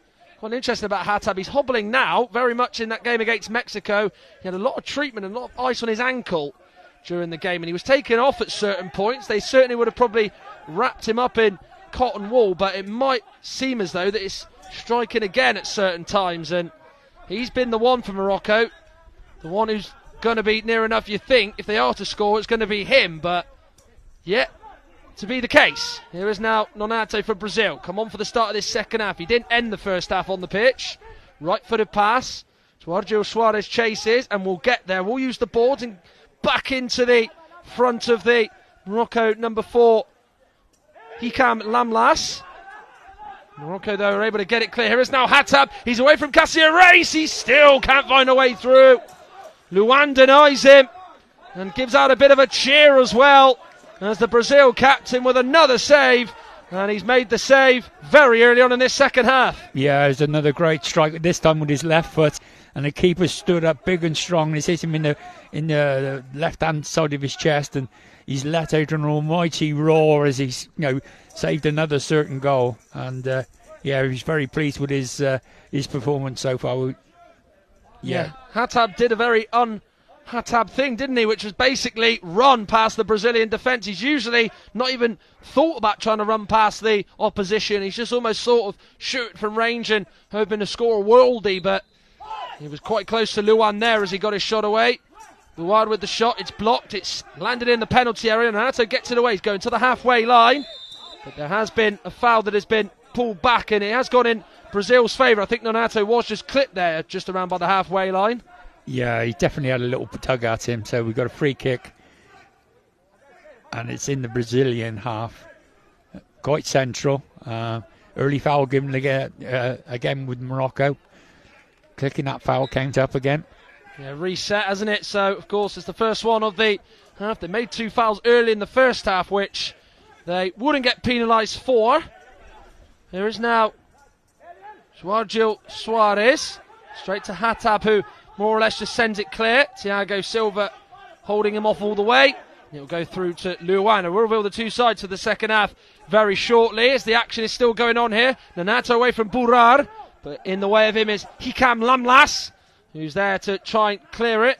But more importantly, first of all, before that, stop Nonato, is Joao Suarez. Bouar is strong. Joao Suarez still not able to go down, but he goes into Hatab, he brings it clear. Has he fouled Hatab there? Thiago Silva, he has. Free kick in the Moroccan centre circle. Tom De Bruyne, the referee, sticks his left arm out to emphasise as a free kick for Morocco. And more importantly, Hatab could get some treatment here. Yeah, he's kicked him on the knee. It's a painful one. He'll be all right over that. It's just a bruise. But it's interesting to see that even when Brazil are attacking, they're only attacking with 2. They're obviously identified the 10 from Morocco as a dangerous player, and they're keeping 2 players back at all times to sort of cope with him. So even if he doesn't score, he's doing a great job for his team, because he's basically making Brazil play 2 at the back. Fabio Vasconcelos may have just tweaked a bit of the way the team is playing to combat Abdelrazak Hatab. He gets the shot away. He'll still be determined to carry on here, and has got a touch of Cassio Reis, and it will be a Moroccan corner. I've never seen this lad from Morocco before. Oh, he's unbelievable. I don't know where they got him from, but my word, he is some player. Well, we've seen in the 2 games he's had, he's also been in the wars. It's almost been like you can name what part of his pole has not been hurting him at some point. He was rubbing his elbow in the first half where he landed. He had a problem with his ankle in the first game against Mexico despite bagging a hat-trick, and now he seems as though he's got a bit of a problem with his knee. Almost feels like it's going to be something else coming up for him, but he's still carrying on. As it almost does feel like you don't want to get a bit too sort of dramatic, but he probably is carrying his nation's hopes with him in this tournament. It does feel like to some degree, as they have got themselves another corner as Brazil defended the last one pretty well over on their far side. Burar and the number 4 Lamlas over there. Hatab inside the penalty area behind the wall, and in between Nonato now has moved away to stand level and side by side with the sort of 3 defensive wall for this corner kick. Nonato man marking him right behind him inside Brazil's penalty area, which you don't often see. Spins away, goes behind Nonato. They went low, trying to pass to Hatab Morocco, and Burar's pass is intercepted by Thiago Silva. Left-footed clearance towards goal, and it's defended, and it will be a corner as the Brazilian guy claps, but the Moroccan goalkeeper puts his hands on his head because he's quite stunned that that's actually gone Brazil's way. Yeah, he definitely thought it was a goal clearance, didn't he? But I was just trying to think of can I remember any other Moroccan player having a shot in this game, and I can't. It's been him and nothing else, isn't it? Yeah, exactly, and so they'll want to keep him on the pitch as long as possible. Here's Gil Suarez, goes down, no foul. Francois Carcouet, the French referee, just sort of puts his arms out to say, no, that wasn't a foul. Away you go. Here is now Hatab. Seems as though probably the Moroccan staff's eyes light up when he's on the ball, whether he's running or he's lining up a shot. There's been a bit of shooting practice for him in that first half, it's felt like. Nonato away from 2, going towards the right side of the penalty area, still inside there. Will he get the shot away? Can he get it out of his feet? Brilliant work! Will shoot and just throwing himself. That it was Hussam Gili. Player's been stopped with both the officials' arms going in the air as Gili is down inside his own penalty area. It's indirect, whatever it is, so it's not a penalty. I think it's going to be a free kick, indirect free kick to Brazil on the edge of the box. For definite. Yeah, I was just thinking about it, man. Like, if Morocco win this, that puts them on 6 points, which means they're in. So they could rest him next game. They could just say to him, right, you're going to have a rest. You know, we're through. And so perhaps that's the reason why the coach is keeping him on, thinking, right, he's going to get me a goal. That's going to put us on 6 points. That means we're qualified. And he can put his feet up for 4 or 5 days. And they get all his injury problems sorted out. Well, let's just take a moment to actually appreciate that block from a different player on the Moroccan team in Hussam Gili, who got in the way of Nonato. 1-0 on the foul count. Free kick for Brazil. Over on the right of the penalty area. Very much infield from the sideboards. As it is Silva and Gil Suarez over there looking to take it. There's 3 Moroccan players inside the goalkeeper's box. So the goalkeeper hasn't got a lot of vision in front of him to try and deal with this shot if it goes towards him. He's standing pretty much just a couple of yards in front of the line on the goal line. Nonato is inside the penalty area. Hatab is back as well. This is as close as Brazil have got. Barring Nonato and that block from Gili in this second half to trying to score. Will be taken, they will hit it. Charged down by the wall, which is very effective and does the business. As Morocco will look to clear with Hikam Lamlas. Sides just quickly then. Brazil have Luan in goal. They have Cassio Reisa, number 5, on the pitch. The number 8 is Nonato. Number 9, Thiago Silva. And Gil Suarez is the number 11. As Hatab is going to go for Morocco here. Has been pulled back by the referee. Yeah, well done, referee. Great bit of refereeing there from Francois. That tag was clearly tagged just on the halfway line, and he managed to stumble on another couple of yards. But it was a clear foul, and so he's brought it back. No advantage, and got a free kick in the centre circle, middle of the pitch. Well, I think we've said every Moroccan player in this half that's on the pitch. Just to recap, Samir Bara in goal. Number 3, Hussam Gili on the pitch. Redouane Bourar. They also have on there the number 10, Abdelrazak Hatab, and also there as well the number 4, Hikam Lamlas, as Hatab shoots. bit wayward, that one, as it bounced off the sideboards, but again, he is just hobbling away, as it looks as though he's in a real discomfort and in a bit of searing pain. Here is now João Suarez into the penalty area, but there's Moroccan defenders all around him and in front of him, able to not allow him to shoot. Gilly will leave it, and it will be a goal clearance for Morocco. Matt, I'm not surprised he's hobbling away. That was a block from the Brazilian on the shot, and it must have hurt him, honestly. He's put his foot there to block it, and he's pulled it. And you know when you got 2 feet close to the ball and you hit it and you just get that reverberation back up your leg, that must have hurt. I don't know if we can perhaps get a clip of that back, but oh my word, it was a heck of a block by the Brazilian, and no wonder he's limping away from it. Well, Thiago Pirana is down. He's getting up to his feet. Francois Kakure, the referee, is just going to him just to see if he's okay. The 2 Brazilian physios on either side are helping him up. We will get to see now what led to Hatab sort of just grimacing in, looking in pain, as Thiago Silva comes off. So Brazil make a change. Maicon comes on. Here we go. Well, this is the... Oh, right, okay, we haven't got it. Well, there is the injury to Thiago Silva that saw him go down and then subsequently, not long after, come off. But if it is to be 0-0 here, Dixie, and it is to stay as it is, with Brazil having this corner, will this feel like a missed opportunity for Morocco? Well, they would want to beat Brazil, I can assure you of that. But yeah, that would put them both on 4 points, and the other team, 2 teams have got 1 point each, haven't they? So it wouldn't be a disaster. But I'm sure Morocco want to win. I'm not so sure about Brazil though, if they want to win. Yeah, the intent is not quite there from Brazil yet, but still got time to change it with just over 10 minutes left to play. They've got another corner as João Suarez took it and came off the Moroccan 3-man wall from this corner. Maicon will take it, with Suarez behind him. Back heels it to Suarez. May look to hit it about 8 metres out, coming in from the near side. However, though, it's defended well by Lamlas. Bouar missed clearing it. Suarez is there, battling with Bouar.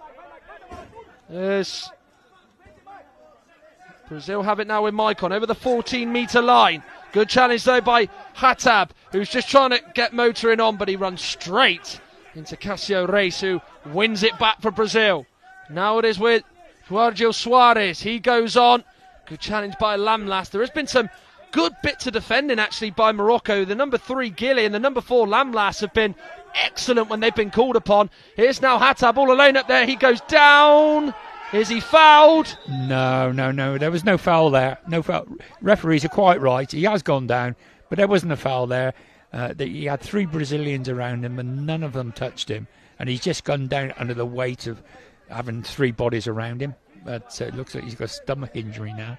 Well, he's down and he's got a chance to have a bit of a breather. And I mean, that can be added to the list of body parts that he's injured. It seems, I mean, we've already mentioned he's had a bit of an injury in the 2 games to his elbow. He's had a problem with his ankle. He's had a problem with his knee. Now it seems as though he's been whacked in his stomach or took one in his midriff, as he's still on the ground. And of course the Moroccan guide is just trying to see if he's okay. Said Himi. Yeah, they don't want to bring the physio on to him. They bring the physio on, he's got to go off. So that's why the guy's looking at him. We've just seen a replay of it now, and there was nothing in there. And I think he's hurt his stomach as he's gone down. Oh, he's going to have to go. He's probably, when he's come down, I think his stomach's gone down onto a heel of a Brazilian player as that player's running away. I'm sure he'll be back. Well, the physios reluctantly, I probably imagine, had to come on because they probably know they don't want to take him off. And even the paramedics who are on standby if there is a real severe injury are now coming on to see if he's okay. But with just under 10 minutes to play, it is 0-0.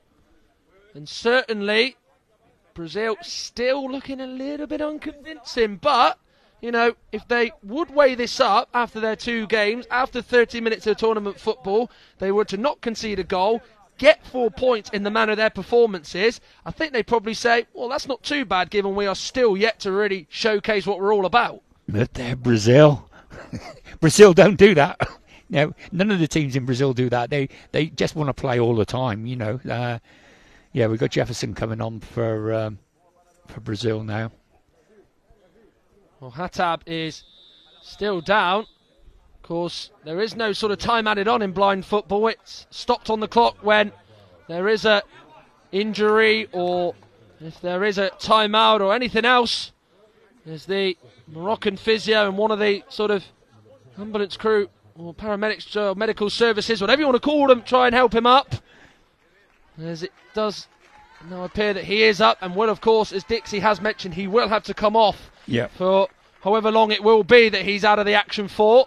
I don't think it's going to be for the remaining 9 minutes 38 seconds. I think it's going to be as soon as he tells him he's okay. I think he's going to forget the all clear from when the officials and the medical staff tell him it's going to be on his terms, and that will probably be in the next couple of minutes, I'd imagine. Yeah, I wouldn't want to put any more money on the fact that he won't come back on. He's done it before. He's had his injuries. He's gone off, and then he comes back on within a minute or two, and he's like a spring chicken again. I'm not saying he's fainting these injuries because it's quite obvious to see he is injured, but he's just so eager to get on and do his business that I'm sure unless it's something really serious, the first aid cart's going away, so it's hopefully not that bad. It almost looks like and feels like no matter how wounded he is, it's almost got to be that he's almost got to break a bone to probably not play for his country for the remainder of this tournament. We're back underway, though, after a lengthy stoppage to see if Abdelrazak Khatab was okay, as Brazil have made a change as Jefferson Gonçalves is on. Having a little keep ball session with Nonato here, as he goes away from his away from the Moroccan centre circle, over the 14-metre line on the near side. Lamlas closing him down. Gilly struggling to clear as Nonato. Heavy touch and it has rolled in. Somehow it's ended up in the back of the net. It's a scrappy goal. Nonato's got it in there. It's a little bit undeserved, but Brazil will not care one little bit because they have somehow managed to find a way through and managed to get the opening goal of this game. It's against the run of play. Morocco 0, Brazil 1. How did that go in? I don't understand it. Now, this is a better angle. Well, the keeper saved it, and it's come off him, and it's gone back to the Brazilian, hit the Brazilian in the belly, and it's bounced over the keeper. Well. The number 10 for Morocco goes off, and within 30 seconds, he's side or behind. Well, it's mystifying to the goalkeeper, Morocco, how that's ended up in the net, but as soon as that ball rolled over the line, it didn't actually touch the net, believe it or not, in the middle and the bottom end of the goal. Samir Bara was seemingly unhappy about something, as Suarez, by the way, was the player that Jefferson Gonçalves replaced to come onto the field of play. But they just seemed to find a way to the Brazilians. They did it against Iran, albeit with Iran making silly, rash fouls, which they couldn't eradicate in the first half of their opening game. And yet Morocco, of all the opportunities they've had, the shots they've tested with Luan with, particularly from Hatab, it's not worked because Brazil have somehow found a way to take the lead in this game, remarkably, to be fair. Yeah, and they've just committed a silly foul up in the top corner. What's the bet in number 10? What's the bet? He comes back on now. When his side has just gone a goal down, he'll be back. I don't think that's a bet I want to take with you, to be fair, because I think it's going to be happening very soon, as it's 2-2 in the fouls count. 1-0 to the Brazilians through Nonato, who I think is going to probably claim that goal, but it looked like possibly on one angle of the replays, it might have gone off Samir Bara's back, but Bara throws it out towards the halfway line to Sneesler, who has gone on in place of Khatab, who of course is off the pitch temporarily. It's important now for Morocco that they don't lose their call and they do stick to the plan, which had been working, but is there a plan B now? Their danger man and sort of main threat is off the pitch, and Abdelrazak Khatab. Looks like Hussam Gil is looking to be the different player, and there was probably a few people in the stands or on both benches or both outside of the near sideboard, probably sort of squinting a little bit and probably a little bit worried when Gilly and the Brazilian player collided and went bang into the near sideboard. There's Lamlas trying to clear out of his penalty area. A little bit away for now. He's only gone a couple of yards. Is Jefferson Gonçalves. He won't mind having to try and get out of a tight hole. Sneeser there to win it off Maicon. No foulers. Play carries on with Cassio Reis inside his own penalty area. He flicks away from Sneeser. That's good work by Cassio Reis. Still going on. Loses his footing but still carries on. Lamlas in the way. Gilly in the way. Barra just almost pushes Lamlas out the way, and it will be a Brazil, it will be Morocco who will have the ball, as Barra just sort of is just being a little bit sort of tentative and sort of just going over to Cassio Reis and just tapping him and just seeing if he's okay about something. Yeah, I think he was worried for his own player was down on the floor, and the Brazilian lad was walking back that way. But what has happened, great refereeing by Tom de Bruyne again. There was a little trip on that run before he got in the box, just on a halfway line, and the Brazilian stumbled, but managed to keep going.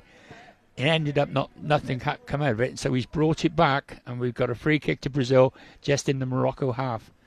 Well done. Well, it was right to play the advantage, to be fair to him, wasn't it? It did go on for a good few seconds, and he did pull that back. He did keep it in his mind.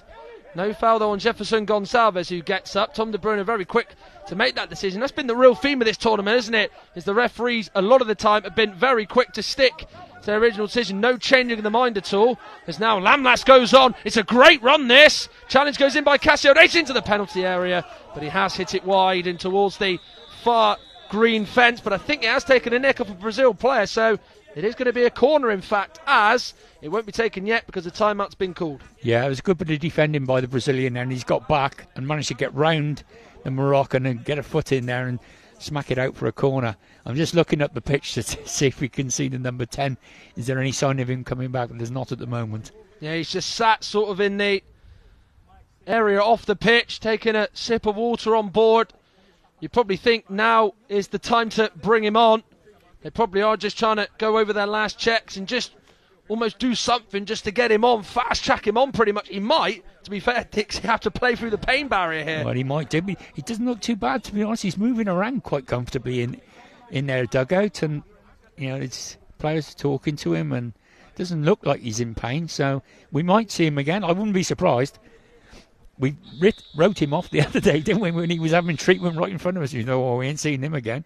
Look at the size of that ankle. Well, to be fair, it was interesting. They wanted to throw him on when they were 3-0 up towards the end of that opening game against Mexico. And to be fair, they've been a little bit different this time, man. They've been extra cautious to throw him on, even though they are losing a completely different outcome. So they've probably realised, the Moroccan medical staff, this is probably a bit more of a worser injury than they might have first feared, perhaps. Yes, you could probably right there, Matt. Yeah, so we're going to restart with a corner to Morocco, and France are just checking the shades because they had a timeout, and every time there's a timeout like that, all the shades are checked again to make sure there's been no skullduggery during that minute timeout. So it is Lamlas behind Sneesler, who will no doubt get it from Lamlas here, which is the case. He doesn't quite roll it through to him, but it's a little touch behind him for Sneesler, who will look to get the right angle to shoot. He is bundled over. That was a clear push as he's gone in to the back of the side far board. Cassio Reis with the push. Tom de Bruyne spots it. Free kick Morocco. Yeah, it was a cynical foul by the Brazilian there. It's quite dangerous, that, as well. As they get close to the board, he just bundled him in straight into the board, so you can tell Brazil are under a bit of pressure, can't you? Because they're doing un-Brazilian like things. Maybe that falls into the sort of category of a bit of a needless foul there by Cassio Reis, the Brazilian number 5, and it could cost him. Yeah, you're right, Matt. He was going nowhere, wasn't he? He was going towards the boards. There's no need to do that. So Morocco free kick, about 12 metres out from the far sideboard. They're only just a few inches away from there, to be fair, as it is Bourard and Sneesler there.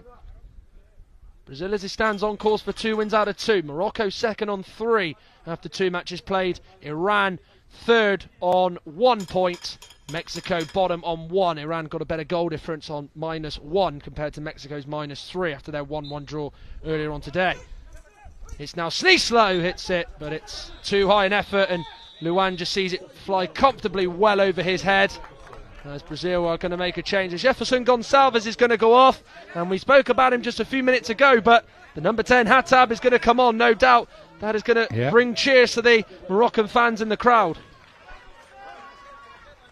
As Jefferson goes off, or Jefinho as he has on his shirt, and Thiago Silva goes on, and Hatab now goes on for Morocco for the final 7 minutes that remain, with both sides on 3 fouls apiece. So that might come into play here potentially. Exactly, and who do you want taking your penalties? Exactly, the number 10 for Morocco. Maicon trying to send it forward, it's gone off Hatab. He was probably only off the pitch, I would say, if we're having to probably have an estimate of 3-4 minutes or so. He is on now though. I think some of the outer protection has gone off of Maicon. It is the full black shades, so you'll have to put that on, and of course when that happens, and it's the right time to do so, the referees will stop it, and that is the case here. So it will be an uncontested ball with Brazil last touching it before, of course, the shades came off of Maicon. It will be Brazil who will get this game back underway.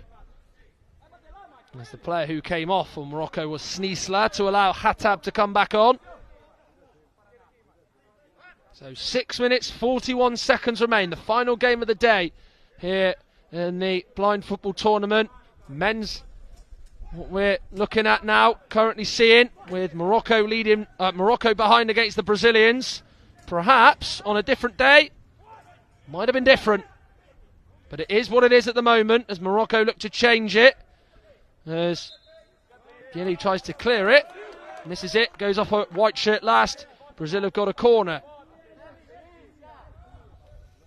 Remember, Morocco in all white. Goalkeeper Samer Bara in a pink shirt with the white line sort of vertically, and then the pink shorts and black socks. Brazil in their yellow shirts, blue shorts and blue socks. Their home strip compared to Morocco, of course, who were in all green against the Mexicans. Corner is taken, nothing of it though for the Brazilians. Cassio Reis will try to clear it. He will hit it against himself. Morocco have got themselves a corner and a chance to get up the pitch. Yeah, it's a bit of a needless corner there. A bit of miscontrol by the Brazilian down in the corner, and he's given a corner kick away to Morocco. You maybe think there possibly the goalkeeper Luan could have maybe been giving him a bit more communication, because he just sort of steamed into it, didn't he, Cassio Reis? Maybe the goalkeeper should have just gone, look, calm yourself down, you know, just slow yourself down and understand where you are a little bit there. Well, he certainly had plenty of time, so he could have been saying to him, look, you got plenty of time, there's no one on you. But corner is taken by Morocco. Lamlas to Bourar. It won't go out, the ball is stationary. Of course, the referee's left arm goes up. He put one finger in the air because that's signalling, of course, how long that is stationary. Bourar was off the pitch, as was the ball went. Of course, Luan has just thrown a new ball back onto the pitch. Down is Nonato, back up to his feet, and will contest the ball alongside Hussam Gili. Cleared forward. Now Lamlas, and there's a shot that comes in, and Nonato pounced upon. A bit of an untidy clearance from Hikam Lamlas, and hits it wide, and it will be a Morocco goal clearance, but Morocco can't afford to do that as they chase the game. What's happening? Yeah, there's a free kick to Morocco, I think. Yeah, there's a free kick to Morocco, and it's gone the foul count. Brazil on 4 fouls. Wow. So, hey, here we go. 7 fouls altogether made in this second half. 4 for Brazil, 3 for Morocco. 5 minutes 33 seconds remain. Possibly this could be Morocco's way of getting an equaliser if they aren't to score and get past Luan. One more foul member at Brazil concede, and they will get an 8-metre penalty, which we saw in the last game, which Mexico would miss through Reinaldo Rivera. Ball goes forward towards the far side, looking for Hatab, but more Guarda play for Brazil goal clearance, which is taken. Silva now going out towards Nonato. Silva's been quite keen to get the ball down in play. Nonato hits it, deflects all the way through to the goalkeeper Samir Barra, who collects and then throws it out straight away to Hatab on the 14-metre line. Just a little bit of a heavy touch, which sees Brazil clear it away. They have done a good job in marshalling him and almost being the security against him, haven't they? Luan has been very well protected in terms of not having shots to face in this second half against Abdelrazak Hatab when he has been on the pitch, as we still have over 4 minutes of this final game of the day to go, with it being Morocco 0, Brazil 1. Hatab and Silva both battling. There was a foul, and that is of course gone against the Brazilians, and you know what that means. It's an 8-metre penalty for Morocco, and I'll tell you what, to say it's a bit of an understatement that Brazil aren't happy about that would be something else, as Morocco have got an unbelievable chance to get an equaliser here. They're still going off in the air. I know what they're upset about. There was a little shirt pull just before the foul was committed on the Moroccan. That's what they're going mad about. Well, we are just seeing it there. It did look like, to be fair, both were pulling each other's shirt, to be fair, but the officials didn't see it that way. They felt Silva was pulling on Hatab, who has ended up getting the free kick, or in this case, getting his side an 8-metre penalty. There's Hatab, who is gingerly sort of walking away and just inside the penalty area, probably just trying to catch his breath before he is inevitably going to be the player to probably step up here for Morocco. And if this does go in, you're going to probably see the Brazilian bench getting a little bit more animated, I think. Yeah. I as I say, the referees are right. It was a little tug. It wasn't much, but there was just a tiny little tug there. So obviously the Brazilians have picked up on that, and they're going with that. That's a decision. If nothing had happened after that, they wouldn't have said a word, for sure. But the referees are right. They've given the foul to Morocco, and because they're on the fourth, it's an 8-metre penalty. Makes that foul that they gave away on the boards a couple of minutes ago a bit stupid now, isn't it? Well, the guide from Morocco, Said Himi, tapping away at the post. An 8-metre penalty for Abdelrazak Hatab. With just over 4 minutes to play, he's going to score his 4th goal of this tournament, and to get Morocco level against Luan, and he's missed it. Well, that really is an anticlimax, isn't it? Not the story or end result that Morocco were hoping for, but it's a happy one if you're a Brazil fan, as he is hit it wide, and Morocco have squandered a big opportunity as Brazil look to punish them with a ball across the Moroccan penalty area, but Nonato unable to get on the end of it. But Brazil will be allowed to send people forward because they've got their side of corner. But here's the replay of this Hatab miss, and Dixie, there was just a part of me and probably yourself thinking that was going to end up in the net, but it wasn't to be. Well, I must admit, I thought he was going to hit it, but what he's doing, he stepped back from the ball and walking up to the ball to hit it, and you've only got to be slightly out of cue with the ball doing that, and you just get the wrong angle on the ball, and we've still got over 4 minutes to go, so the chances are he's going to get another penalty. Well, they are on 5 fouls, aren't they, Brazil? And you'd probably like to think that they will be very standoffish against the Moroccans. It's now gone through to Nonato via a deflection off of Thiago Silva's shot. Looking for Thiago Silva again is Nonato. Challenge goes in by Hatab, who wins it midway through his own half. Here he is now running through, looking to atone for that penalty miss, but it's a brilliant tackle by Casio Reista. Puts Hatab on the ground with a pretty heavy landing. He doesn't really want that to happen to him. As Maicon hits it, left-footed it goes wide, but just kind of going back to that penalty, Dixie, it didn't really look like the right sort of technique you need to do when taking that penalty. We've seen toe punt type efforts for a penalty, but he tried to sort of go a different way and try and put it right in the bottom corner, Luan's goal onto his right. He's tried to hit it like a Soldier player would. By placing the ball down, taking 2 or 3 steps back, and then running up and hitting it. Ball has now gone through to Hatab. Surely it's not! Luan saves! What a brilliant save. He's injured from it. I'm not surprised. What a fantastic save. He's hurt. And Hatab must think that his luck is out, and all the chances he's had to score have just gone away as Luan is down injured. As he's stretched far and wide to save it, and he has. He's seemingly, though, it's like a muscle injury, but it's almost 2 injuries in one, because the ball struck him on the side of the face again, just as it did in the first half. But you can just see his left leg, he was in a sort of split pose type position in terms of trying to save it, and he's done brilliant to save it. It's actually come off the side of his face, but Abdelrazak Hatab must think he's run over so many black cats, because his luck is just completely out at the moment. That's right. But you could see the Brazilian lad was hurt. Before he even hit the floor, he was screaming at the bench. So it was quite obvious that, it was a genuine injury. I'm not sure what he's done here. He's overstretched a groin muscle, hamstring or something. Something went, and he knew it had gone. And it was as the ball was hitting him in the face. So that's the second time he's been whacked in the face, isn't it? Well, that signal for Luan going down has seen the number 12, Mateus Costa, get warmed up and hopefully get himself onto the pitch as the rain starts coming down again, as we have just gone past 7:45 here, local time in the West Midlands. Certainly over the last 2 days we've had conditions where it's been pretty hot, pretty warm weather as well, but not today, not at all. We had a little bit of sunshine just in the afternoon, but Brazil are going to make a change. The physio is just telling the officials that Luan is going to come off, as they are going to bring on their sub-goalkeeper Mateus Costa.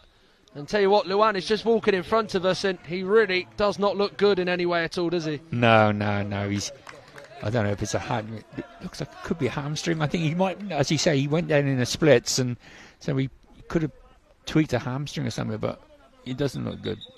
Let's hope it's not too serious. Well, of course, that's the luxury and the beauty of blind football. You do get in your 10-man squads. If you do go up to the maximum number, there is that sub-goalkeeper, that reserve on standby. So Brazil have used it with their goalkeeper and captain injured. We have seen at times in this tournament, goalkeepers, the second ones, get their chance to play at least a half or play some part. And Mateus Costa, the number 12, is going to get 3+ minutes, as Morocco won't take their goal clearance yet, because the shades of an outfielder are being checked. Hussam Gilly by Tom De Bruyne, one of the two officials on the pitch, one on the far side to be more precise. That's poor. But has that chance missed from 8 metres by Hatab just completely knocked the stuffing and the wind out of the Moroccan sails?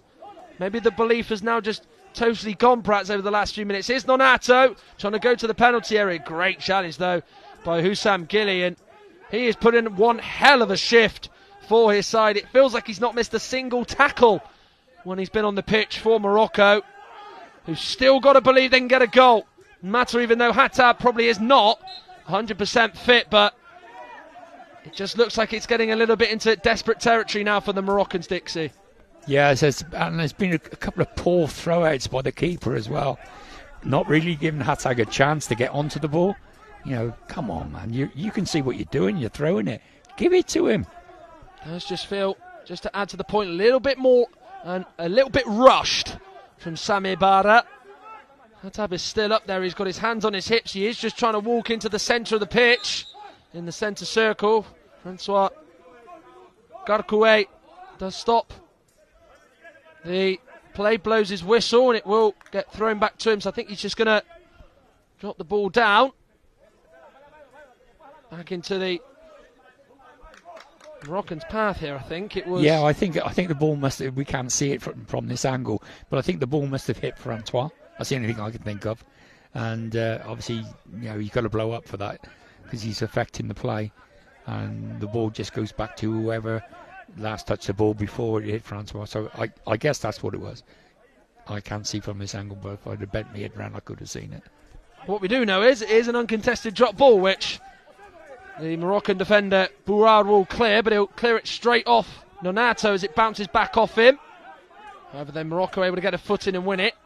Sent over to the near sideboard by Hikam Lamlas. Cassio Reis will leave it. He will get the call from Mateus Costa to leave it. There's still time, though, for Morocco to try to score, to at least keep them unbeaten in Group D. If Brazil win, they are assured of a top 2 place, as Lamlas just tries to get any sort of touch to it and does.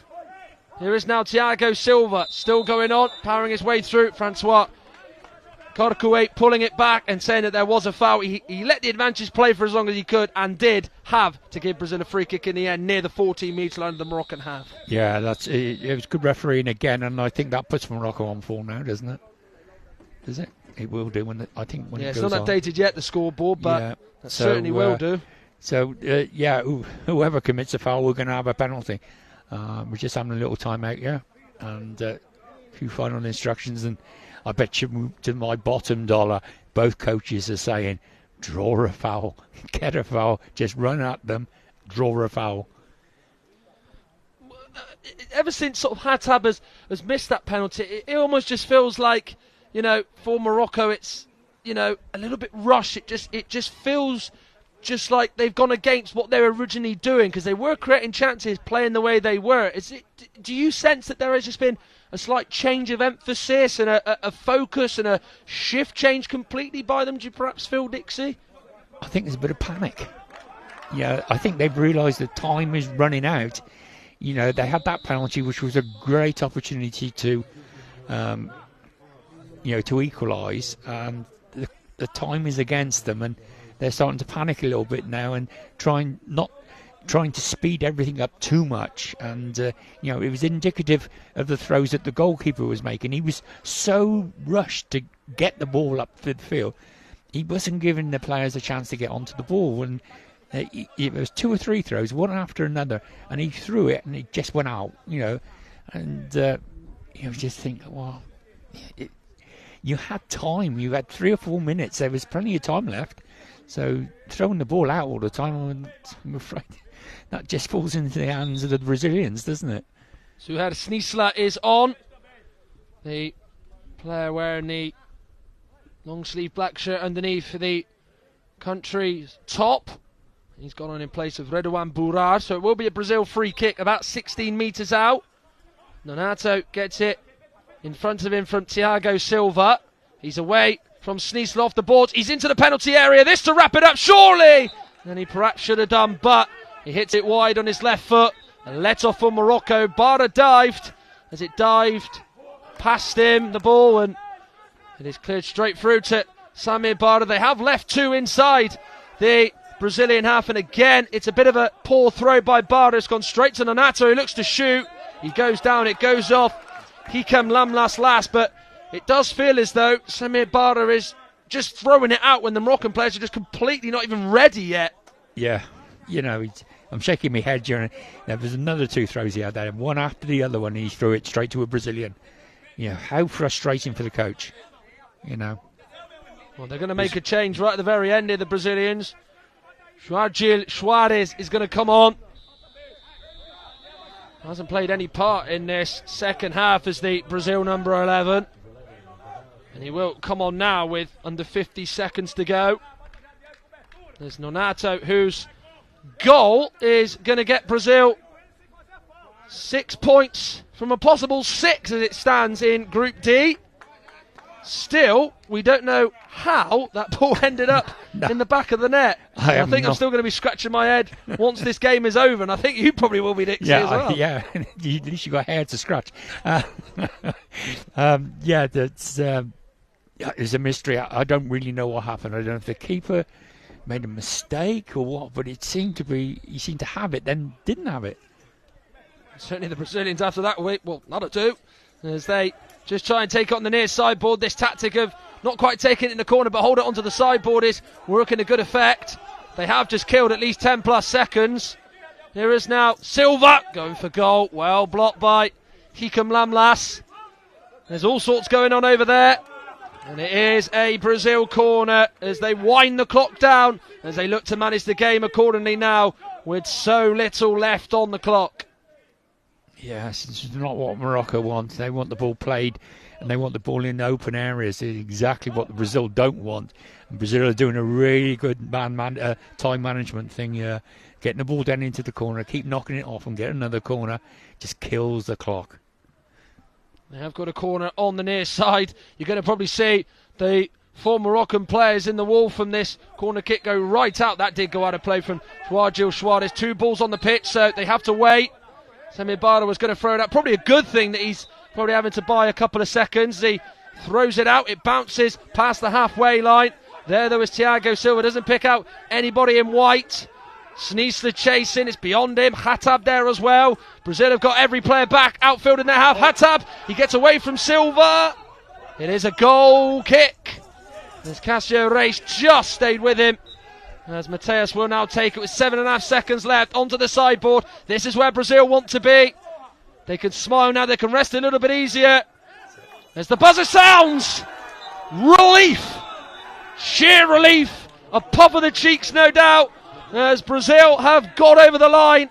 They've managed to get themselves a very hard fought 3 points here against Morocco. It's Abdelrazak Khattab puts his face into the turf inside the Brazil centre circle. They've got over the line and have got themselves a second win out of 2 in Group D by not playing at their best. They were below par, but they have managed to get themselves a consecutive 1-0 win in this group. But it could have been oh so different. Luan, when he was on the pitch, the Brazil goalkeeper, before he was subbed off with an injury, kept out Abdelrazak Khattab on several occasions, and it would be Khattab who would miss a 8-metre penalty that would not get Morocco a point or anything out of this game, as it was a scrappy goal that we're seeing back now that has decided this game between Brazil and Morocco, and it is the most untidiest of finishes you will ever likely see in blind football. But that's how it stayed, as Nonato would score it, and then Khattab would get a